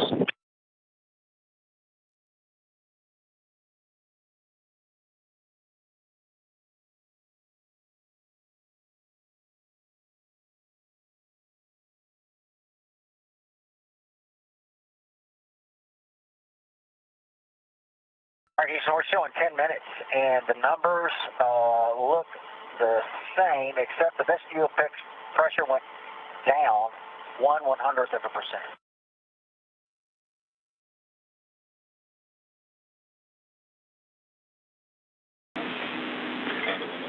Roger that, Butch. Good leak checks were good for you to pick up in 1.4.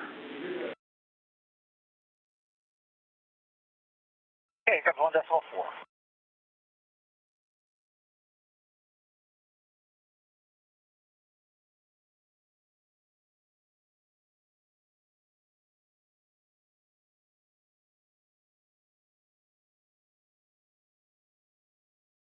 right, Houston, initial hatch leak check is complete. Roger that.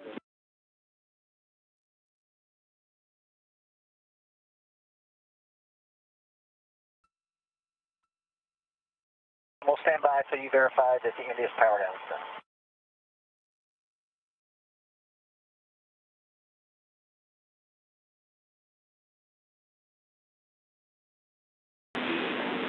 All right, Butch. Yeah, we concur. India's power down's complete. We're working with ISS for the initial vestibule pressurization. As you heard, we're going to have a delta this procedure where we're not opening the hatches SIMO.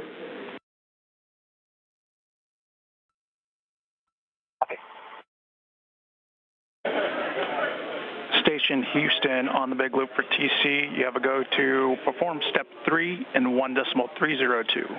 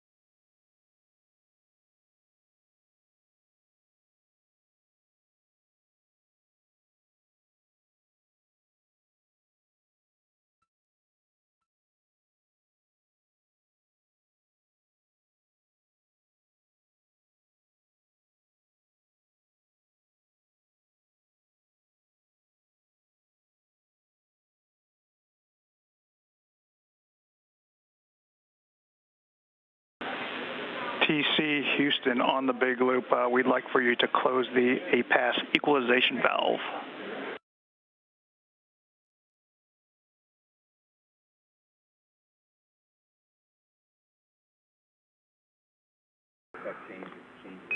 Starliner Houston, air to ground 1.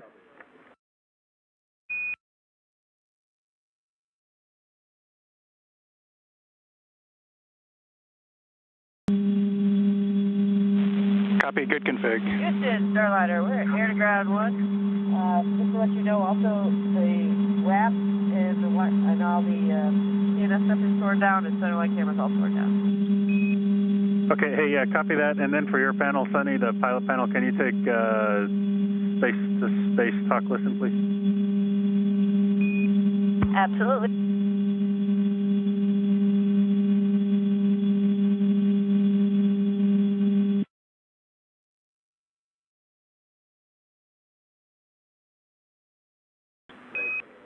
Deal complete.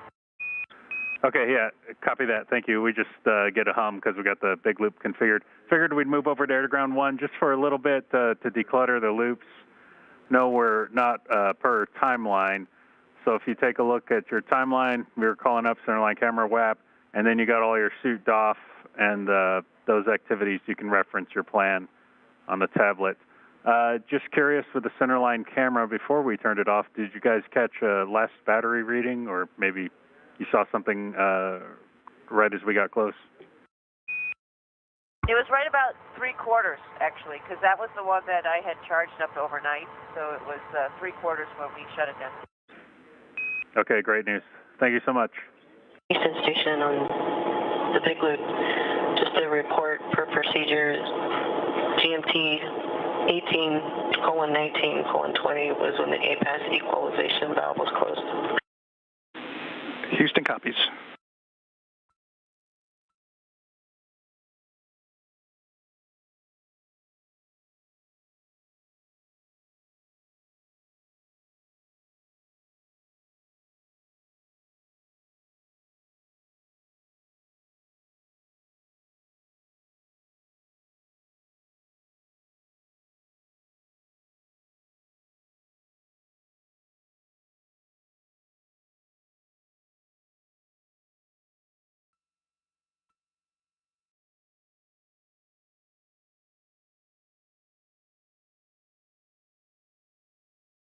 And Neil, when you guys are ready for those comm checks, let us know. Also, we're just standing by for that as well.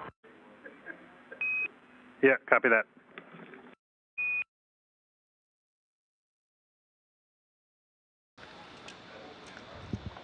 Hi, everyone, and thank you for joining our continuous coverage of the CFT, the Crew Flight Test mission to the International Space Station, the first flight of astronauts aboard Boeing's Starliner spacecraft. I'm NASA's Leah Cheshire.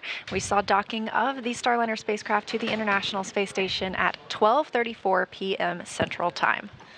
And I'm Boeing's Rebecca Regan, and just before I got on console here, there was NASA leadership and Boeing leadership in the room congratulating everyone for docking with the International Space Station today with the Starliner.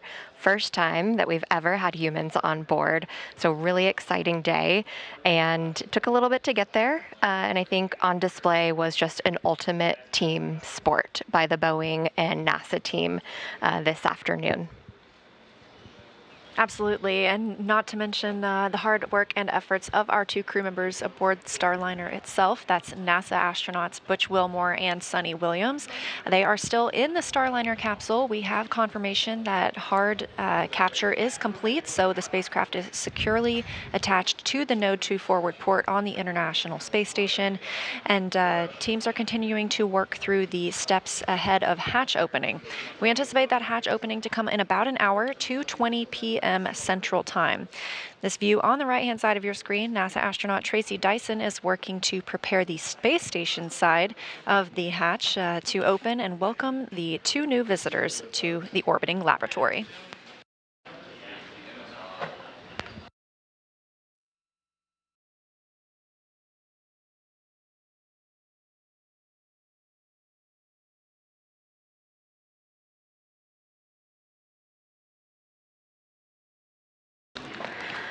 On the left-hand side of the screen, you see Starliner there docked to the International Space Station. You know, we said it took a little bit to get to this point today, and, you know, I couldn't help but think Butch used to say, you know, if I wanted to, I could do barrel rolls around the International Space Station, and while he didn't do that today, they certainly did put Starliner through its paces. Yeah, the crew had a couple of opportunities to do some manual piloting. One of those happened yesterday before their rest period. They did these far-field manual piloting operations, getting to take control of the spacecraft and maneuver it. This is a test flight, again, to make sure that Starliner is ready for operational rotation missions. And so with that completion of the manual piloting yesterday, the teams, or I should say the astronauts, did the same thing today at about 260 meters away from the International Space Station. Definitely got to put their test pilot chops to work today. Station Houston on the big loop for Matt and timeline.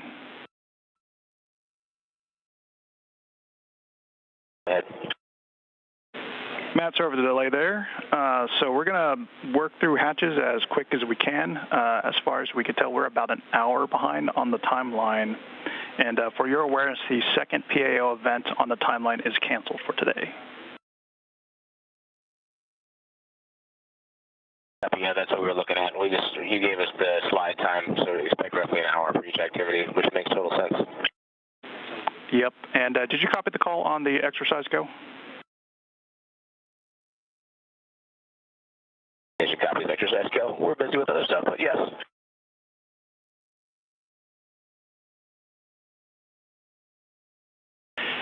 And also, Houston, for SA, both Node 2 cameras are mounted and loaded for PAO event if you want two different angles. We appreciate that. We'll take a look. And Matt, one additional thing for you. Depending on how things look like at the end of the day, we may slide your wake-up time to the right by an hour tomorrow. Station copies. We're so happy to have you aboard.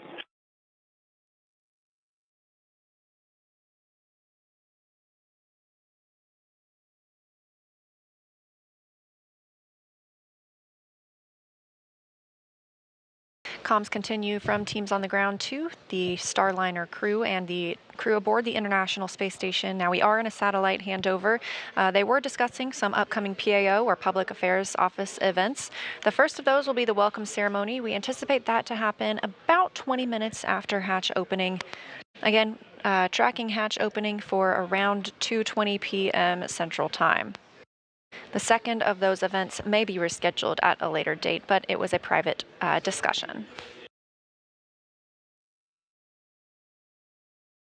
The second of those events, correction, was the VIP event that we were anticipating later this afternoon.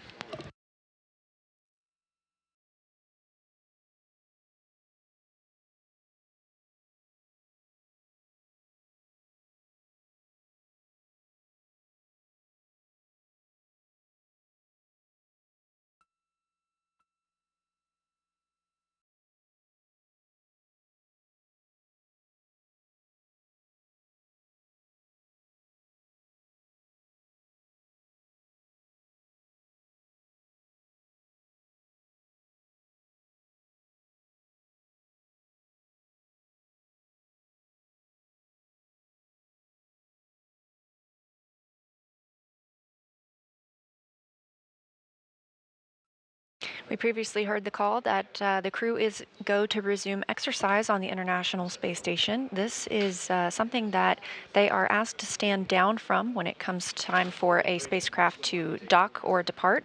That's so that there aren't any loads imparted on the space station as any crew members are moving.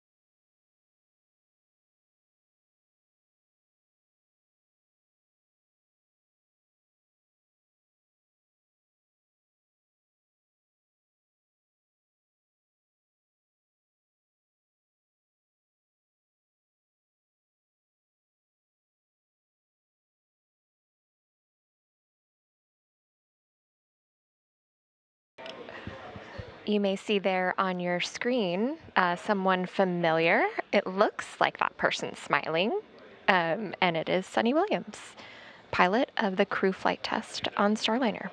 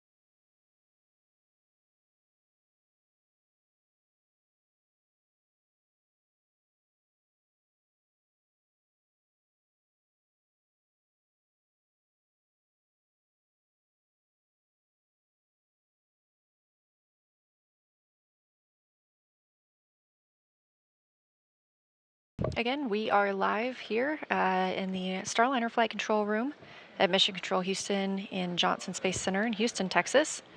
And the view on your screen is of Starliner on its crewed flight test to the International Space Station with NASA astronauts Butch Wilmore and Sunny Williams. The spacecraft arrived at 12:34 p.m. Central Time as the space station was flying over the southern Indian Ocean. Crews on both the Starliner side and the space station side are starting to walk through their procedures for hatch opening. We're expecting that to come around 2:20 p.m. Central Time. It would be followed shortly by a welcome ceremony for the two visiting crew members. Part of that preparation ahead of hatch opening is vestibule pressurization. The vestibule is the space between the Starliner spacecraft and the International Space Station. Of course, this was previously exposed to a vacuum, the vacuum of space, before Starliner docked.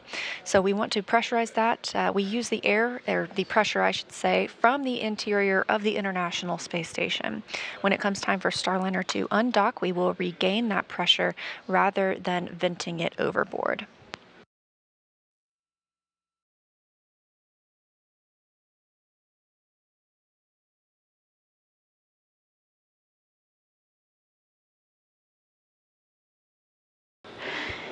So, as Leah mentioned, as we docked to the International Space Station, we were flying over the South Indian Ocean, and so much synergy there for Sunny in particular. You know, she chose the gravity indicator, a narwhal, to bring awareness to research in space and research in the oceans. She says they go hand in hand.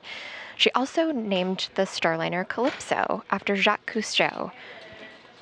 So, just really cool that she got a chance to do that today, and I certainly hope that people from India were tuning in, because Sunny is from Indian descent.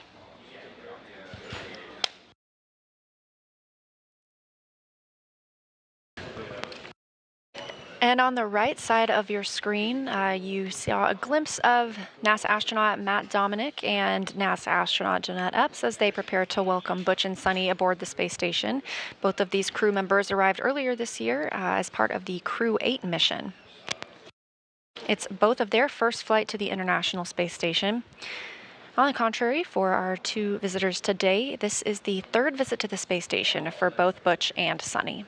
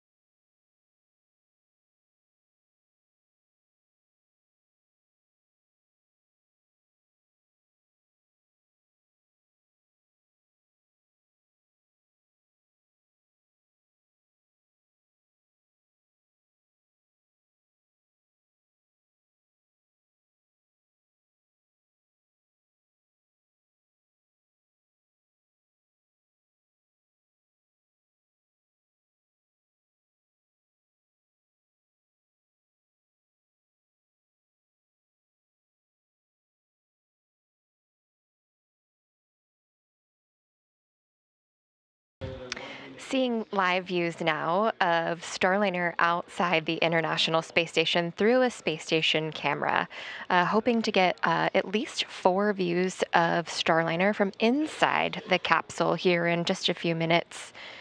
Crew's getting ready, and we'll open the hatches and cross over soon. So if you all tuned in to coverage as they were making their way to the International Space Station, you may have heard Butch say a couple times that they had donned their fancy sweaters. So I'm very curious to see what they're wearing as they cross the hatch today.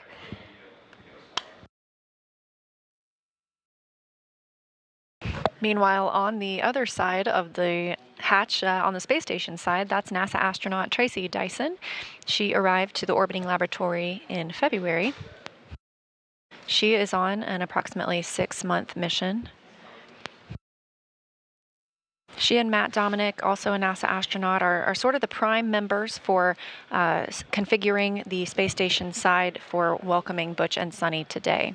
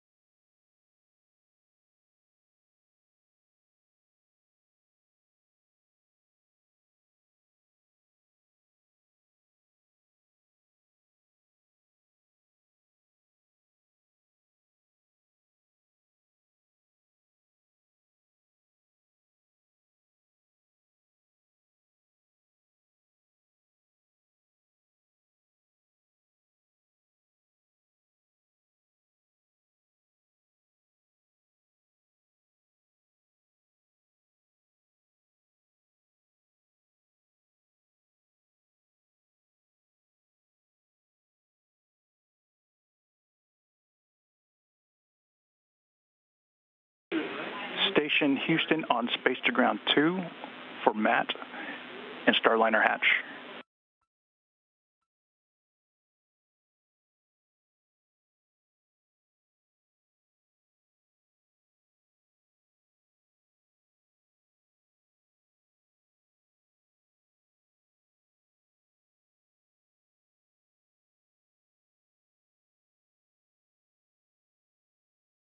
Go ahead, for Matt. Hey, Matt, we want to go over the APAS hatch plan with you one more time. So once we get that APAS hatch open, we're not ready for that yet. We want you to do an inspection and take pictures of the Starliner hatch and the residue. Once you've had a chance to do that, give us a call and give us a description of what you see. Now, if anything liberates or you experience any irritation, we want you to close the hatch and give us a call.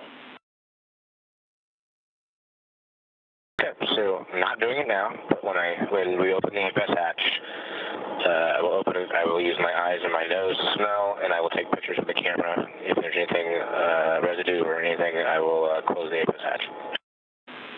Good read, and we want you to focus on the Starliner hatch window. Copy the window. Who is Matt? Yeah, that's what we're wondering, but you can ask that on the big loop.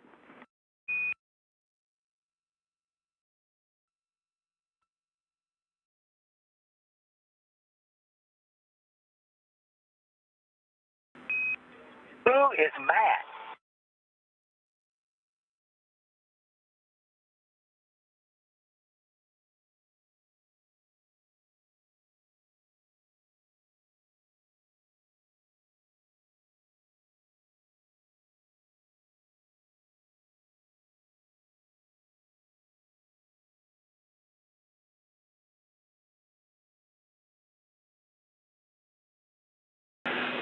And Starliner Houston, while we investigate who Matt is, we will, I'm just curious if you guys are good with us turning the Mustang cameras back on.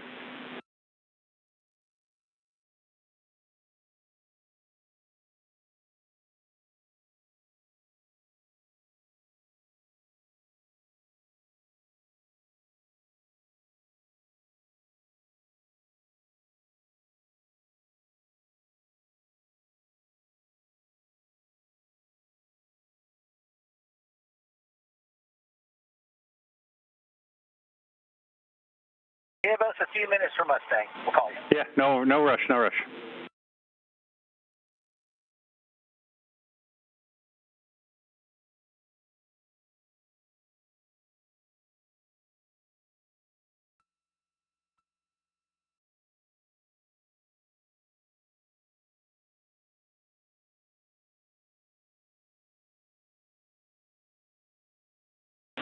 Station Houston on 2 for Matt. We see you in the PMA. You don't have a go for APAS open yet, so stand by on that.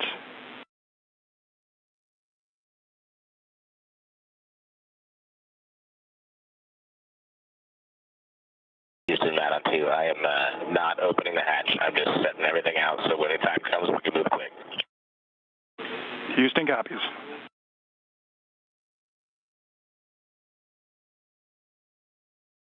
Who is Matt?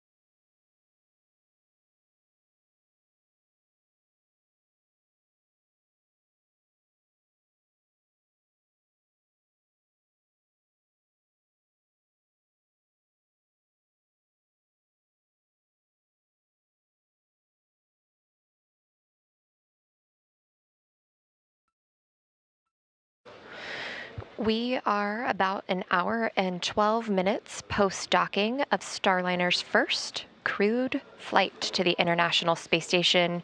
On the left hand of your screen there, you see Starliner, and you may see a little black line, or maybe a bigger black line on the thermal protection system of Starliner.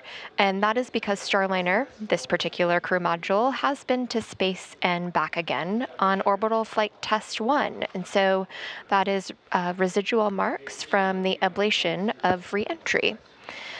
You're also seeing the horizon there underneath Starliner, a beautiful view.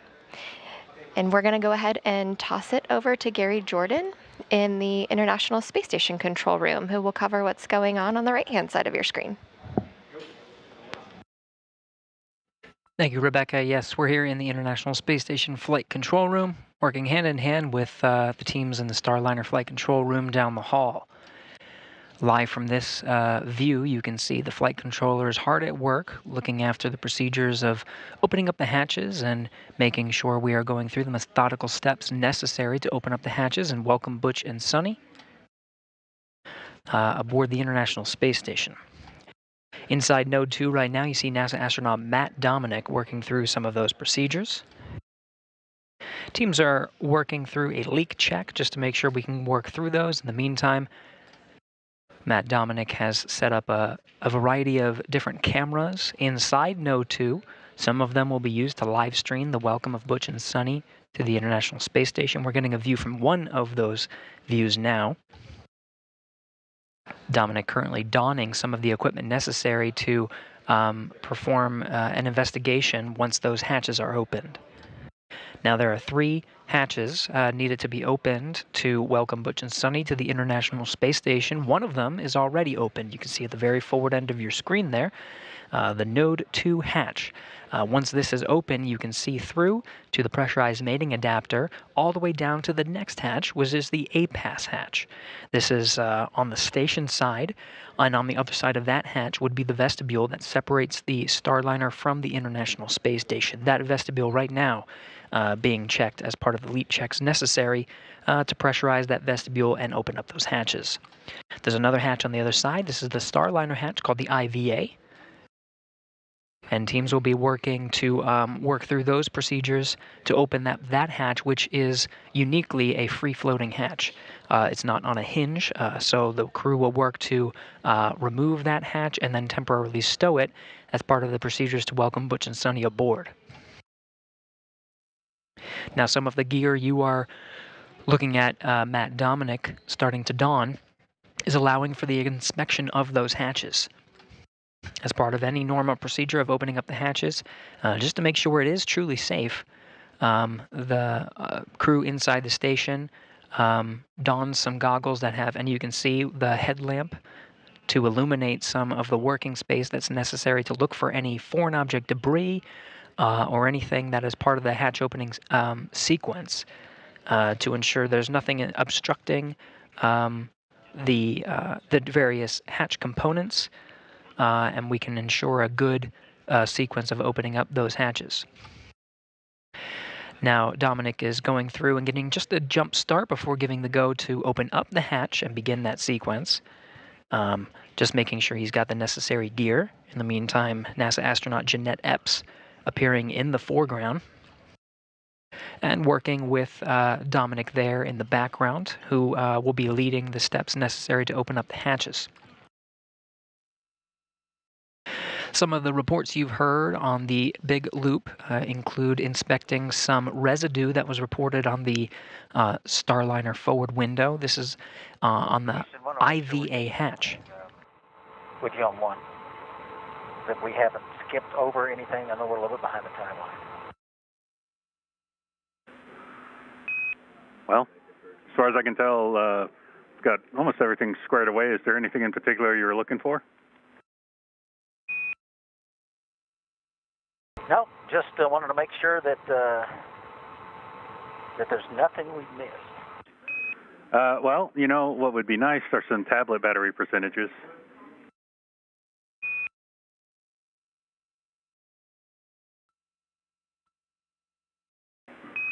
And Butch, where we are is we're just going to wait on the leak checks. We're still waiting on the leak checks for the vestibule. And then, you know, we've got the deltas to the hatch opening. So we're still in the middle of the big leak check.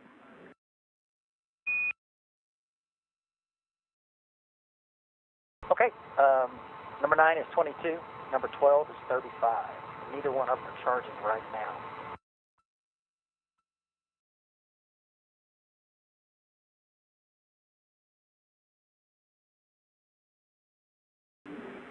Yeah, roger that. The voices you're hearing as part of that communication is that of Neil Nagata, the Starliner Capcom, over in the other room, speaking with Butch Wilmore on the other side of that hatch. Just as we are seeing. And Butch, Richie's suggesting that since we're going to be on the tablets for a little while, that if you want to, you can go ahead and put one on charge on the spider cable.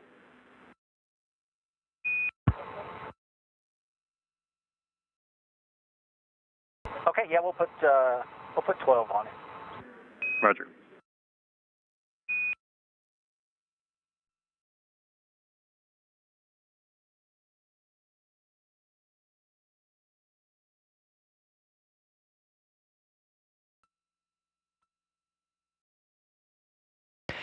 Again, hearing some of the comms between Neil Nagata, Capcom in Starliner Flight Control Room, and Butch Wilmore on the other side of the hatch. They have their own procedures to work through to prepare Starliner for the hatch opening operations. In the meantime, we're getting views from the Node 2 module of the International Space Station. You see there Matt Dominic in the foreground working with Jeanette Epps, both NASA astronauts working through the procedures to open up the hatches.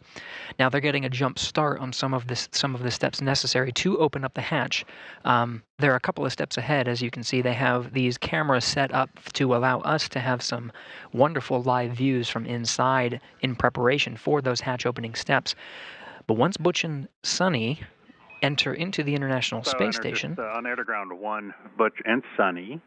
Be advised, we're going to swap S-band strings so CDH can do some file manipulation on the DRM. I'll let you know when we're on string 1. That's for S-band, space to grounds. And we copy.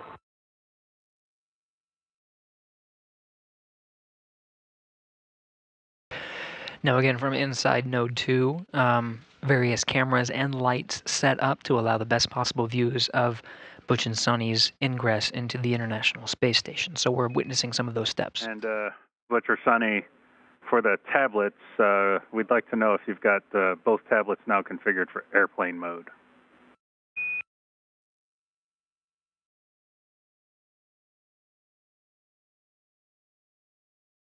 That's permanent. Roger that, thanks. Quick question. Yeah. The undergarments we wore under our suits for launching up till now, we're not sure what remained on the spacecraft and what was taken off. Do we have another supply of undergarments, or do we have to save these and wear them back? All right, we're going to check on that.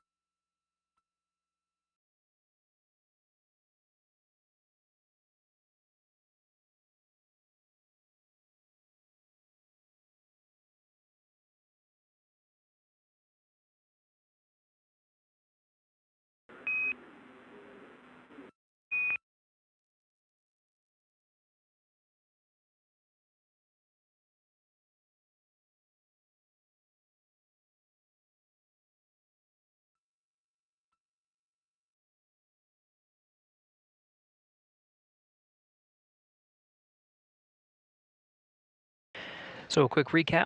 Starliner docked to the International Space Station with a contact and soft capture at 12:34 p.m. Central Time today, June 6th. Crew here in the International Space Station Flight Control Room has been working with the crew you see here on your screen, the Expedition 71 crew members on board the station. We're working in tandem with the Starliner Flight Control team.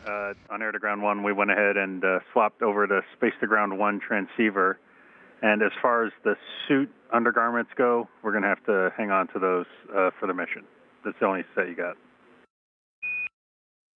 Okay, only set we got. Thanks, I think.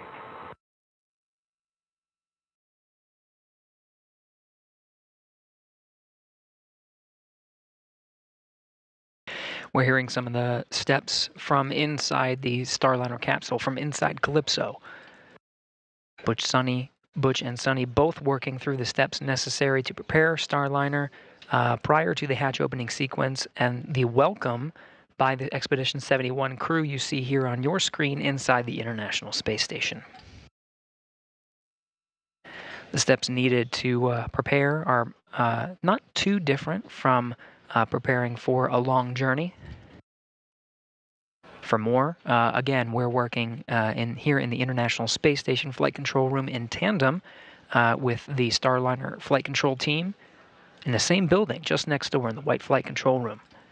For more on this, let's head over to Leah and Rebecca, who are following along with the teams in Starliner Flight Control Room. Over to you guys. Thanks, Gary. Yes, you're hearing Capcom Neil Nagata talk to Butch Wilmore aboard Calypso, the approximate size of a minivan. And so you're hearing that, and it's definitely relatable for a long trip with your family. You know, where did I pack my items? And you know, what's coming next? I'm surprised we haven't heard anyone say, are we there yet? Or can we get into space station yet?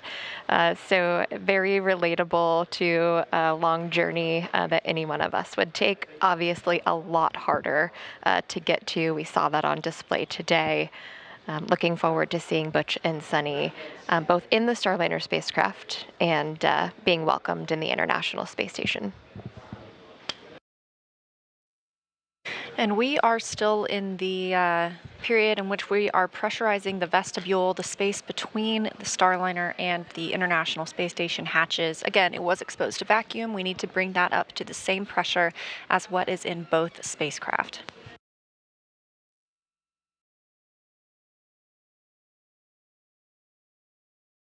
To take a look back At the timeline of our mission so far, launch occurred yesterday at 9:52 a.m. Central Time from Space Launch Complex 41 in Florida. The OI burn, or the orbital insertion burn, occurred about 30 minutes later, that coming at about 10:23 a.m. Central Time. Since then, Starliner conducted a few more maintenance burns overnight, and then this morning got back into its burn plan with the NHPC-1 burn coming at 7:52 a.m. Central Time. That's a height adjust burn, followed by the NHPC-2 burn at 8:14 a.m. Central Time. Both of those good burns and just fine-tuning our approach to the International Space Station. The TPI, or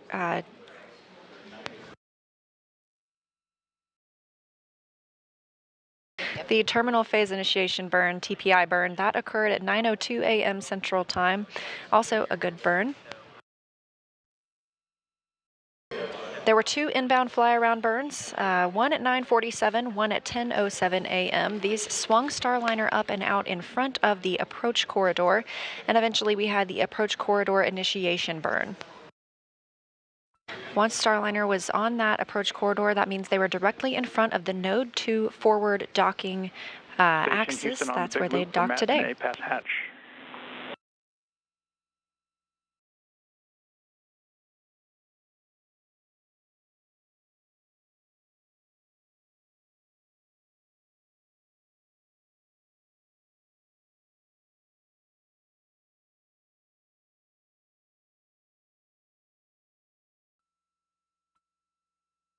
Go ahead. We could give you a go for step 5 and 1.302.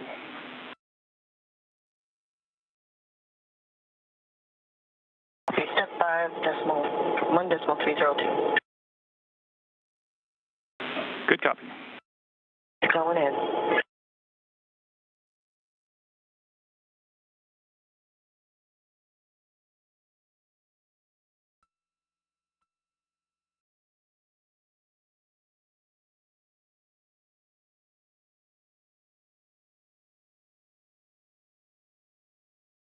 So ahead of that vestibule pressurization, we have to do leak checks to make sure the levels are balancing out before we bring pressure into the vestibule. So those are now complete, and we are go to proceed with pressurizing the vestibule.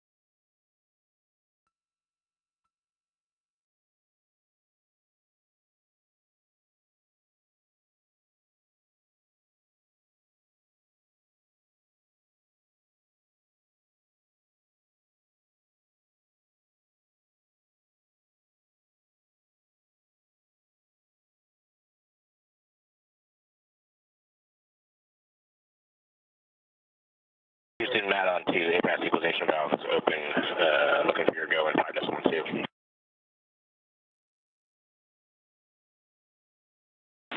You have a go for step 5.2.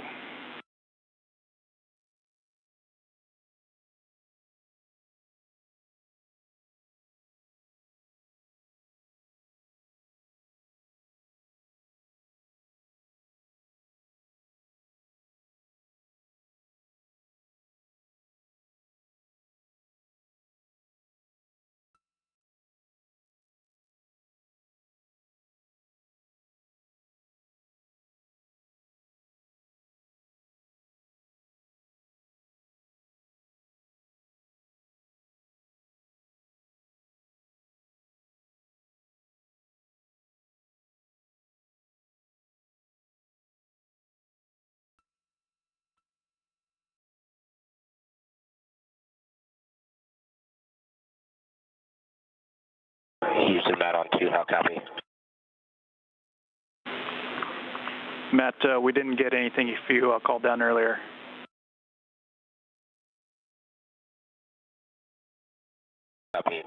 you gave me a go in 5.2. I think I missed a big picture call earlier. I overheard part of it. Understand, Starliner is keeping its hatch closed, and we're going to take the picture, so I'm proceeding with 5.3, just clarifying. That is correct. And if you see anything, we want a description of what you see. And if there's any concern, you could close the hatch. And the focus area of inspection and photos is the window.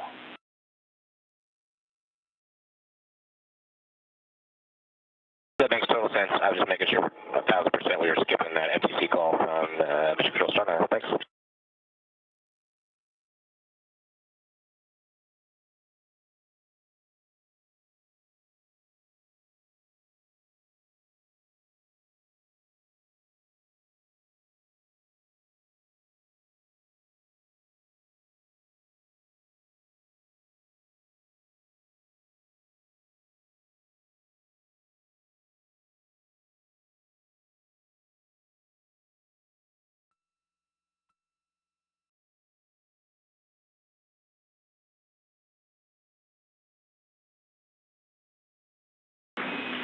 Starliner Houston on the big loop.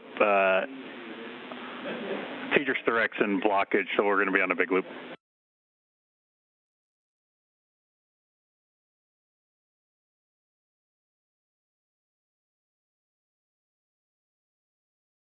Copy, big loop.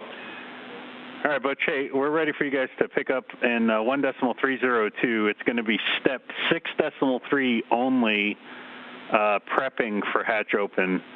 Right now, I think you copied, Matt's got the APAS hatch open, so they're doing some work there, and then they're going to take a look at that stuff that you reported on the window.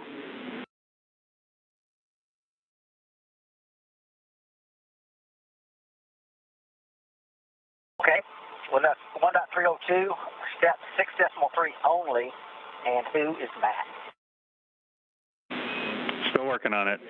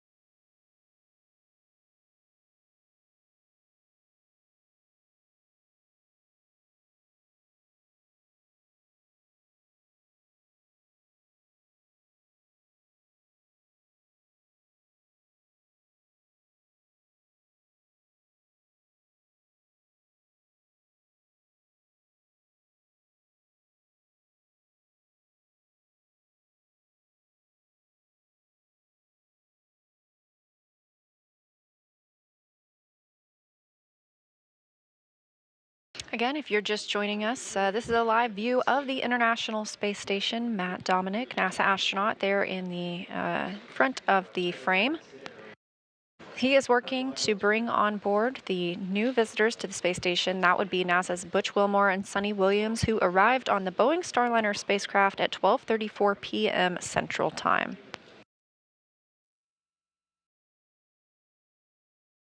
This is NASA's Boeing Crew Flight Test Mission. It is the very first flight of astronauts aboard Starliner to the International Space Station.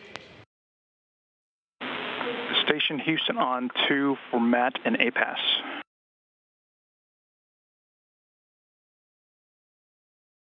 Go ahead. Hey, can you confirm for us where you are in step 5?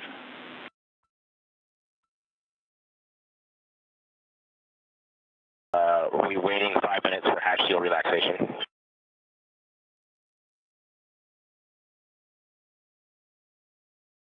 Specifically 5.5. Okay, copy. Thanks for the confirmation.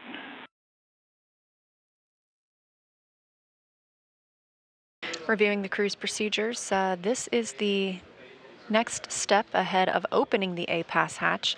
That is the hatch on the space station side. Of course, Starliner has its own hatch that will need to be opened. That is the IVA, or the Intravehicular Activity hatch.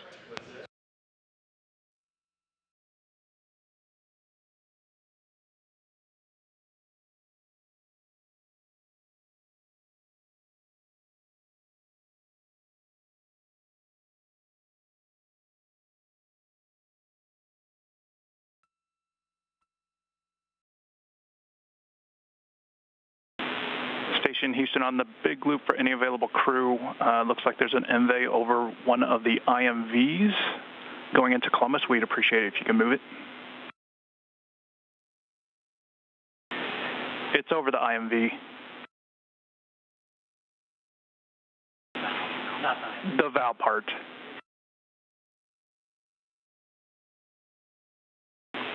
Appreciate it.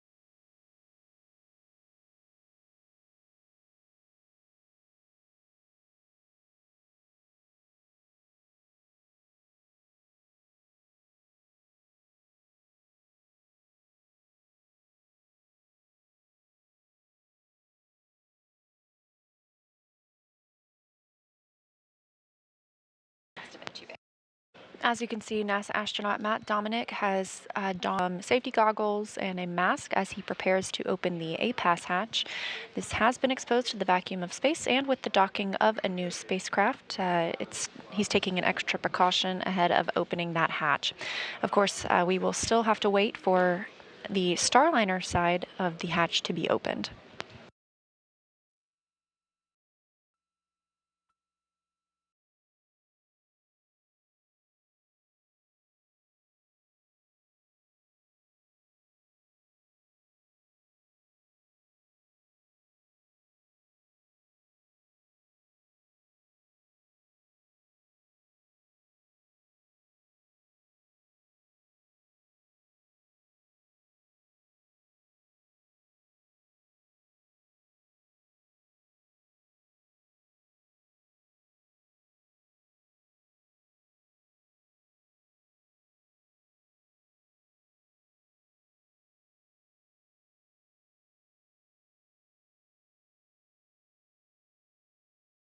Matt Dominic, NASA astronaut, has opened the APAS hatch. He will go in and take some photographs of that space between the APAS and Starliner hatch.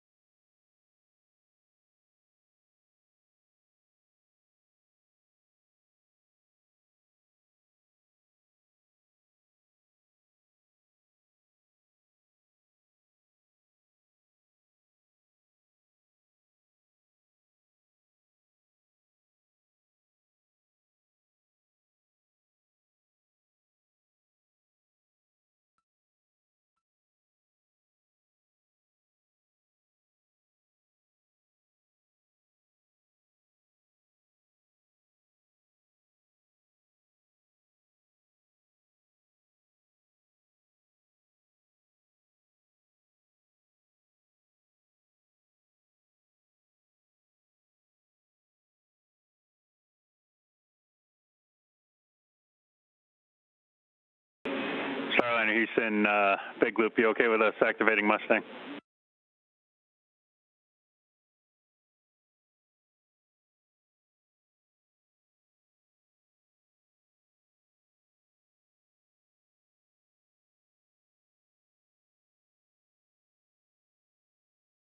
Yes, we're now ready for Mustang.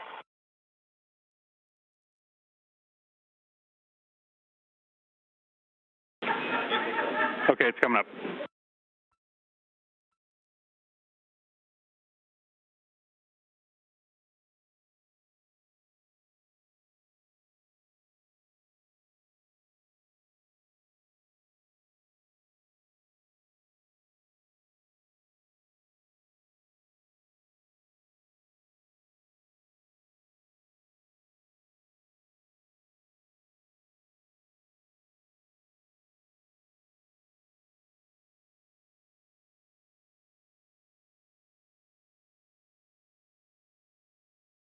Houston, Matt on 2 for inspection.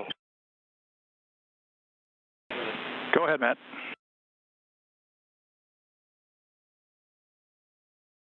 From what I can tell, nothing looks unusual. Was able to yell at Butch through the window and Sonny, which was great. Now that we have light in there with the helmet lamp, neither Butch nor I can see anything of interest on the window. It looks nominal. I think what we saw was just maybe on our side. There is some stuff on the outside of the main window, the cabin window, but that one looks good. I agree.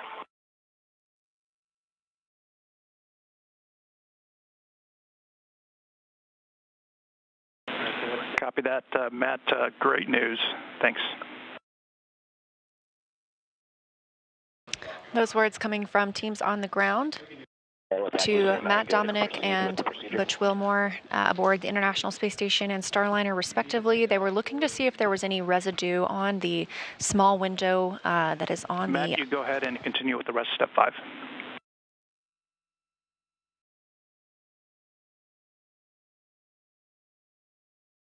Welcome. Starliner, no action on a prop caution. It's expected. Again, they were looking for any residue that might be on the window on the IVA hatch, the intravehicular activity hatch. This is the hatch that is on Starliner. Hearing a good report and no further actions there, so they are going to prepare to open up that hatch and welcome Butch and Sonny to the International Space Station.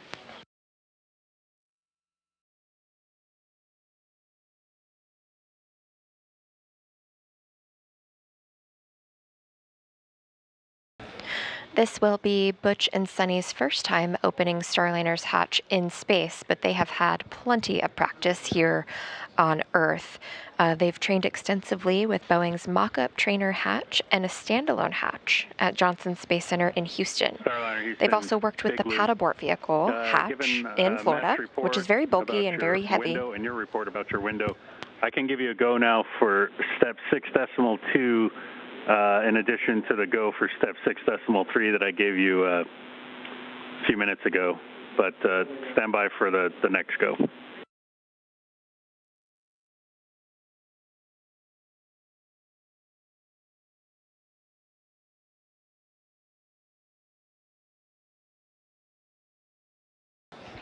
That pad abort vehicle hatch in Florida is very bulky and very heavy, especially when you are not in microgravity like they are today. But the Starliner flight crew integration team, made up of mostly human factors engineers, came up with a way that allowed Butch and Sonny to train with the bulk of the hatch without the 100-pound weight of the hatch by using a 15-pound foam replica that helped validate hatch stowage and moving about the Starliner cabin.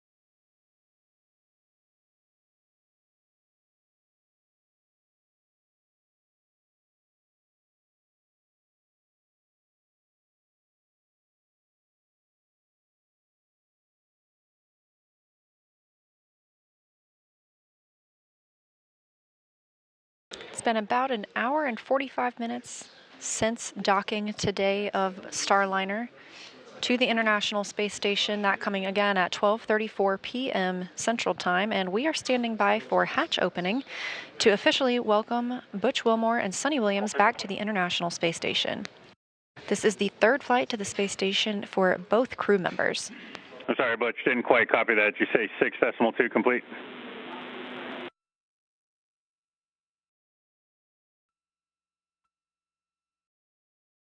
Affirmative, 6.2 complete. Roger.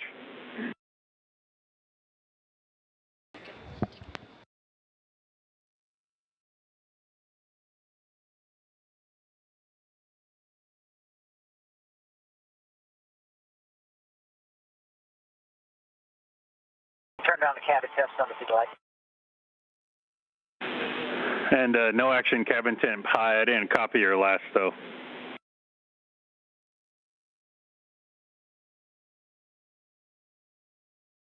I can turn it down. It's getting, remember how it was cold earlier, but now it's fine, and we can turn it down some. It's currently at the 230 position.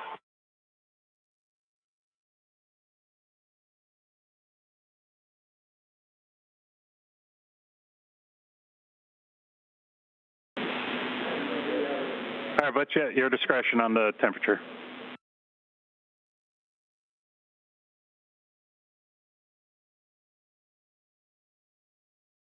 Okay, it's at 11 o'clock. Roger.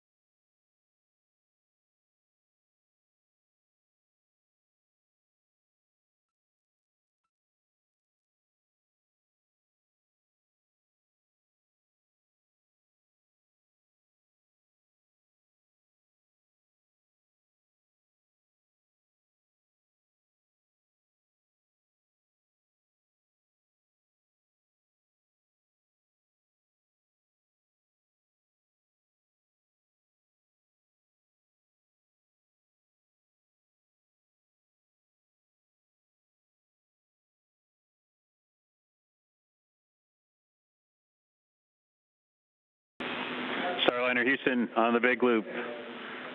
Big moment here. You are go to get into step.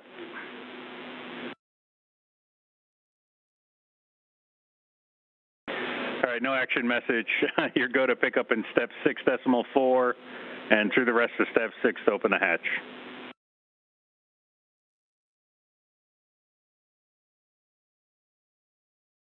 Six decimal 4, here we go.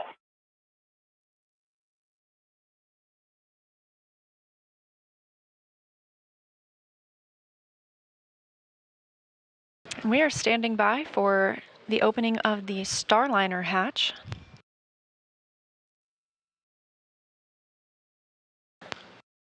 Several Expedition 71 crew members on the space station side eagerly awaiting the arrival of their two new visitors, NASA astronauts Butch Wilmore and Sunny Williams. Again, we docked at 12:34 p.m. Central Time.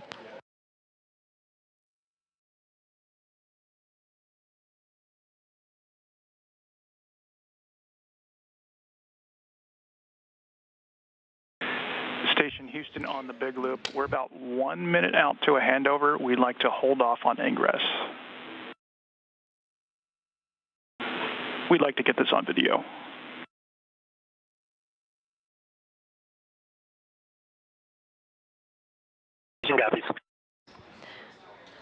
Leah mentioned and the anticipation for hatch open of the Starliner spacecraft. And if you all tuned in for OFT2, you know that that hatch open actually came from the space station side. This time around, it will come from Starliner side, the first time that we've done that in space, which is going to be very exciting to witness. And this time will be a little bit different too. Last time we turned the latch inside counterclockwise, like lefty loosey, righty tighty. This time we will actually have Butch or Sunny, depends on who decides to do it. They will turn the latch 1 1/4 turn clockwise from inside the Starliner. They also have a window that you've heard them talk about, so we might be able to see their faces from inside that camera that you saw on the International Space Station. And we do have a handover of the tracking data relay satellite system. You heard that call to the crew just before we lost those views. Letting them know that we would just wait until we regained communications because we definitely don't want to miss the moment that Butch and Sunny float into the International Space Station. So we expect to regain visual Starliner, no action, Kevin, humidity high. And I don't know if you copied Will's call earlier. We'll just wait till we have KU band back until you start coming into the ISS.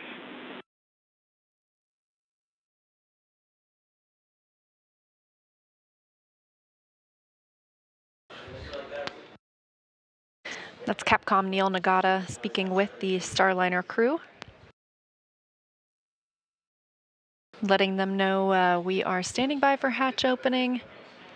And we have regained video. With KU and video.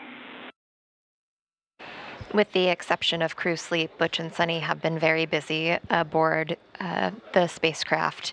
And I know that our Starliner and Boeing and NASA teammates here on the ground just can't wait to talk to them about their experiences so that we know how to make adjustments for future missions, longer duration missions to the International Space Station.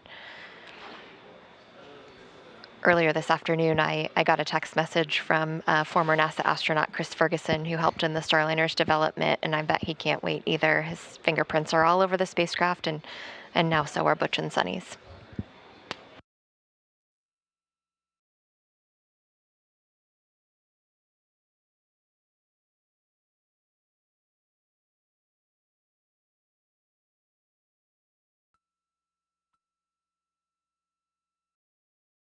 Like Rebecca mentioned, teams will be looking for feedback from Butch and Sunny on how their flight uphill went. This is a crew flight test, so there have been several demonstrations that have happened so far and will continue throughout the docked time frame and during undocking and landing. Teams will start looking for feedback on habitability of the spacecraft, how it performs as a safe haven if that were ever to be needed, manual piloting, which we saw a couple of times during the ride uphill.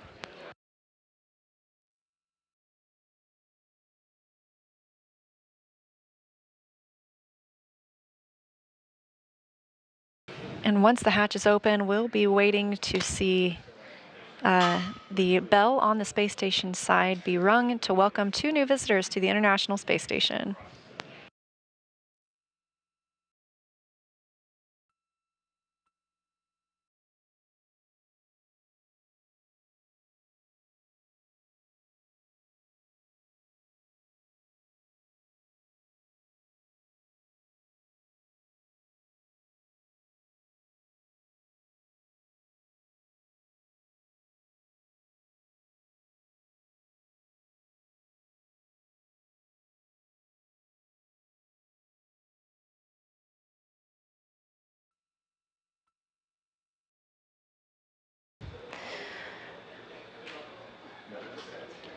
While Starliner is docked to the International Space Station, there will be more flight test objectives achieved, along with the ones that Leah just mentioned that have already been achieved, as well as operational capability checkouts. Those are things where the crew gets to interface with the Starliner and we get to check off some more items. This is a primarily crew interface test, so we're looking forward to hearing more about their experiences. But in terms of flight test objectives, they will establish joint ventilation with ISS, recharge Starliner's batteries, verify telemetry paths and file transfers, transfer cargo to and from the ISS, including a urine processing assembly pump that Starliner actually we were able to put into the Starliner while it was at the launch pad because it was a need for the International Space Station. So proving the flexibility of not only the spacecraft to fly cargo, but also of the team. A lot of teamwork went into that across the NASA and Boeing community to get that pump up. And I believe they're going to be working on that pretty quickly aboard the International Space Station. And while Starliner is on the International Space Station, when we docked earlier and confirmed that we were hard mated, the umbilical started receiving power from the space station. Starliner will also be put into a quiescent mode to minimize the power it's taking from the space station during its docked time frame. It can be turned on very quickly if that were to be needed.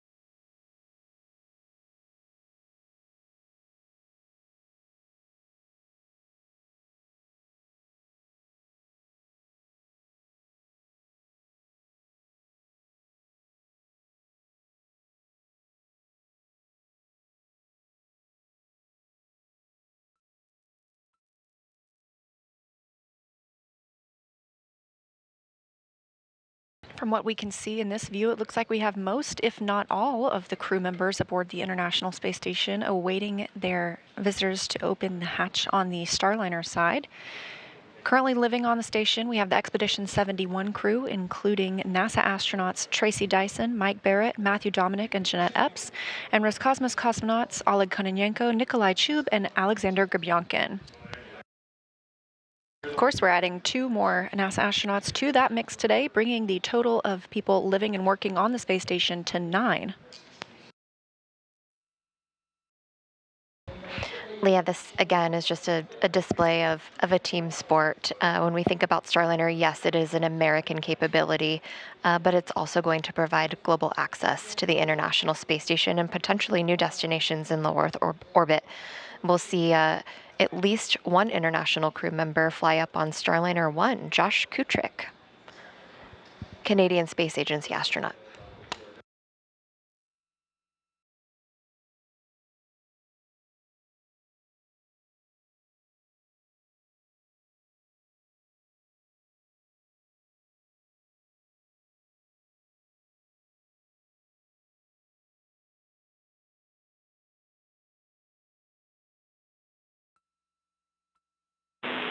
Station Houston on the Big Loop, just for status.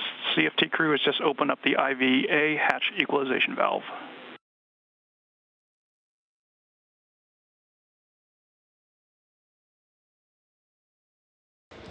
Cannot rush into opening 2 vehicles that are connected in space.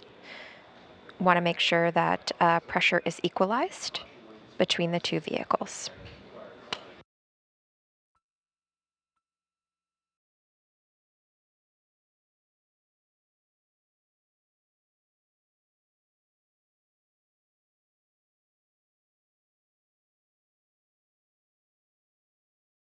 All eyes on the IVA hatch. Maybe they're not in a rush.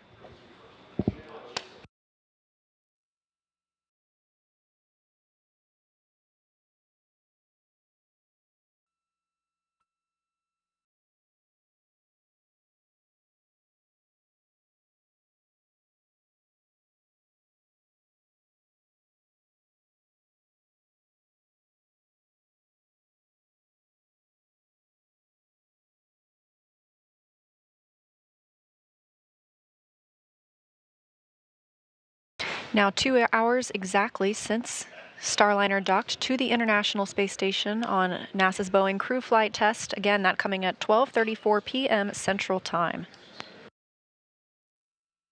We are just standing by for Butch and Sunny to float in as the first crew members to fly aboard Starliner.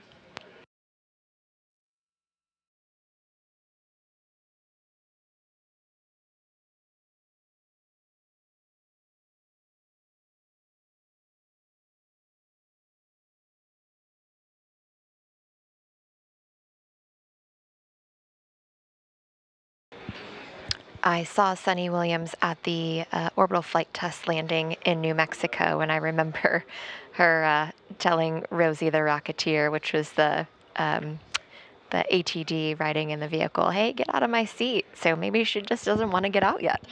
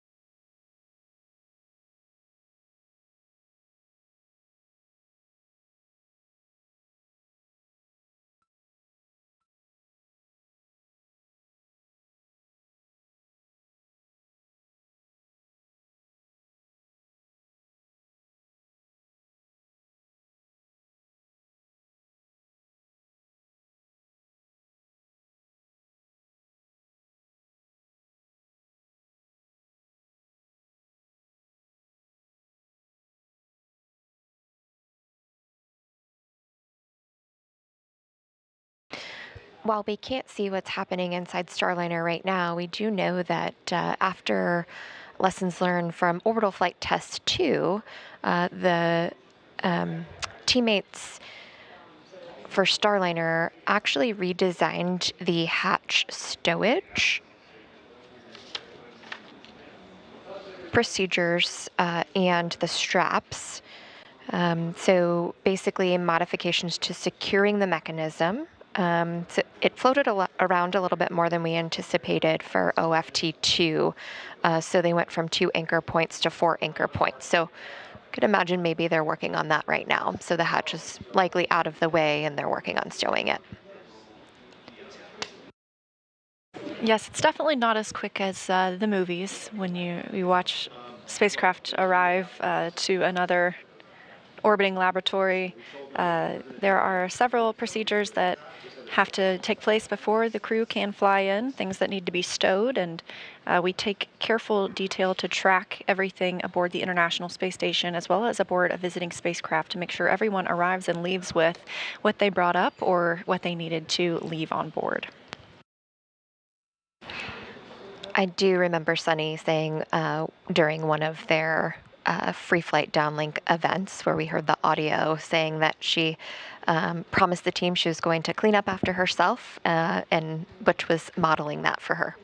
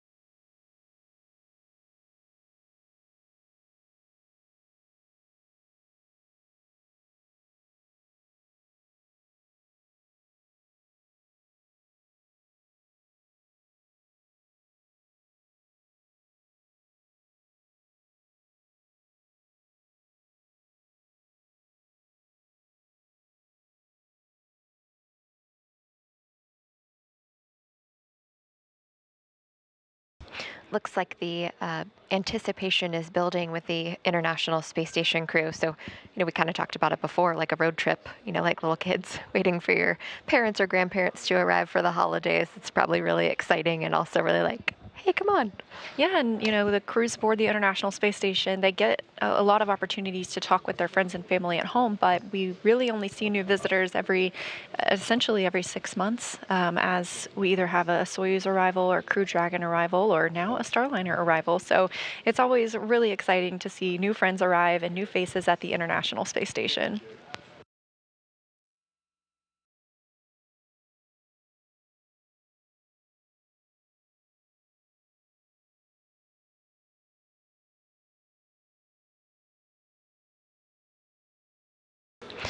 NASA astronaut Jeanette Epps seen in view on the left-hand side of your screen, and she actually trained to be on the Starliner 1 mission.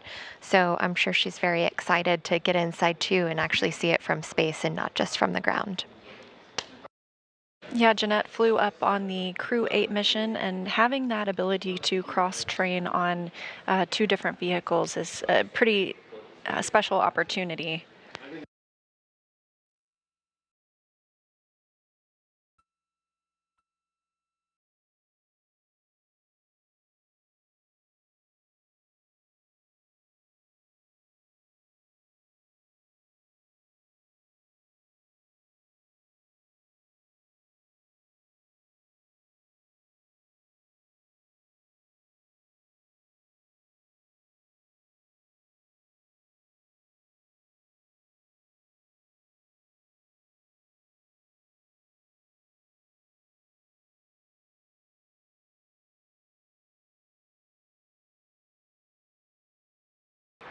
Hey, Butch and Sunny put in a lot of work to get here, so they deserve to take their time. We're looking for a grand entrance.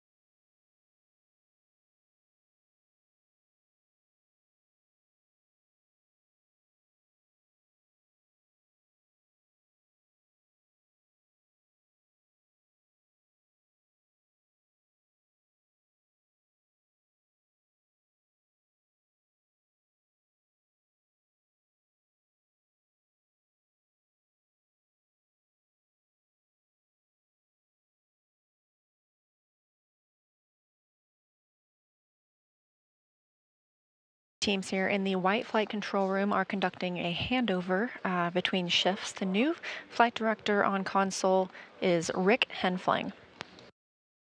We are still standing by for Butch and Sunny to float from Starliner into the space station.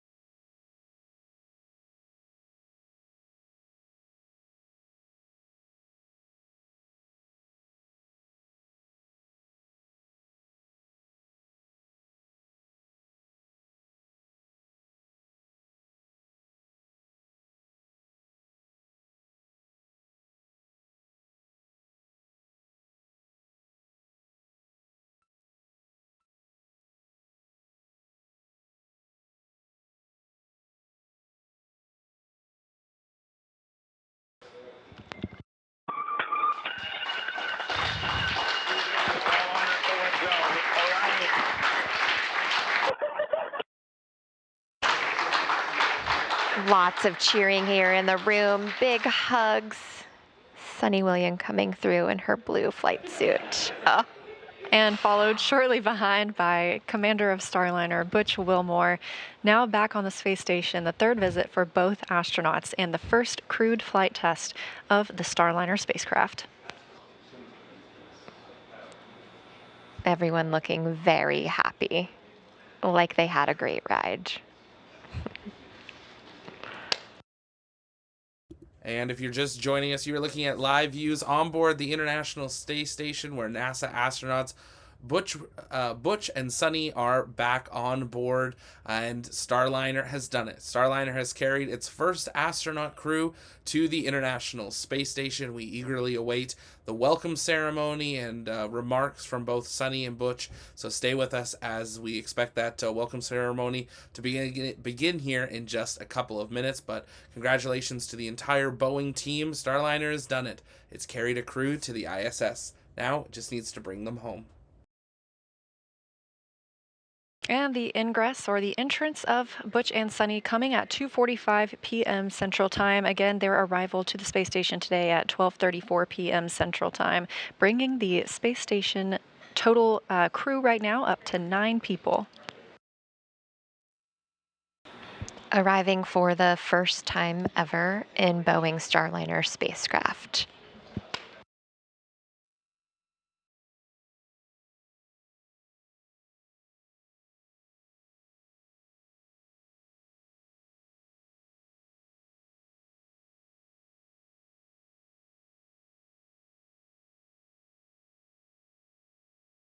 I can imagine they're very happy to see people without masks. You know, they've been in quarantine since a couple weeks before the first launch attempt in May, finally launching, earlier this week on June 5th, docking on June 6th. And so big smiles there. I'm sure seeing those not behind masks is probably something they're really excited about.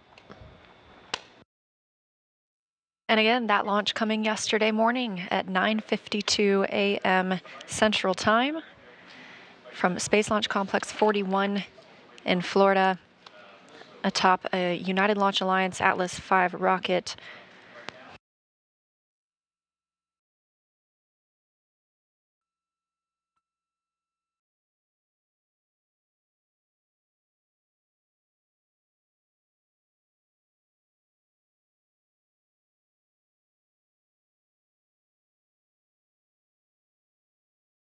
And the crew is going to give us a little bit of a welcome ceremony. Any available crew in PAO events.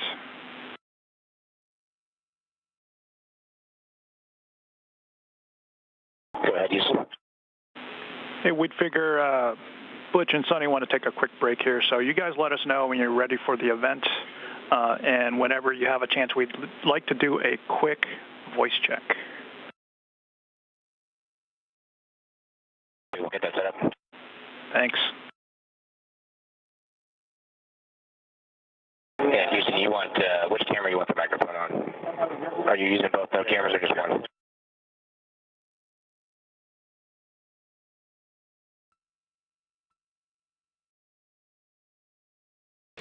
So we did not see live Mustang views today.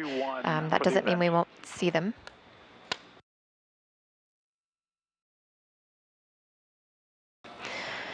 But teammates here in Mission Control were working an issue with an IP address. So very similar situation to that you might have at home, but we will get to see that.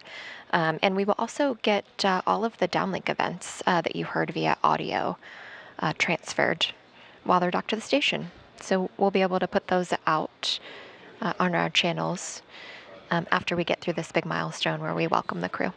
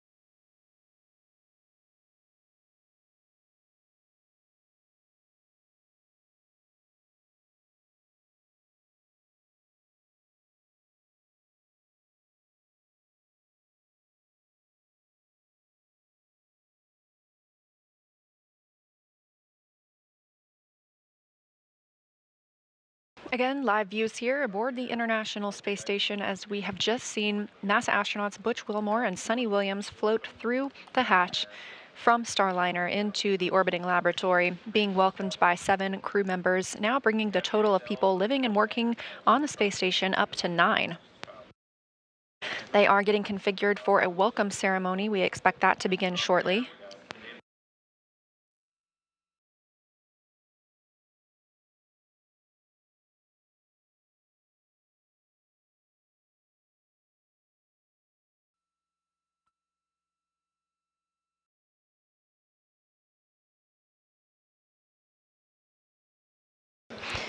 You heard over the big loop that Butch and Sunny wanted a bit of a break, maybe to stretch their legs a little bit. It was a more than 25-hour trip to the International Space Station, and you know they were in the vehicle for a couple hours before launch as well on June 5th. And with the arrival of Starliner today, we have 6 spacecraft docked to the International Space Station. That includes obviously Starliner, SpaceX's Dragon from the Crew 8 mission, the Northrop Grumman Cygnus, 2 Roscosmos Progress resupply spacecraft, and 1 Roscosmos Soyuz spacecraft.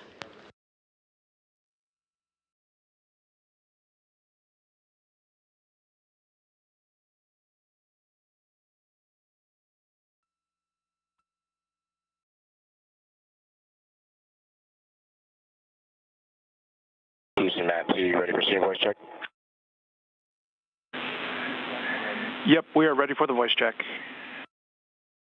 And Matt, while you're getting into place, we have a...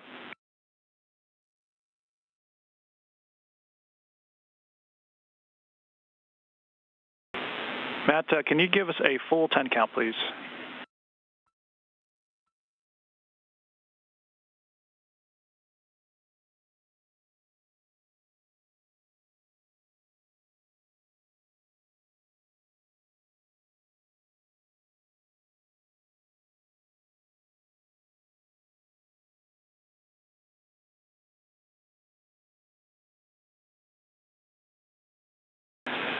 We think it's good. However, can you face the camera and give us another quick 5 count, please?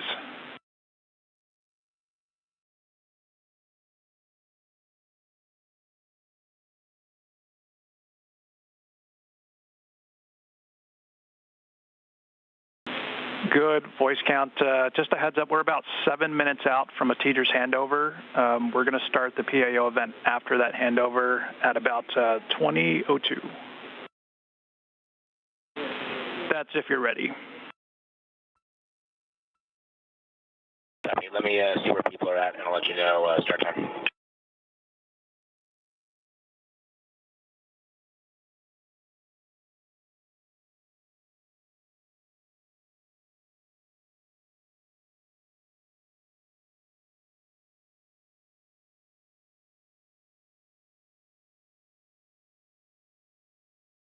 As you can hear, we are now preparing for that welcome ceremony, expecting that in the next several minutes.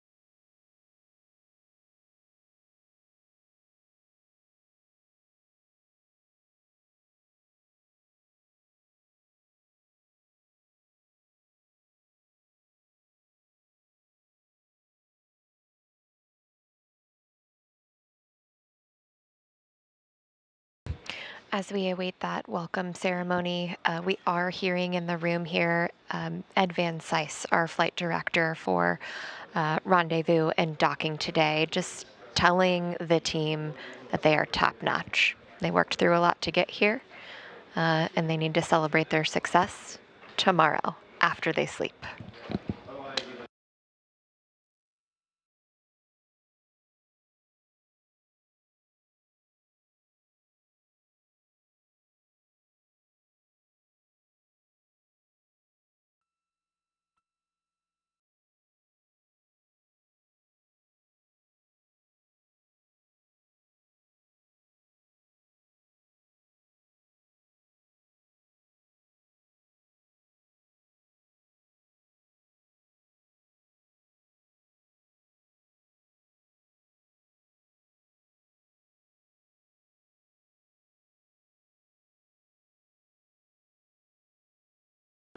Here in the room celebrating today's successful docking and seeing the crew come into the International Space Station is Starliner 1 pilot Mike Fink. And we actually have a couple pictures of him here in the control room today wearing his flight test orange tie. He also has on some socks. Well, actually, here you see him doing his Ironman pose. If you follow him on Twitter, it is Astro Iron Mike. He actually has been doing a great job showing behind the scenes of what Butch and Sunny have been going through for training and even during launch attempts. So just a all-around good human being. If we want to take a closer look at his tie and his socks, we can do that as well. See here, signed by Butch Wilmore and Sunny Williams. Flight test orange is important to them. This whole experience has been a flight test from them from start to finish. They've been able to write the procedures and make the Starliner better for what's to come. And that is a flight with Mike Fink next year. And we have a live view of Mike right now. He is very much excited about this docking today and very much looking forward to his own mission on Starliner 1. Capcom Neil Nagata, you've heard most of today speaking with the crew members. He is also wearing a signed tie. He's got some flight test orange on as well.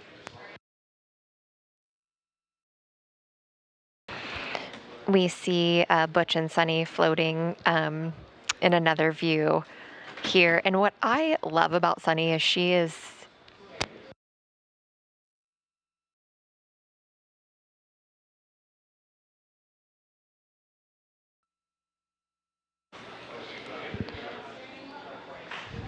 we actually do see Neil Nagata too. He is wearing a blue and orange striped tie, again representing flight test orange, and likely Sunny's love of the ocean with the blue, also signed by the crew.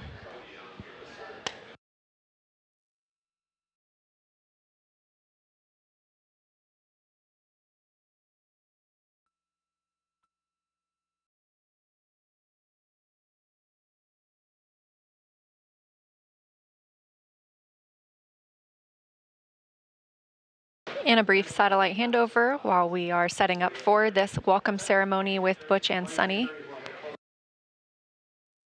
We're standing by to regain those video communications, planning on starting that welcome ceremony here shortly.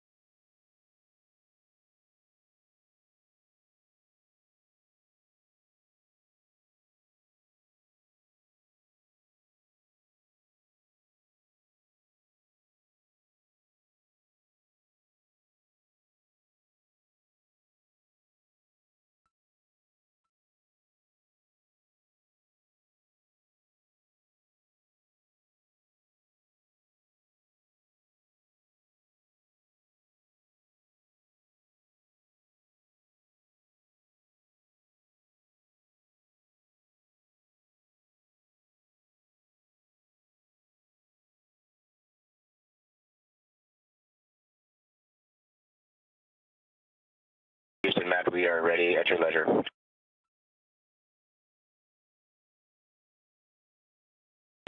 Copy, Matt. We'll give you a second to get into place.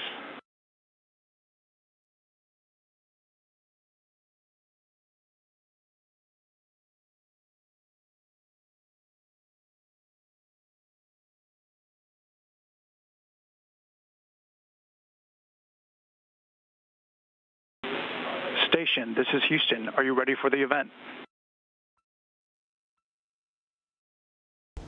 Houston, we are ready. Congratulations to all of the NASA and Boeing teams on this incredible milestone. Butch and Sunny, the ISS Flight Control Team, is thrilled to see you back on ISS. Station, please begin your remarks.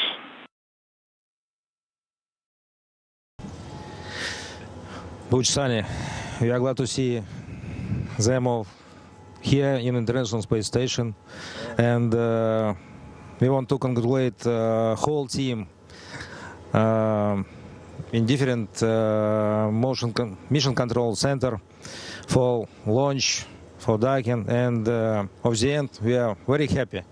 Yes, indeed. Yeah, we are thrilled as well. I'm not sure we could have gotten a better welcome. I mean, we had music, we had Matt was dancing.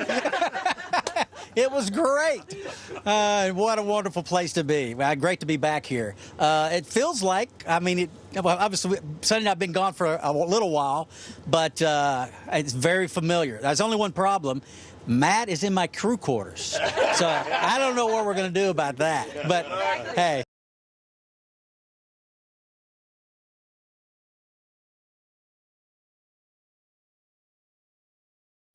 Thank you all for the great welcome.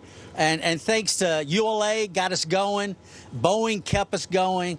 Mission Control MO kept us going and got us here. What a great, wonderful team effort. I mean, team. This organization, these organizations are the epitome of teamwork. And it is a blessing and it's a privilege to be a part of it. It's just amazing.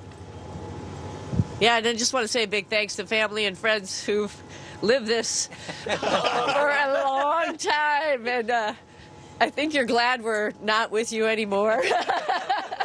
And we have another family up here, which is just awesome. Like Butch said, it was such a great welcome, little dance party, and that's the way to get things going. And we're just happy as can be to be up in space, one in Starliner, on an Atlas V, and then here on the International Space Station. It just doesn't get much better. Yeah, we're ready to go to work for the international partners here. Whatever it is you got us to do, we're ready. All right. Yeah. We're ready. Thank you all so much. All right. That concludes the welcome ceremony. Station, we are now resuming operational audio communications. And that was what we wanted to hear. Astronauts Butch Wilmore and Sonny Williams are aboard the International Space Station. The first phase of Starliner's mission is complete. Now it'll have checkouts and testing on board station, and then the big mission to bring these two astronauts home in a few days' time. And of course, we will bring you full live coverage of that once we get those firmed up timelines. There's a lot happening on board station as they prepare for 2 spacewalks later this month as well, so make sure you hit that subscribe button so you never miss another live launch coverage, docking, undocking, or return to Earth, and our full coverage of the Starliner crew flight test. Well, it has been an incredible day here on the launch pad, from the 4th flight test of Starship to now Starliner officially at the International Space Station. On behalf of the entire TLP crew, thank you so much for joining us. To my team, thank you so much. The moderators and our team, we couldn't do this without all of you, so thank you so much for all of your help. It's been a number of early mornings, but we did it. We are here. Starliner has launched and landed, and crew Starliner, keep saying Crew Dragon, Starliner is aboard the International Space Station. If you haven't yet, join us over on the TLP Discord. It's where our community hangs out in between streams. But that's going to do it for us here live from our TLP Network studio in Canada. My name is Zach, and we will see you next time, because space is better together. Go Starliner.